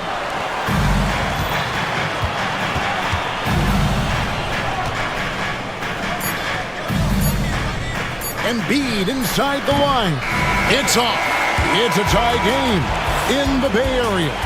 And we're coming back in just a minute. Here now a chance to show you our assist of the game. And it's presented as always by State Farm. And I'm glad this was the pick because I love this pass. Such a great dish. That's what I call court vision. Well, a great job with the eyes. And what separates great playmakers, as we note, is peripheral vision. 3/10 quarters behind us. One more to go. Thanks for being with us as we begin the fourth. On the court for Philadelphia to start the fourth. Maxey out there with George. Then there's Edwards. And there's Embiid. And it's Oubre in at the 3.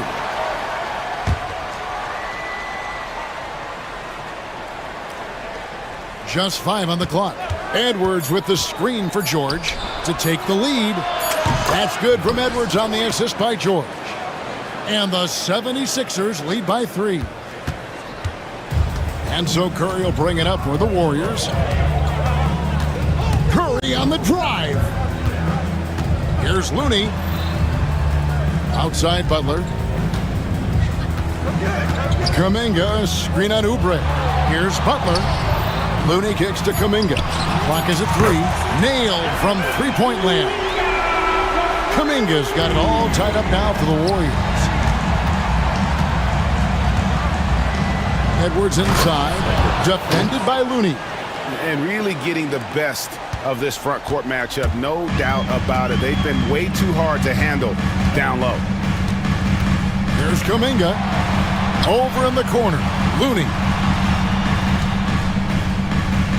On the wing, Green.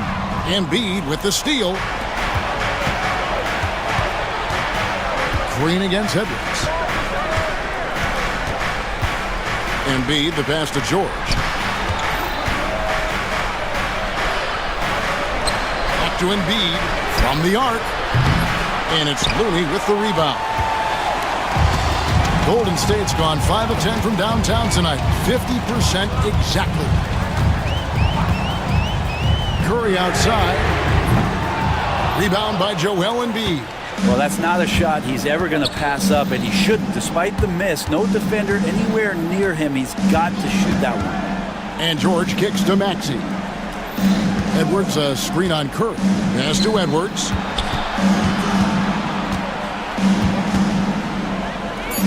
The 76ers need to get off a shot. Embiid with the bucket. The big fella, Embiid, making it look too easy. Warriors trail by 5. Curry passes to Kuminga. Butler against Oubre. Butler hammering it home. And Jimmy Buckets is alive. Philadelphia's gone 6 of 14 with the 3 ball tonight. Just a little over 40%. Edwards kicks to Embiid.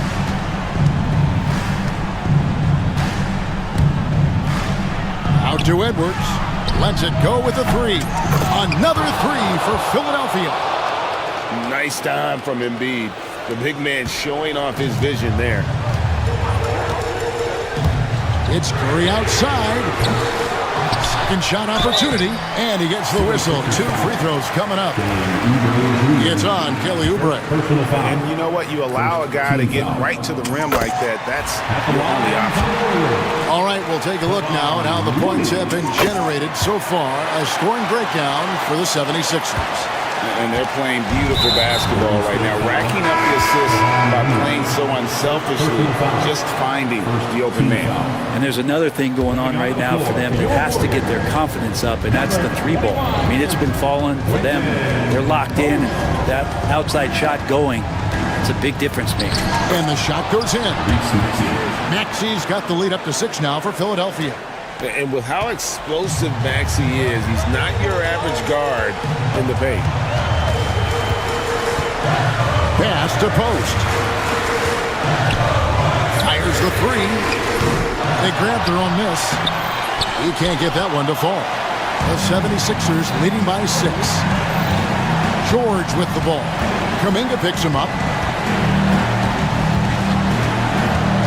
George against Kuminga. And George with the stuff. And how's that for a one-man show? Put this fella on Broadway. The most magnificent alley-oop we could have seen. Here's Curry.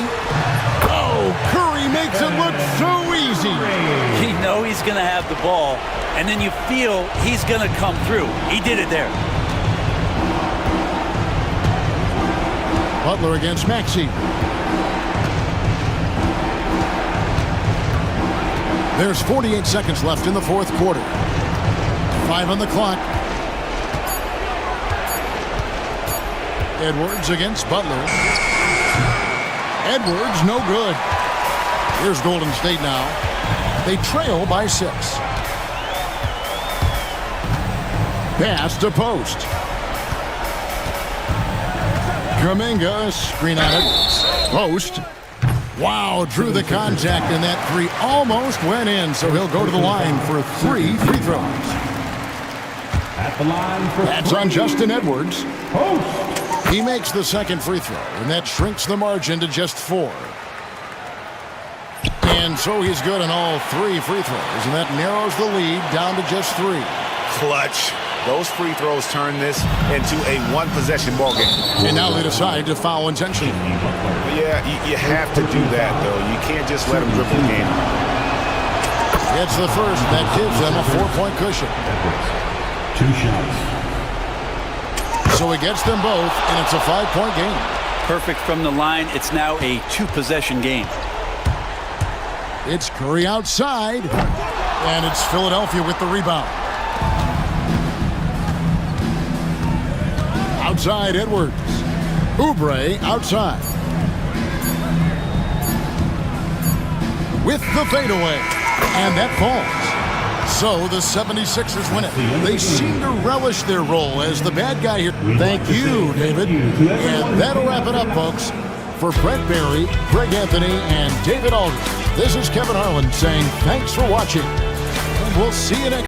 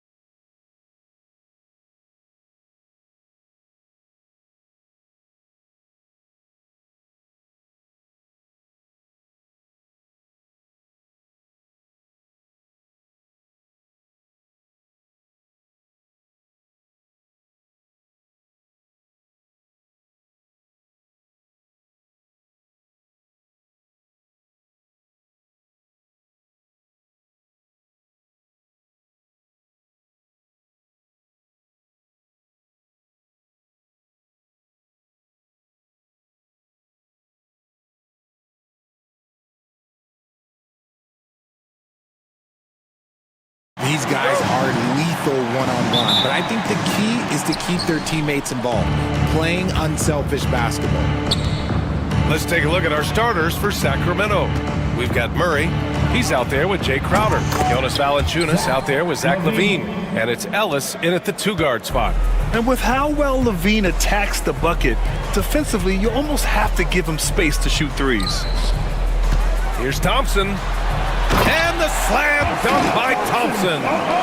He's just an aggressive finisher there inside. Hey, when you got bounce like that, you feel like you can take on anybody. Now here's Valanciunas. They kick it out to Murray. And another Sacramento three. Yeah, this is the kind of confidence you love seeing. Murray not thinking twice at all about firing away. Ivy passes to Thompson. And he banks in the layup. Thompson's got his second basket on the night. Just taking it right to the rim, and no one was there to greet him. Easy possessions like that literally are just a gift. You just dream of them. He will gladly take those. Richard, something you notice about these Kings, they shoot plenty of threes. And that's the modern game for you, BA. But Sacramento shoots especially freely, you are right. And those shots often connect, so I doubt that that trend changes for them anytime soon. Here's Thompson. Oh, sweet move. Great start so far. 3 of 3 in this one. Oh, what a crafty move, causing the defender to pause right there. Sacramento has gone 2 for 3 from outside the arc. And the whistle blows. It's going to be on Asar Thompson. That's his first foul. Here's LaVine. Launches a 3. Here's Murray. Outside for LaVine.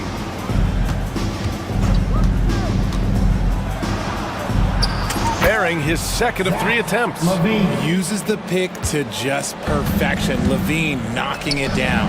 Thompson. Detroit shooting their first free throws of the night. First personal And he can't get the first one. First team foul. At the line for Detroit. And no good on the second free throw. So 0 for 2 there. The Kings have gone 3 of 4. Off to a nice start. They get it again. No luck on that one. The Pistons have gone 4 of 4 from the floor. Perfect start.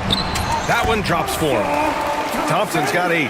And for a younger guy, Cunningham's vision is impressive. He's always watching the floor. Outside LaVine. Pass to Ellis. Picked by Murray. Here's LaVine. And he drops it in from the low post. LaVine's gotten his third basket of the night. Inside the paint, LaVine's agility is just a difference maker. That's what allows him to get to almost any shot.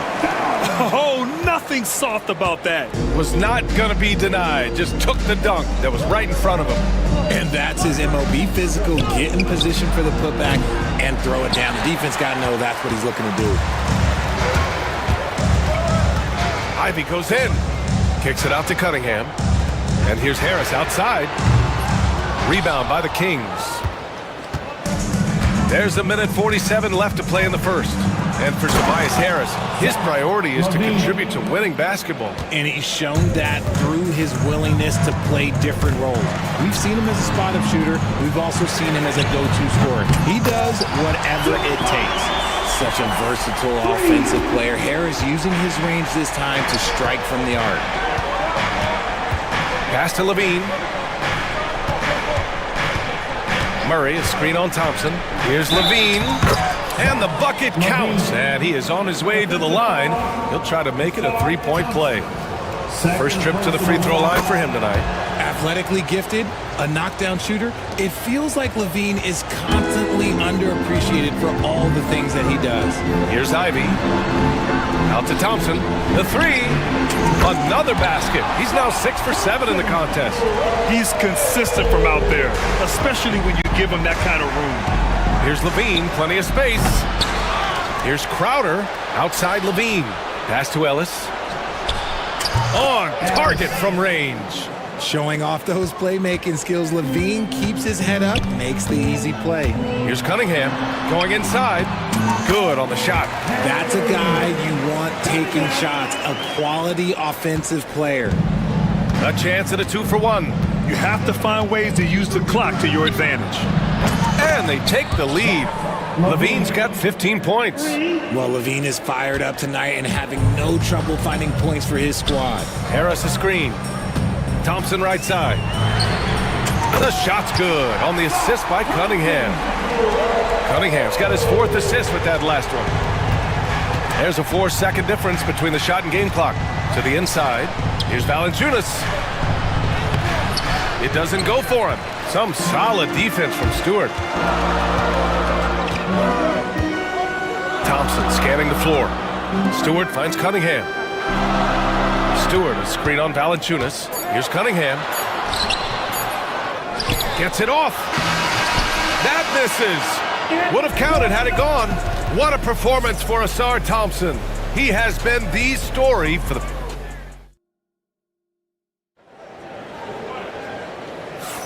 And getting it going again here in the second quarter. Fairly close game so far. And looking at what we've seen from Detroit, what do you guys think?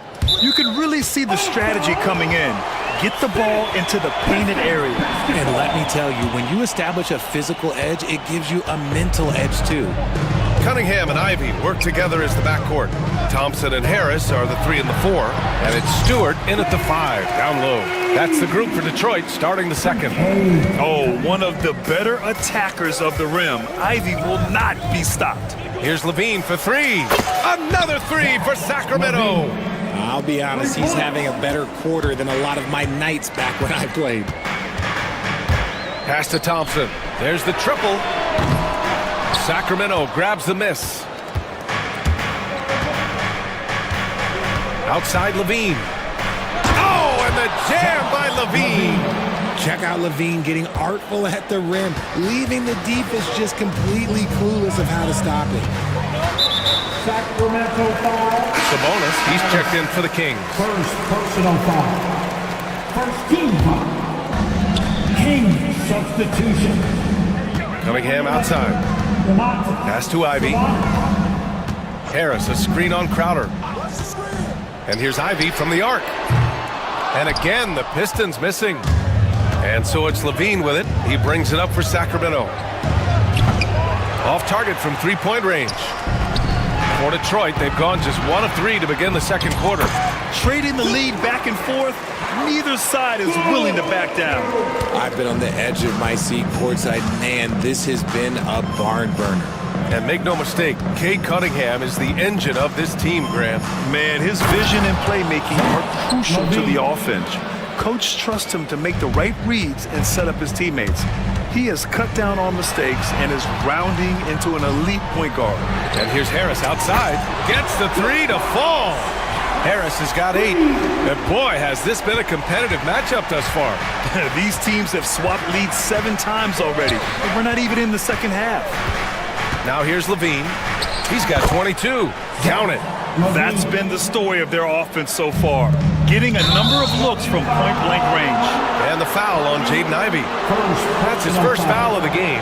And great job to establish position and square up. Ooh, poked away. Here's Levine. Pass to Murray. Takes the contact, and Murray still drops it in. You're roughing Murray up a little in there, but he's built to take punishment and can still deliver. Harris a screen. Murray with it. Picked up by Cunningham. The drive by Murray. Oh, his shooting remains on point. 3 for 4 thus far. And we're just over 2.5 minutes into the second.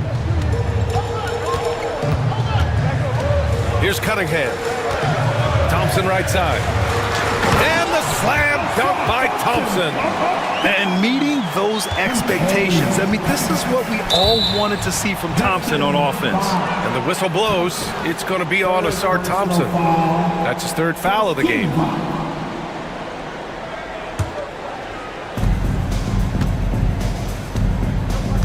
And here in the second quarter, about 3 minutes played. Levine feeling it out a bit. Will Grant, as you always say, in the playoffs, you need a player who can score in isolation. That's true, BA. And in a 7-game series, defense is to disrupt your set offense. If your stars can go mano-a-mano and create something out of nothing, that's often the best you can get.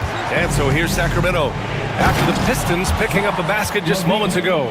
Hope you got some popcorn. When Levine gets up for a slam, Zach knows how to put on a show. Cunningham passes to Ivy. Back to Cunningham. Harris a screen to the middle. Now the Kings in transition. Jumps up. Murray all the way down. And on the fast break, Murray is a threat. We know he loves cutting through any opposition and getting himself a shot. The three from Thompson. Crowder grabs the miss. Just terrible defense. I don't know how he missed that shot. Levine passes to Sabonis. And it's good. Credit Levine with the assist. Now it's a 6-point Sacramento lead. And there's a whistle. That goes on Jay Crowder. That's his first foul of the game. These calls can be so difficult for officials to make.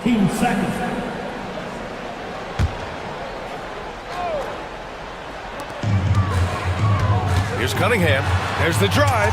Slicing through Cunningham. And I love the energy from Cunningham inside, pushing to get the bucket. Sabonis with a screen on Thompson. Levine. And the dunk by Levine. Now that's how you use the screen right there. And it leads to a thunderous finish. That was nice. Yeah, you like the pick to set up the open shot, but when it leads to a dunk, okay, even better, we'll take it. I love it. I mean, great ball movement by Ivy. Here's Levine, following the score by Detroit. On the take, and the dunk by Levine. Attacking the rim with power. Tremendous finish. Pass to Thompson. And the slam dunk by Thompson.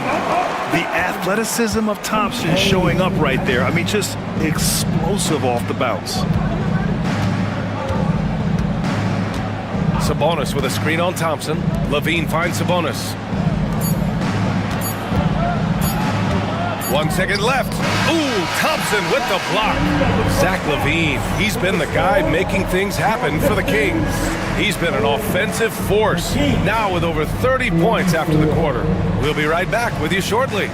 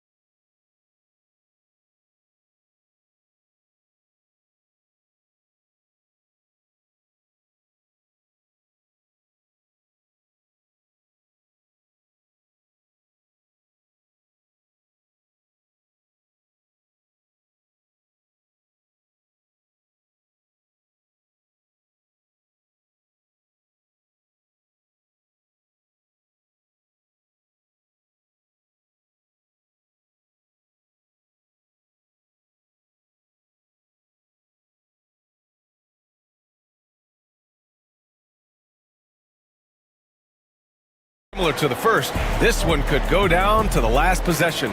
Boy, Zach Levine has been sensational. Yeah, he's kind of been the floor general for them tonight. A lot of assists for him. And it's a role we don't always see him in, but he's done a great job tonight getting the rest of his team involved. On the court for Sacramento, the duo inside. It's Murray and Sabonis. Then there's Jay Crowder. Then there's Zach Levine. And it's Ellis in at the 2. Now here's Levine.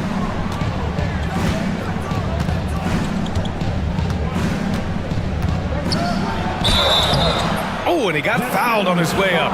He'll head to the line to shoot 2. A springing athlete, everybody knows about Levine and his bounce. He's just hard to check, and look, he was fouled right there.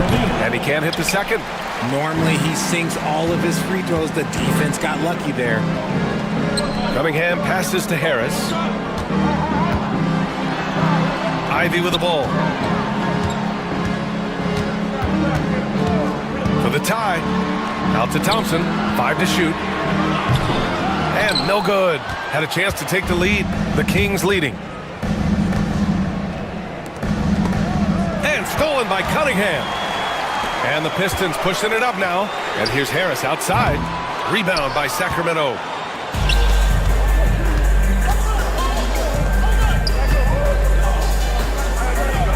Now here's Levine. 30 points in the game. Sabonis in the post. He's against Stewart. And yep, it's good. Sabonis has got his second bucket of the night. Playing to his strengths, Sabonis goes to work inside. Cunningham looking it over.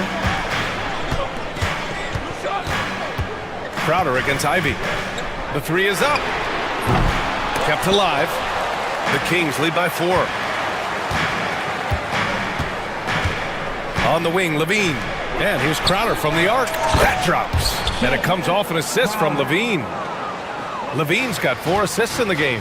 The all-around game of Levine, an excellent passer for his position. Now here's Ivy. Stewart outside.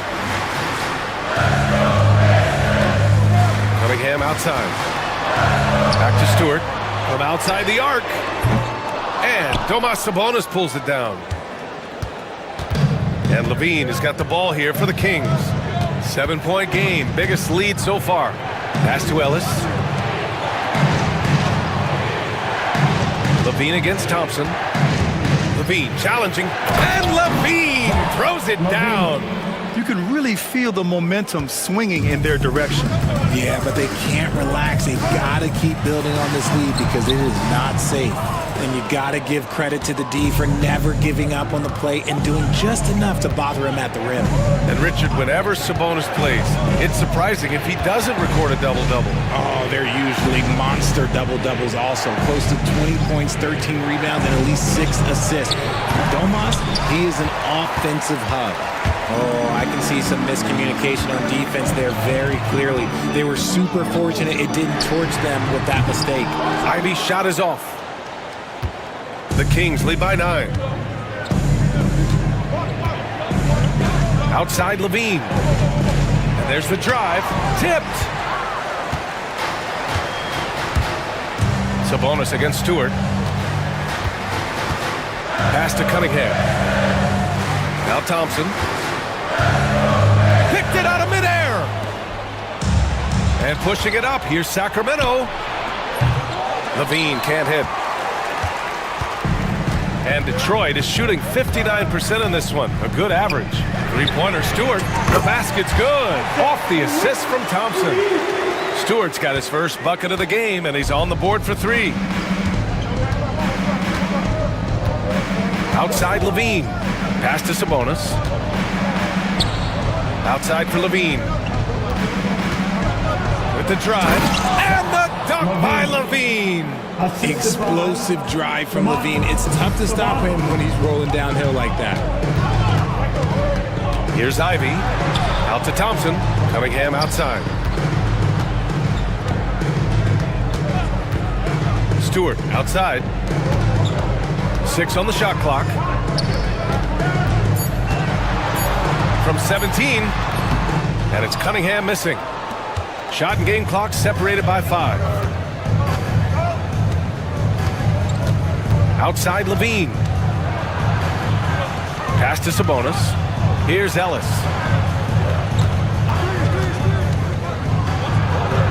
Yep, count it. Ellis has got 5 points. He really hooked the defender with that pump fake. It worked to perfection. Here's Cunningham. Down low, Cunningham.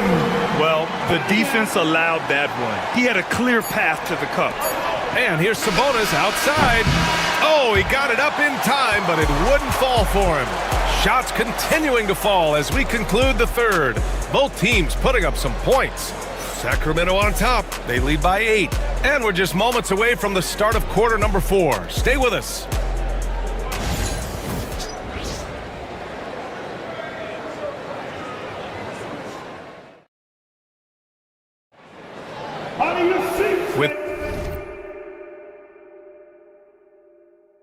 3 quarters behind us. Let's see what this fourth period holds in store.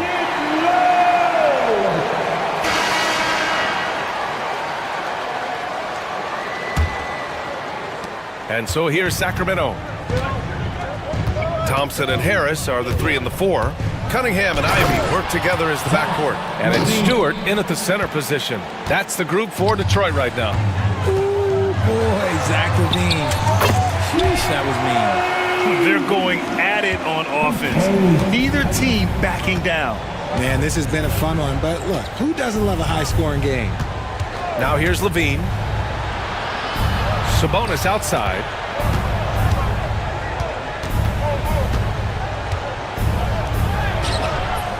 Detroit with a rebound. Ivy's got 4 rebounds in the game. Here's Cunningham. Cunningham delivers in transition. Flushing it home. Cunningham finishing it off. The Kings lead by 6. Outside LaVine. And he's going to the line for 2. The official saw contact while he was going up. That one on Thompson.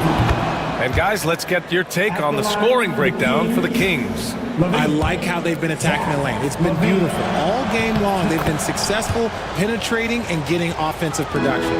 And also attacking in transition has been working for them. We credit them for running the break well and being opportunistic. Now here's Stewart. Thompson, a screen on Murray. Harris's shot is good. And defensively, how do you leave them that open in crunch time? Sabonis with a screen on Thompson. Sabonis right side.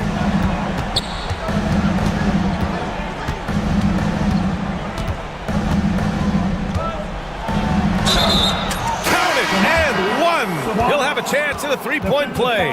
Thompson. And so he's picked up his final foul, and he'll sit the rest of this one out. Fontecchio's checked in for Detroit. Sabonis is a guy who works hard on both ends of the floor, and he does things the right way. Pistons trail by 8.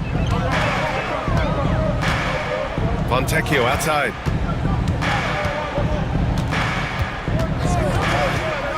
Fires the 3. The offensive rebound. And it's LaVine with the ball for Sacramento. Sabonis with a screen on Cunningham. Fires from deep. Sabonis' shot is off. The Pistons have gone 3 of 4 in the fourth and looking confident on offense. Sacramento leading by 8. Here's LaVine. And Ivy pulls it down. Ivy's got 5 rebounds in the game. Cunningham outside. Oh, Cunningham rises up.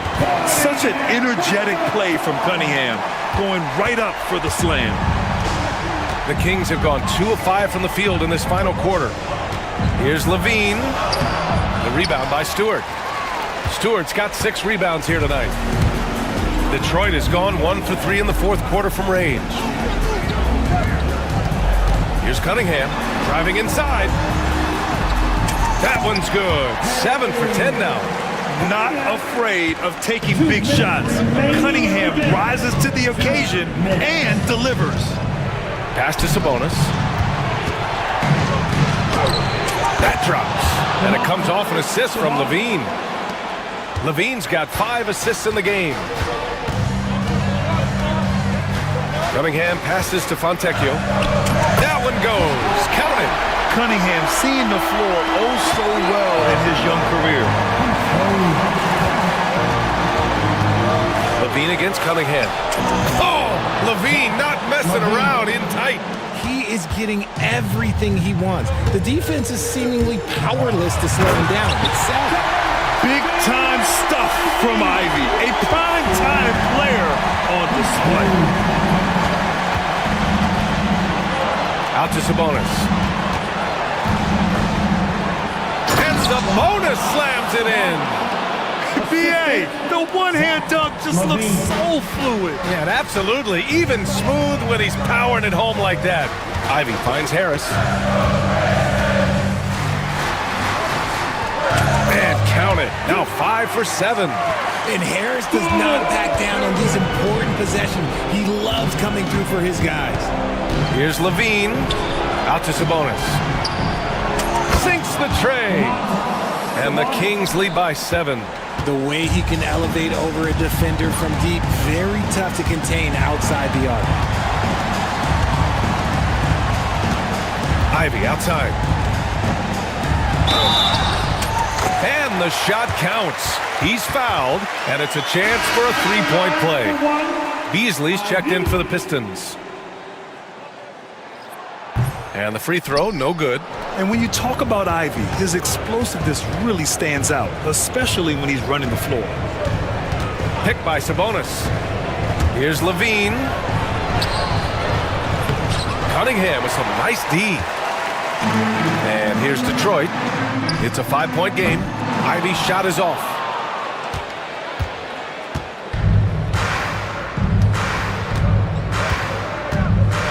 Now Levine.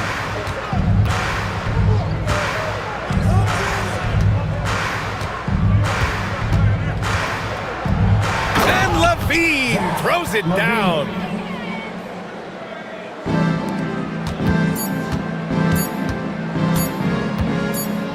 Blocked. And so it's Sacramento with the W. This was a hard-fought, well-earned victory for them. They had to dig deep.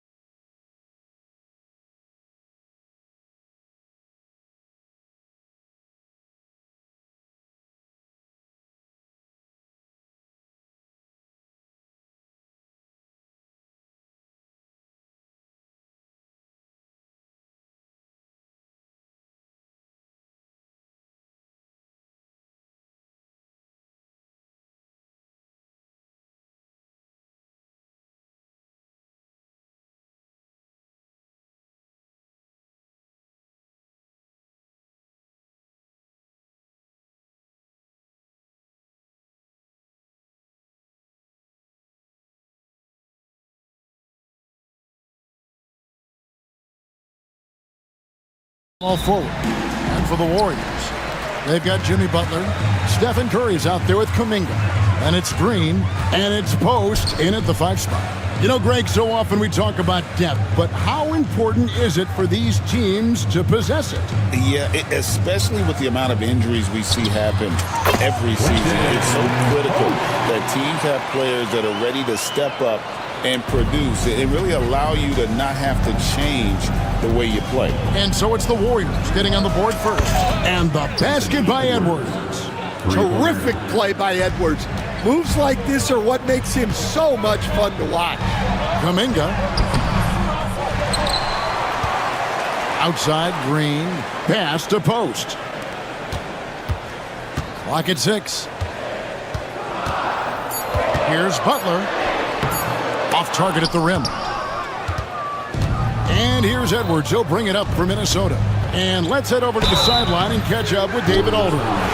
Well, I caught up with Coach Steve Kerr, and we talked about the tall task of facing Anthony Edwards.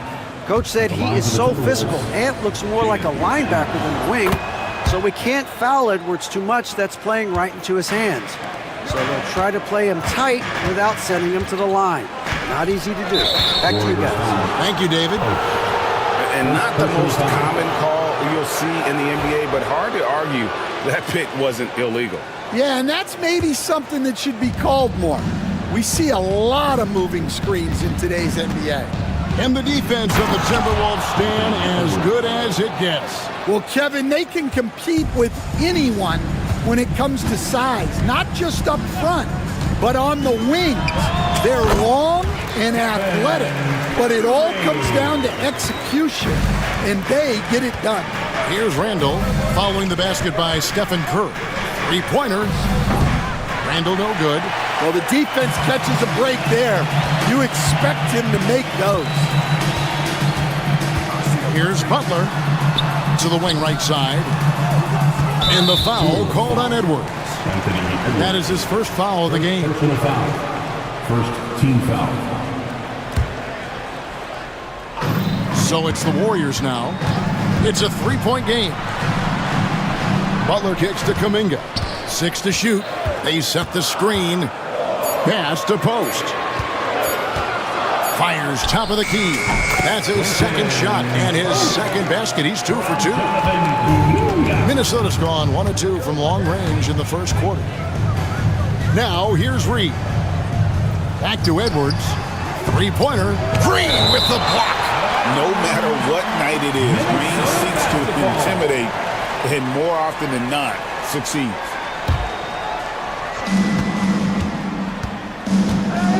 Here's Reed. That one's in, his first shot this game. Just setting the tone with an aggressive move to the rack. And where's the help defensively? Well, when you are the aggressor this early, it is intimidating. And Post gets it to go. Now that's a high percentage look when the D doesn't fight over the screen. Yeah, it's certainly worth it to disrupt the offense. Coaches notice that extra effort. Count the bucket, and he's got a free throw coming up as well. Well, Edwards is so strong. He'll complete the play unless you wrap him up. And he's got his first chance at the line here. And despite his young age, Coach Van Gundy, Anthony Edwards' leadership qualities growing day by day. Yeah, Kevin, and a lot of it's because he is great at both ends of the court. Confident, charismatic, upbeat. He's learning that delicate balance between taking over a game and bringing his teammates along for the ride. And they're pushing it up. Shoots it up. Offensive rebound. Outside, Kuminga. And Kuminga throws it down. And not the prototype power forward, but he has tremendous athletic ability. Reed the pass to Randall. Out to Edwards. Reed with a screen on Butler. To the right side. For 3. Score the basket, his second of 2 attempts. Well, excellent read there by Edwards. He saw someone had a better shot, and he got them the ball. Butler against Reed. And once he gets clear off the screen, there is no stopping him. No, not when there's a flush waiting to happen. Well, give credit to the screener there. That's how you help free up your teammates. To the paint, here's Edwards. Outside for Randall. The second chance effort. They shoot again. He takes it up and lays it in. You know, they like Randall to be an offensive presence in the paint. They want him to be an option on every possession.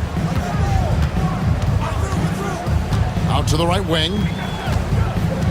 Pass to Curry. Score the basket, his second of 2 attempts. Well, credit the screen there, springing him loose for the finish. Minnesota's gone 2 of 4 from beyond the arc to start the game. Now here's Edwards. 8 points for him. Here's Reed. Back to Edwards. This one for 3. And the last second attempt doesn't fall. It's a tie game in the Bay Area. And we'll be back shortly for the start.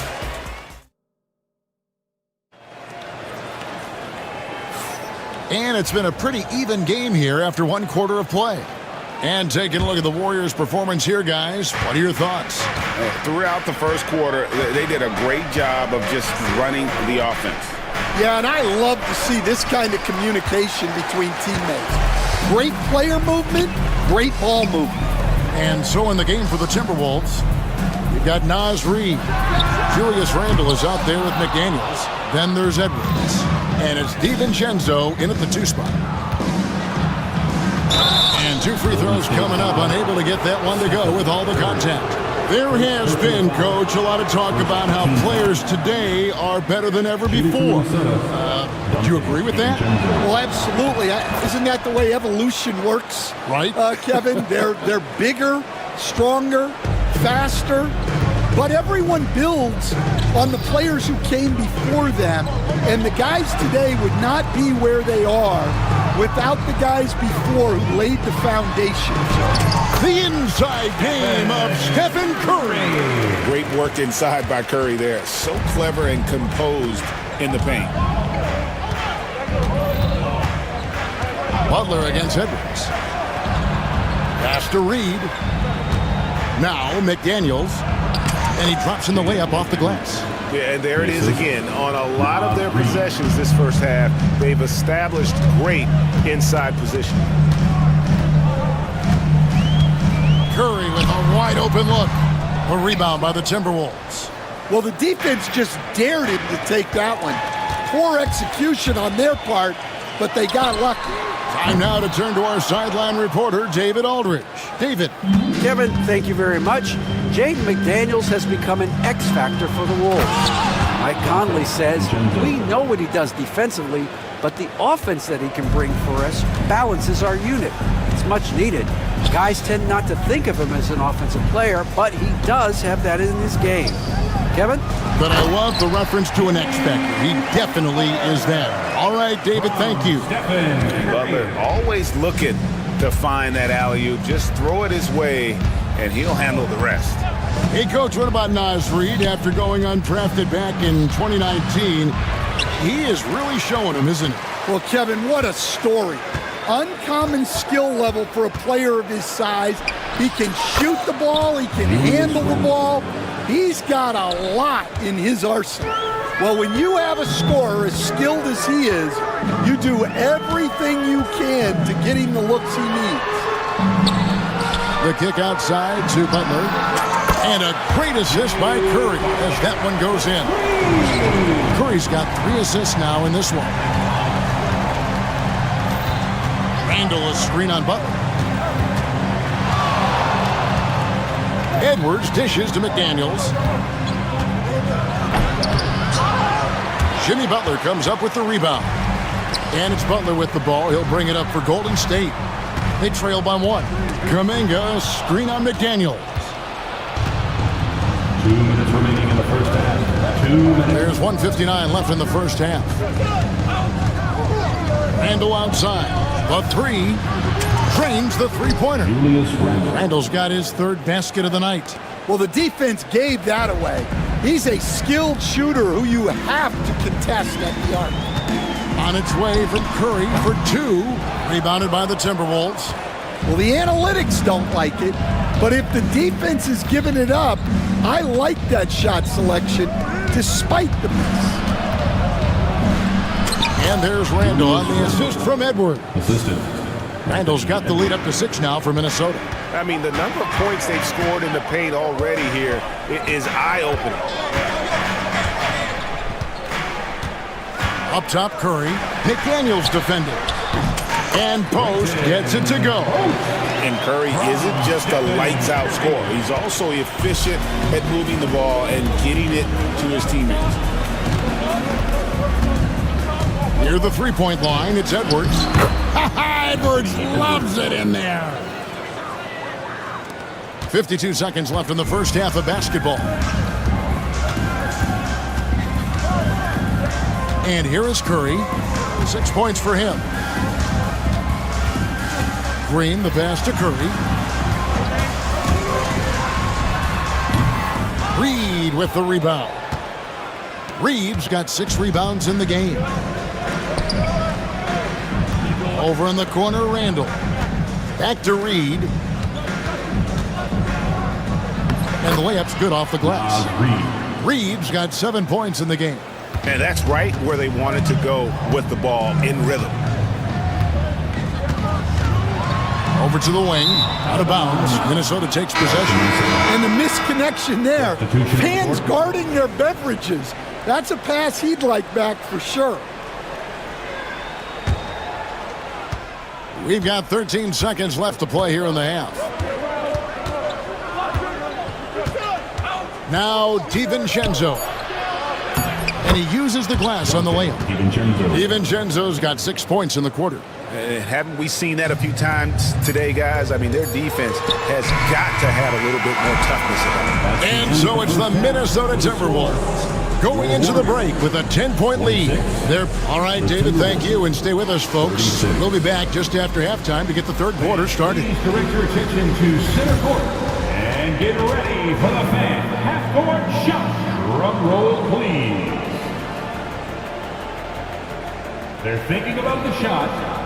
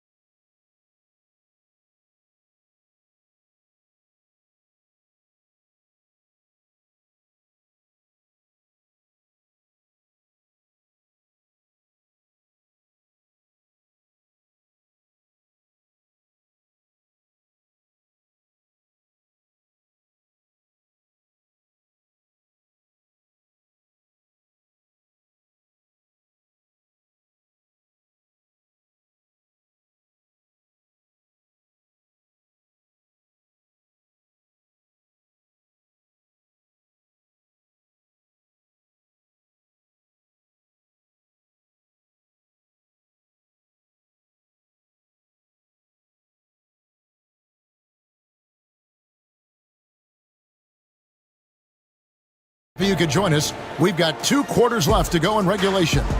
You have to like what we're seeing from Anthony Edwards. His play so far is what fans love about him. He has gone right at the defense time and time again. Yeah, he hasn't been settling. He's getting to the rim, and that's him at his best. Some kind of shooting in the backcourt for him. It's Curry and Heel. The post pair for him. It's Green and Looney. And it's Butler in at the 3, the small forward.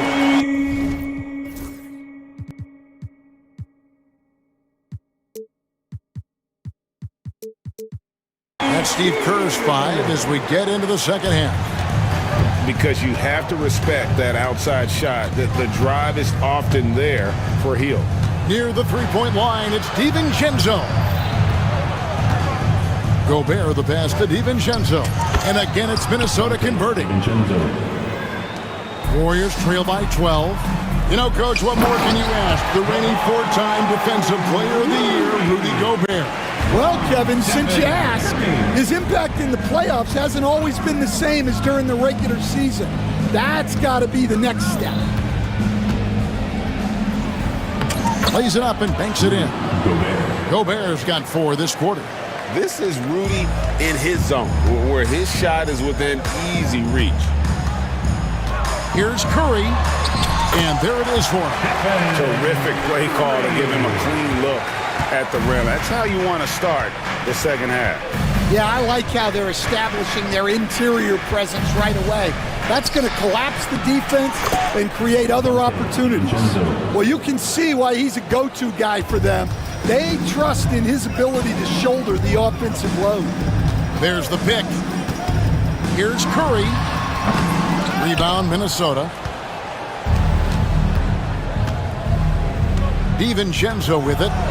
10 points for him. And foul on the shot, so he'll get a chance at the line. Stan, you've been on the bench in the NBA for many decades. What were some of your biggest pet peeves as a coach? Oh my gosh, Kevin, that would be a long list. But the 2 biggest would be this. I think number 1, anytime there was a lack of effort, not running back on defense, things like that, that I had a hard time tolerating. And then mental breakdowns, things we had prepared for over and over and over again. And then guys just zone out and forget what they're supposed to do. Those were things that were hard to tolerate. Especially when you would take such care in preparing them in every way. It's got to be just excruciating.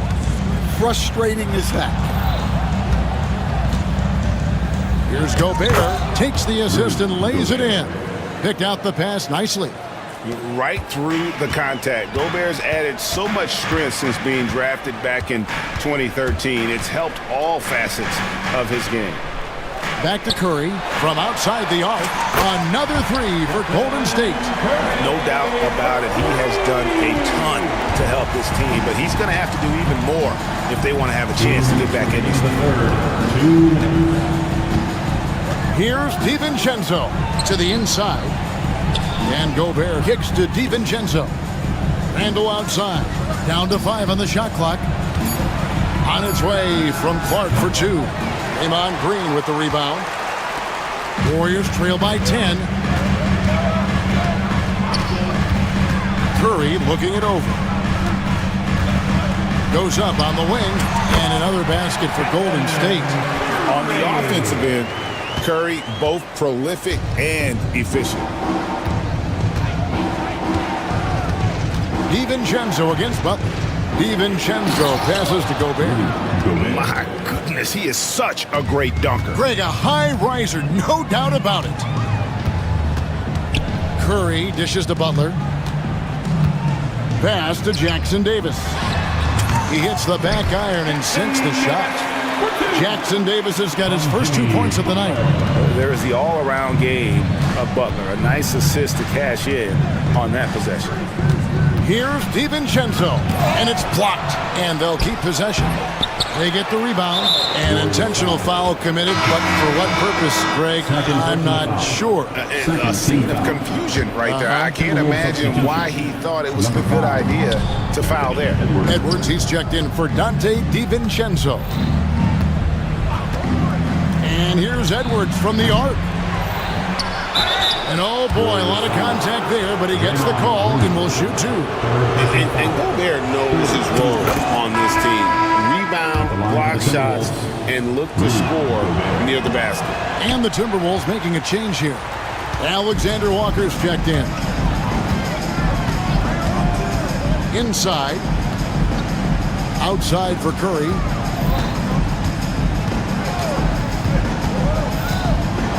A floater, fouled in the act of shooting. Gets the bucket anyway, so a 3-point play chance for him. And Curry's not the biggest guy, but he can sense the contact coming and makes the adjustment. Timberwolves leading by 6. Here is Edwards. He's got 10.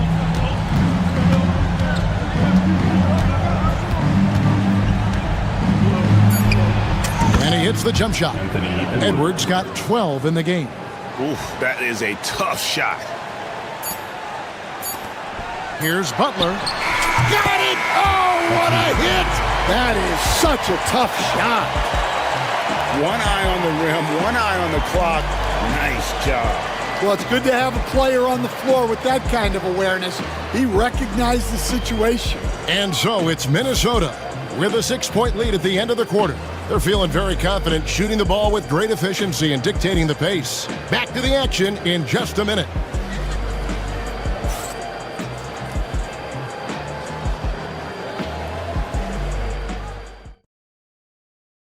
And it's time now to bring you our State Farm assist of the game.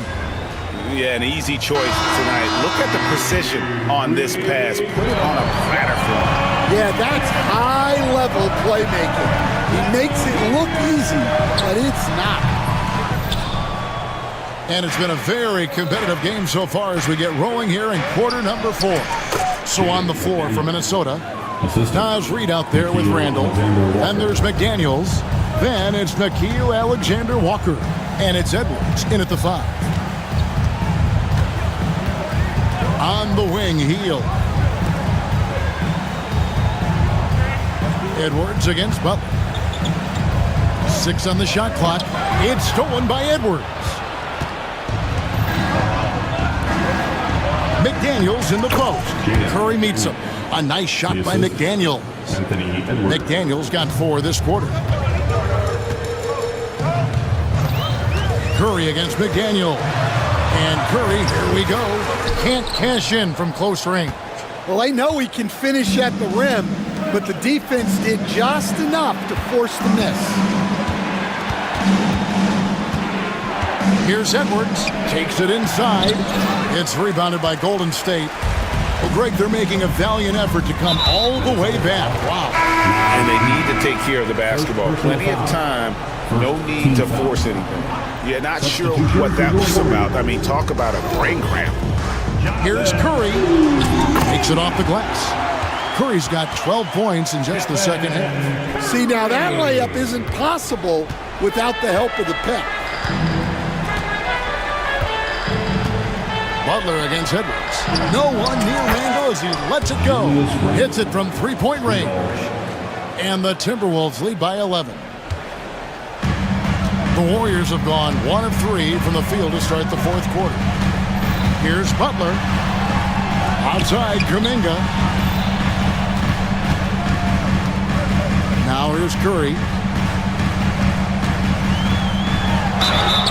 Whistle blows. Basket is good. So a chance here for a three-point play. If you came to watch a scoring battle, you're in the right place. Yeah, and how great have these offenses been for these teams tonight? Just fantastic execution. Timberwolves leading by 8. Edwards looking it over. Reid with a screen for Edwards. Driving the lane. Well, just look at that power. Edwards is unbelievable. And it's Curry with the ball, bringing it up for Golden State. Pass to Butler. Here's Post. Guarded by Reid. 6 to shoot. Here's Butler. And there's the foul. It goes on Jimmy Butler. And that'll be his 3rd foul so far. Yeah, really good defensive play to cut him off there and square up. Minnesota's gone 4 of 8 tonight from three-point land, shooting 50% on the 3-ball here. Here's Edwards, driving inside. And Edwards slams it in. Well, everything about Edwards' drive makes it dangerous. His speed, his agility, and his lack of fear. And the way they have controlled the glass in this game, really impressive. Yeah, they're winning the possession battle, and that's often what decides games in the NBA. Here's Alexander Walker, outside for Randall. Fires from the wing. That's good on the jump shot. Randall's got 5 points in the quarter. Stan, isn't it terrific?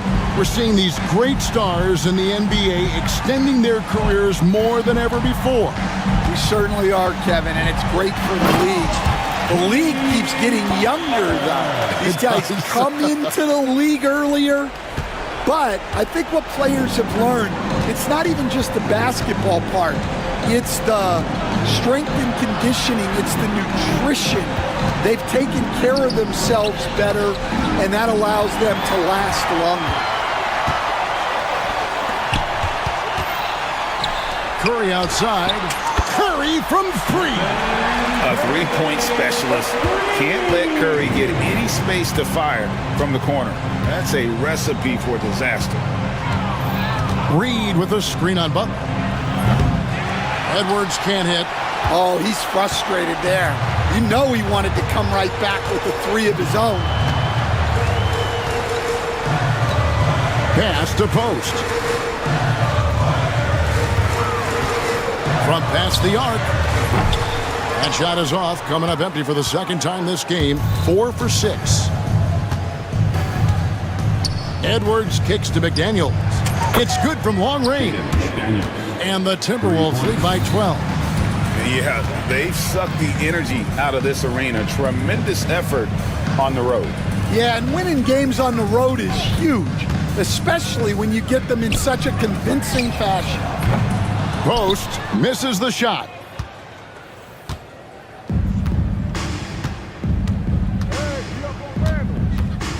Randall against Green.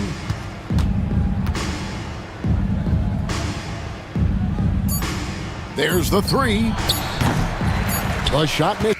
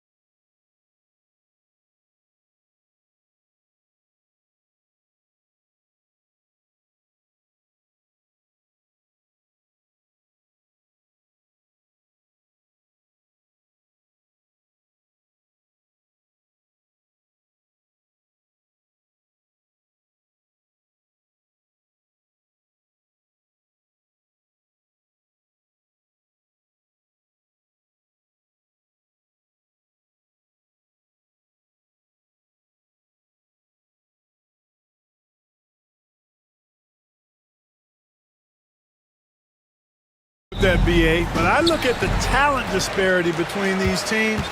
It's wide and deep. It's a chasm. So I see no opportunity for any kind of surprise here. So let's take a look at the starters for the Philadelphia 76ers. Kelly Oubre out there with Edwards. Then there's Tyrese Maxey. Then it's Joel Embiid. And it's George in at the 2. Maxey surveys.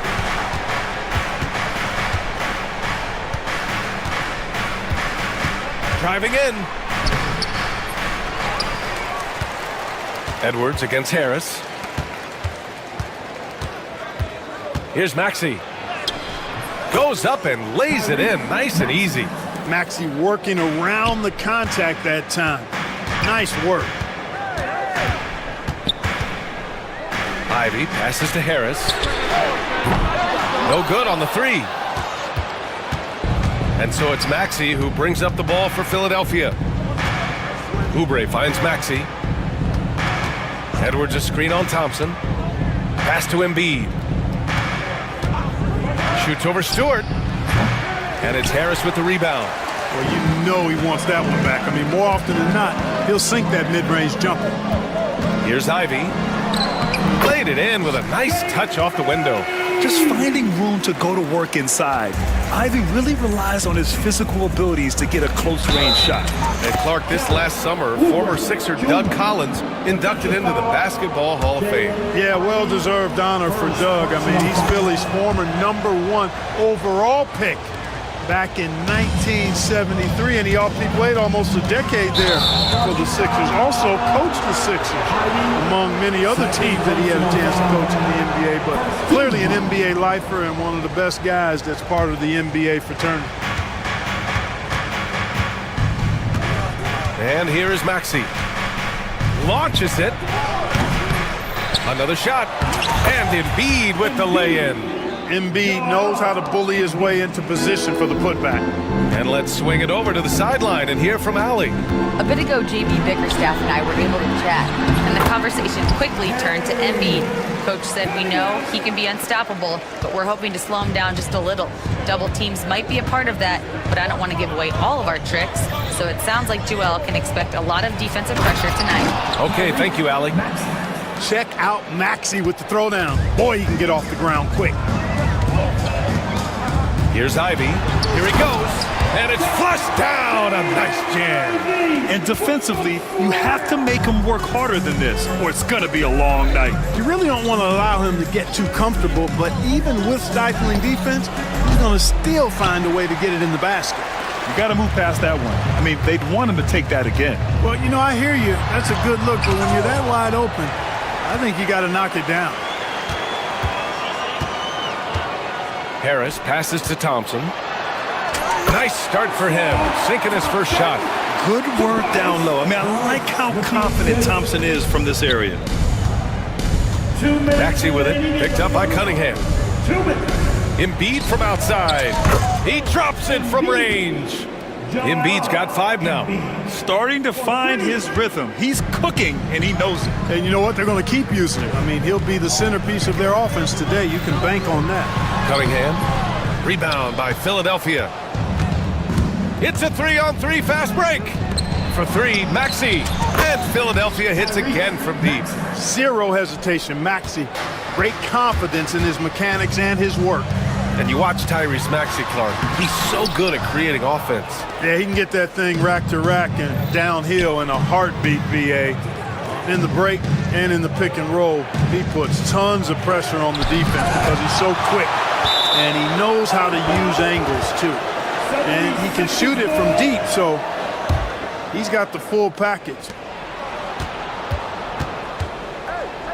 Up top, Embiid. He's got 5, and the shot's good. He's a producer. It's part of their plan to get him as many touches as possible. Oh, he goes up high for the two-handed slam. Oh, rocketing off the floor. Ivy using all of his athletic ability on the jam. Maxey passes to Embiid. The kick out to Maxey. That 3's off the mark. Pistons trail by 4. Ivy goes in. On the wing, Thompson. No good from outside. It's tough to get open in this league, and when you do, it hurts not to capitalize. Outside Maxey. Out to the right wing. Shot clock at 6. Here's Embiid. Second chance effort. The kick out to Edwards. And finally, they hit one. Thompson scanning the floor. Ivy up top. Can't cash it in from close range. And so it's the Philadelphia 76ers with a 6-point lead at the close of the quarter.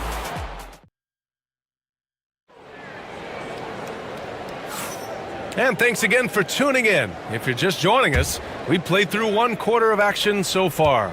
And looking at what we've seen from Philadelphia, what do you guys think? Well, a big differentiator was their ability to generate offense by pounding the glass. Oh, well, there's no doubt about it, guys. Without those second chance points, this game would have had a much different feel to it. Thompson and Harris are the 3 and the 4. Cunningham and Ivy work together as the backcourt. And it's Stewart in at the 5 spot. That's the group for Detroit right now. And the slam dunk by Thompson. Flying high, Asar Thompson. I wish I still had hops like that. Embiid, a screen on Thompson. For 3, Maxey nails it from 3. Maxey's got 10 points in the game. That is his shot, guys. So you can't just give it to him. You've got to get up on him and get into his airspace there. And here's Harris outside. The rebound by Embiid. Embiid's got his 7th rebound of the game with that last one. Thompson against Maxey. Pass to Embiid. 17-foot shot on the way. Again, the Sixers score. Embiid, a versatile shot maker, showing off his mid-range game there. Thompson outside. And the slam dunk by Thompson. The big-time throwdown. Check him out. Keeps the grip on that rim after the finish. A little extra emphasis. Maybe that'll help them recapture their edge a little bit, guys. Ivy against Maxey. 3-pointer. Stewart drops in the 3. That's how you up the ante. Come right back at it. A little back and forth from long range. I love it. That's a terrific answer there. George outside. Tried to come right back with a 3 of his own, but it's no good. Pistons trail by 9. Cunningham with the ball. Picked up by Embiid. Okay, powers it in. And this is a star-driven league, but talk about the importance of role players, Grant. Oh, B.A., a lot of times they're the ones who carry the day. You know what you'll get from your stars, but when the X factor ignites, that can make the difference. Pass to Stewart. Now Thompson. He's covered by Oubre. Thompson passes to Ivy. 3-pointer. The rebound by Embiid. Embiid's got rebound number 8 now. The kick out to Maxey. Screen by Embiid. For 3, George on target from range. George has gotten himself going with a triple, his first basket of the game. Thompson with a screen. Here's Cunningham. And it's Cade with the finish inside. Not an easy shot at all. Cunningham seems to have it early on in his NBA career. For 3, Maxey. And Philadelphia hits again from deep. Yeah, he's in his bag from beyond the arc right now. You see his confidence. Yeah, I'd be confident too. As a matter of fact, I mean, if you're stacking up threes the way he is, I mean, he's doing all this work from behind the arc. All right, let's get a report from Allie. Hey, Brian. Well, in today's high-scoring NBA, every position has to be a threat. All-star Donovan Mitchell said, "We're getting away from the point guards who are just floor generals. It's passing and scoring that you're starting to see, and your level of scoring allows you to be a better playmaker. Teams have to respect that." No doubt, Allie. Thank you. Pistons trail by 9. Here's Ivy. dunk to finish it off. A beauty. Oh, yeah, that'll do it. Wow, an emphatic two-handed slam. I tell you what, if he's got a few more of those in him, this lead will really start shrinking. That's their plan, to get him an opportunity to finish in tight. That's a miss they can live with. Ivy against Oubre. Ivy passes to Harris.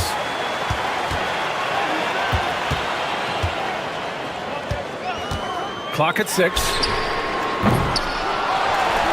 Back to Ivy. There's the drive. Ooh, tough break there. Shot after shot. They couldn't get anything to fall. Embiid, a screen on Cunningham. Maxey passes to George. This one for 3.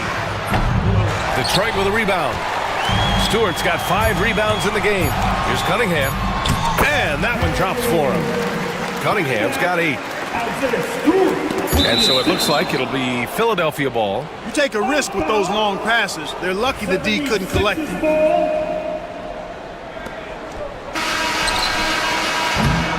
And the first half comes to a conclusion in a game that's been very close so far. Philadelphia on top, up 5. All right, Allie's ready to go. Appreciate it, Allie. And we'll be coming right back after this break. Ready for the third quarter. Please direct your attention now to center court.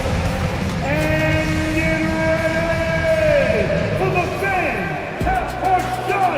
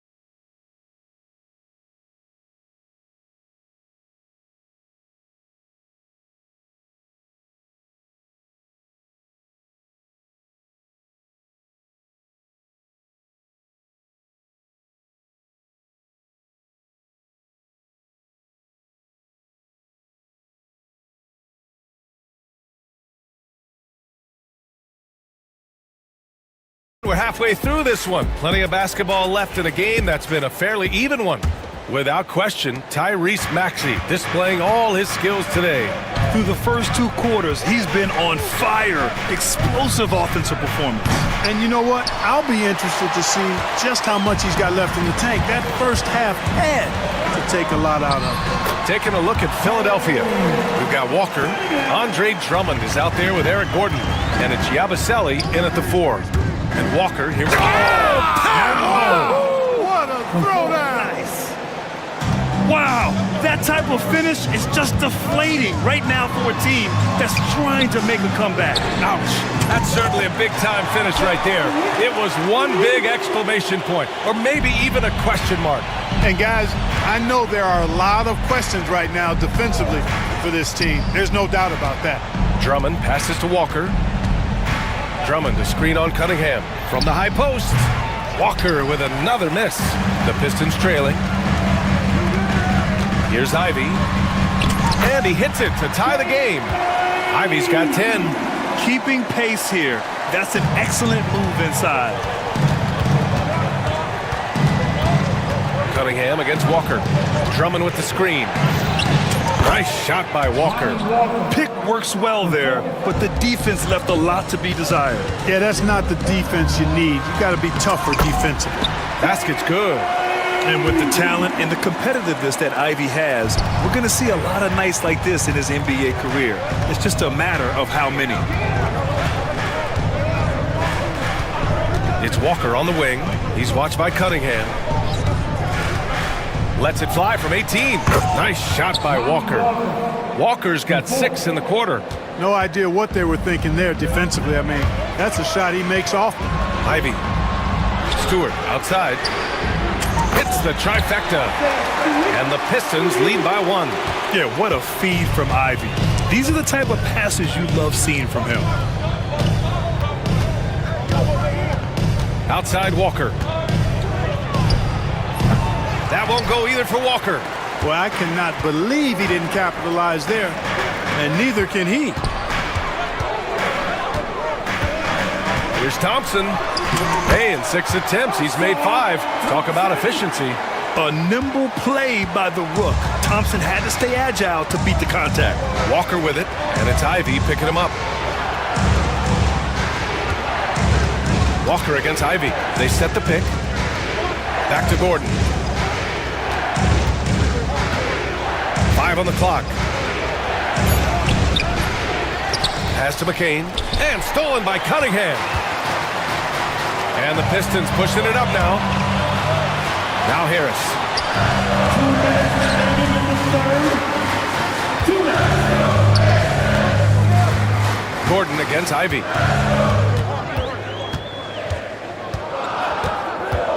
From downtown. And it's Philadelphia with the rebound. Outside Walker. A little under 3.5 minutes off the clock now in the third quarter. Yep, that one goes. Walker's got 8. Detroit has gone 2 of 3 from outside so far in the third quarter. I just love the aggressive finish. I'm thinking he's sending a strong message with that jam. That's exactly how you send it. 2 hands and down. And he'll draw the foul. He'll head to the line for 2. I don't mind that. I mean, they met him at the rim and temporarily prevented the point. Old school D right there, just telling them no easy layups. It's as simple as that. And that's what you expect from them. And a new group getting ready for the Sixers. The Pistons have gotten 7 of 8 shots to fall in the third quarter so far. Ivy passes to Harris. Thompson, a screen on Edwards. Pass to Cunningham. 6 on the shot clock. Out to Thompson from the arc. It's hauled in by Oubre. Given his range, you'd expect him to capitalize on that opening. A clear look for Embiid. And he's now 6 for 11 after that one. We've seen 5 lead changes so far. Neither team able to pull away. Yeah, this game just feels like it's going to come down to the wire. Pass to Thompson. Ivy against Walker. Out to Thompson. The 3. Walker pulls down the board. For Philadelphia, they've gone 5 for 9 from the floor in the third quarter. Embiid, a screen on Cunningham. George's shot is off. Nifty move. Harris passes to Ivy. And here's Cunningham outside. Nice work beyond the arc by Cunningham. And he's coming off a huge performance, and his confidence couldn't be any higher. And his coach knows that too. Showing no signs of slowing or cooling down. They're going to ride him as far as he can take him. And we've reached the end of the third quarter. Well, what a terrific game it's been so far. With this fourth quarter sure to bring more pressure-packed basketball. Pistons shooting 59% in this one, a good average. Cunningham and Ivy work together as the backcourt. Thompson and Harris are the 3 and the 4, and it's Stewart in at the center position. That's the group for Detroit right now. Yeah, he's very quick on his feet. You can see it when Cunningham's moving through the defense on his drives. Outside Maxey. Let's go with a 3. Another 3 for Philadelphia. The unbridled confidence of Maxey at the arc, you can see it and feel it. He knows how good he is. And it's Ivy penetrating. You know, you don't like to foul, but if the alternative is giving up a dunk, it's an easy choice to make. I think it sets a tone for your defense around the rim. Make them earn it. And both free throws good for Ivy. And how can you not be excited about Ivy's potential? You can tell he wants to keep getting better. Maxey passes to Embiid. And Embiid throws it down. Put that one-man show on Broadway. That's one way to go with the alley-oop. And fellas, he pulled it off to perfection. And here's Harris outside. Rebound by Philadelphia. Embiid's got 9 rebounds now. Here's Edwards. And Edwards slams it in. Well, Maxey continues improving as a facilitator, finding these opportunities to get the ball moving. Cunningham passes to Thompson. Oh, and the jam by Thompson. Win or lose, this is the fight you want to see from your players. Yeah, you know what? I agree. I mean, they're showing a bunch of fortitude here, keeping this game tight. Maxey on the wing, defended by Thompson. Embiid a screen on Thompson. That shot wide open. Maxey's got 6 in the quarter. Tyrese Maxey, a really talented and explosive scorer. He can fill it up in a hurry. For 3, here's Harris. Gets the 3 ball to go. That's a clutch shot by a big-time shooter. And where's the D? Maxey with it.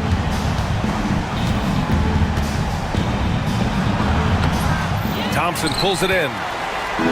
Thompson's got his 5th rebound in this one. Cunningham finds Ivy.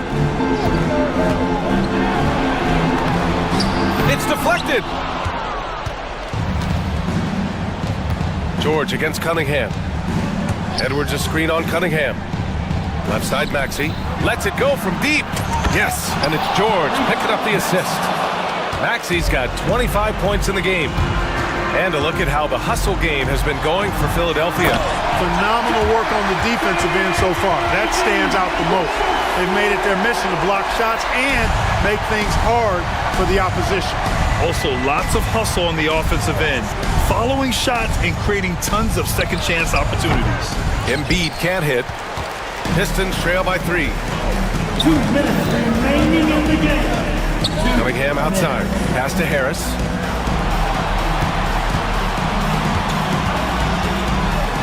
Here's Thompson. Maxey covering. And the basket is good. He got it to go, and he took the bump. So a free throw coming up. An opportunity at a 3-point play. And it's tied up with that one.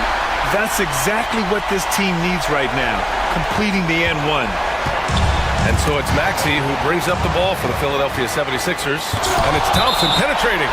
Embiid stiff-arming that shot with authority. No mercy. A bit under 3.5 minutes have passed here in the 4th.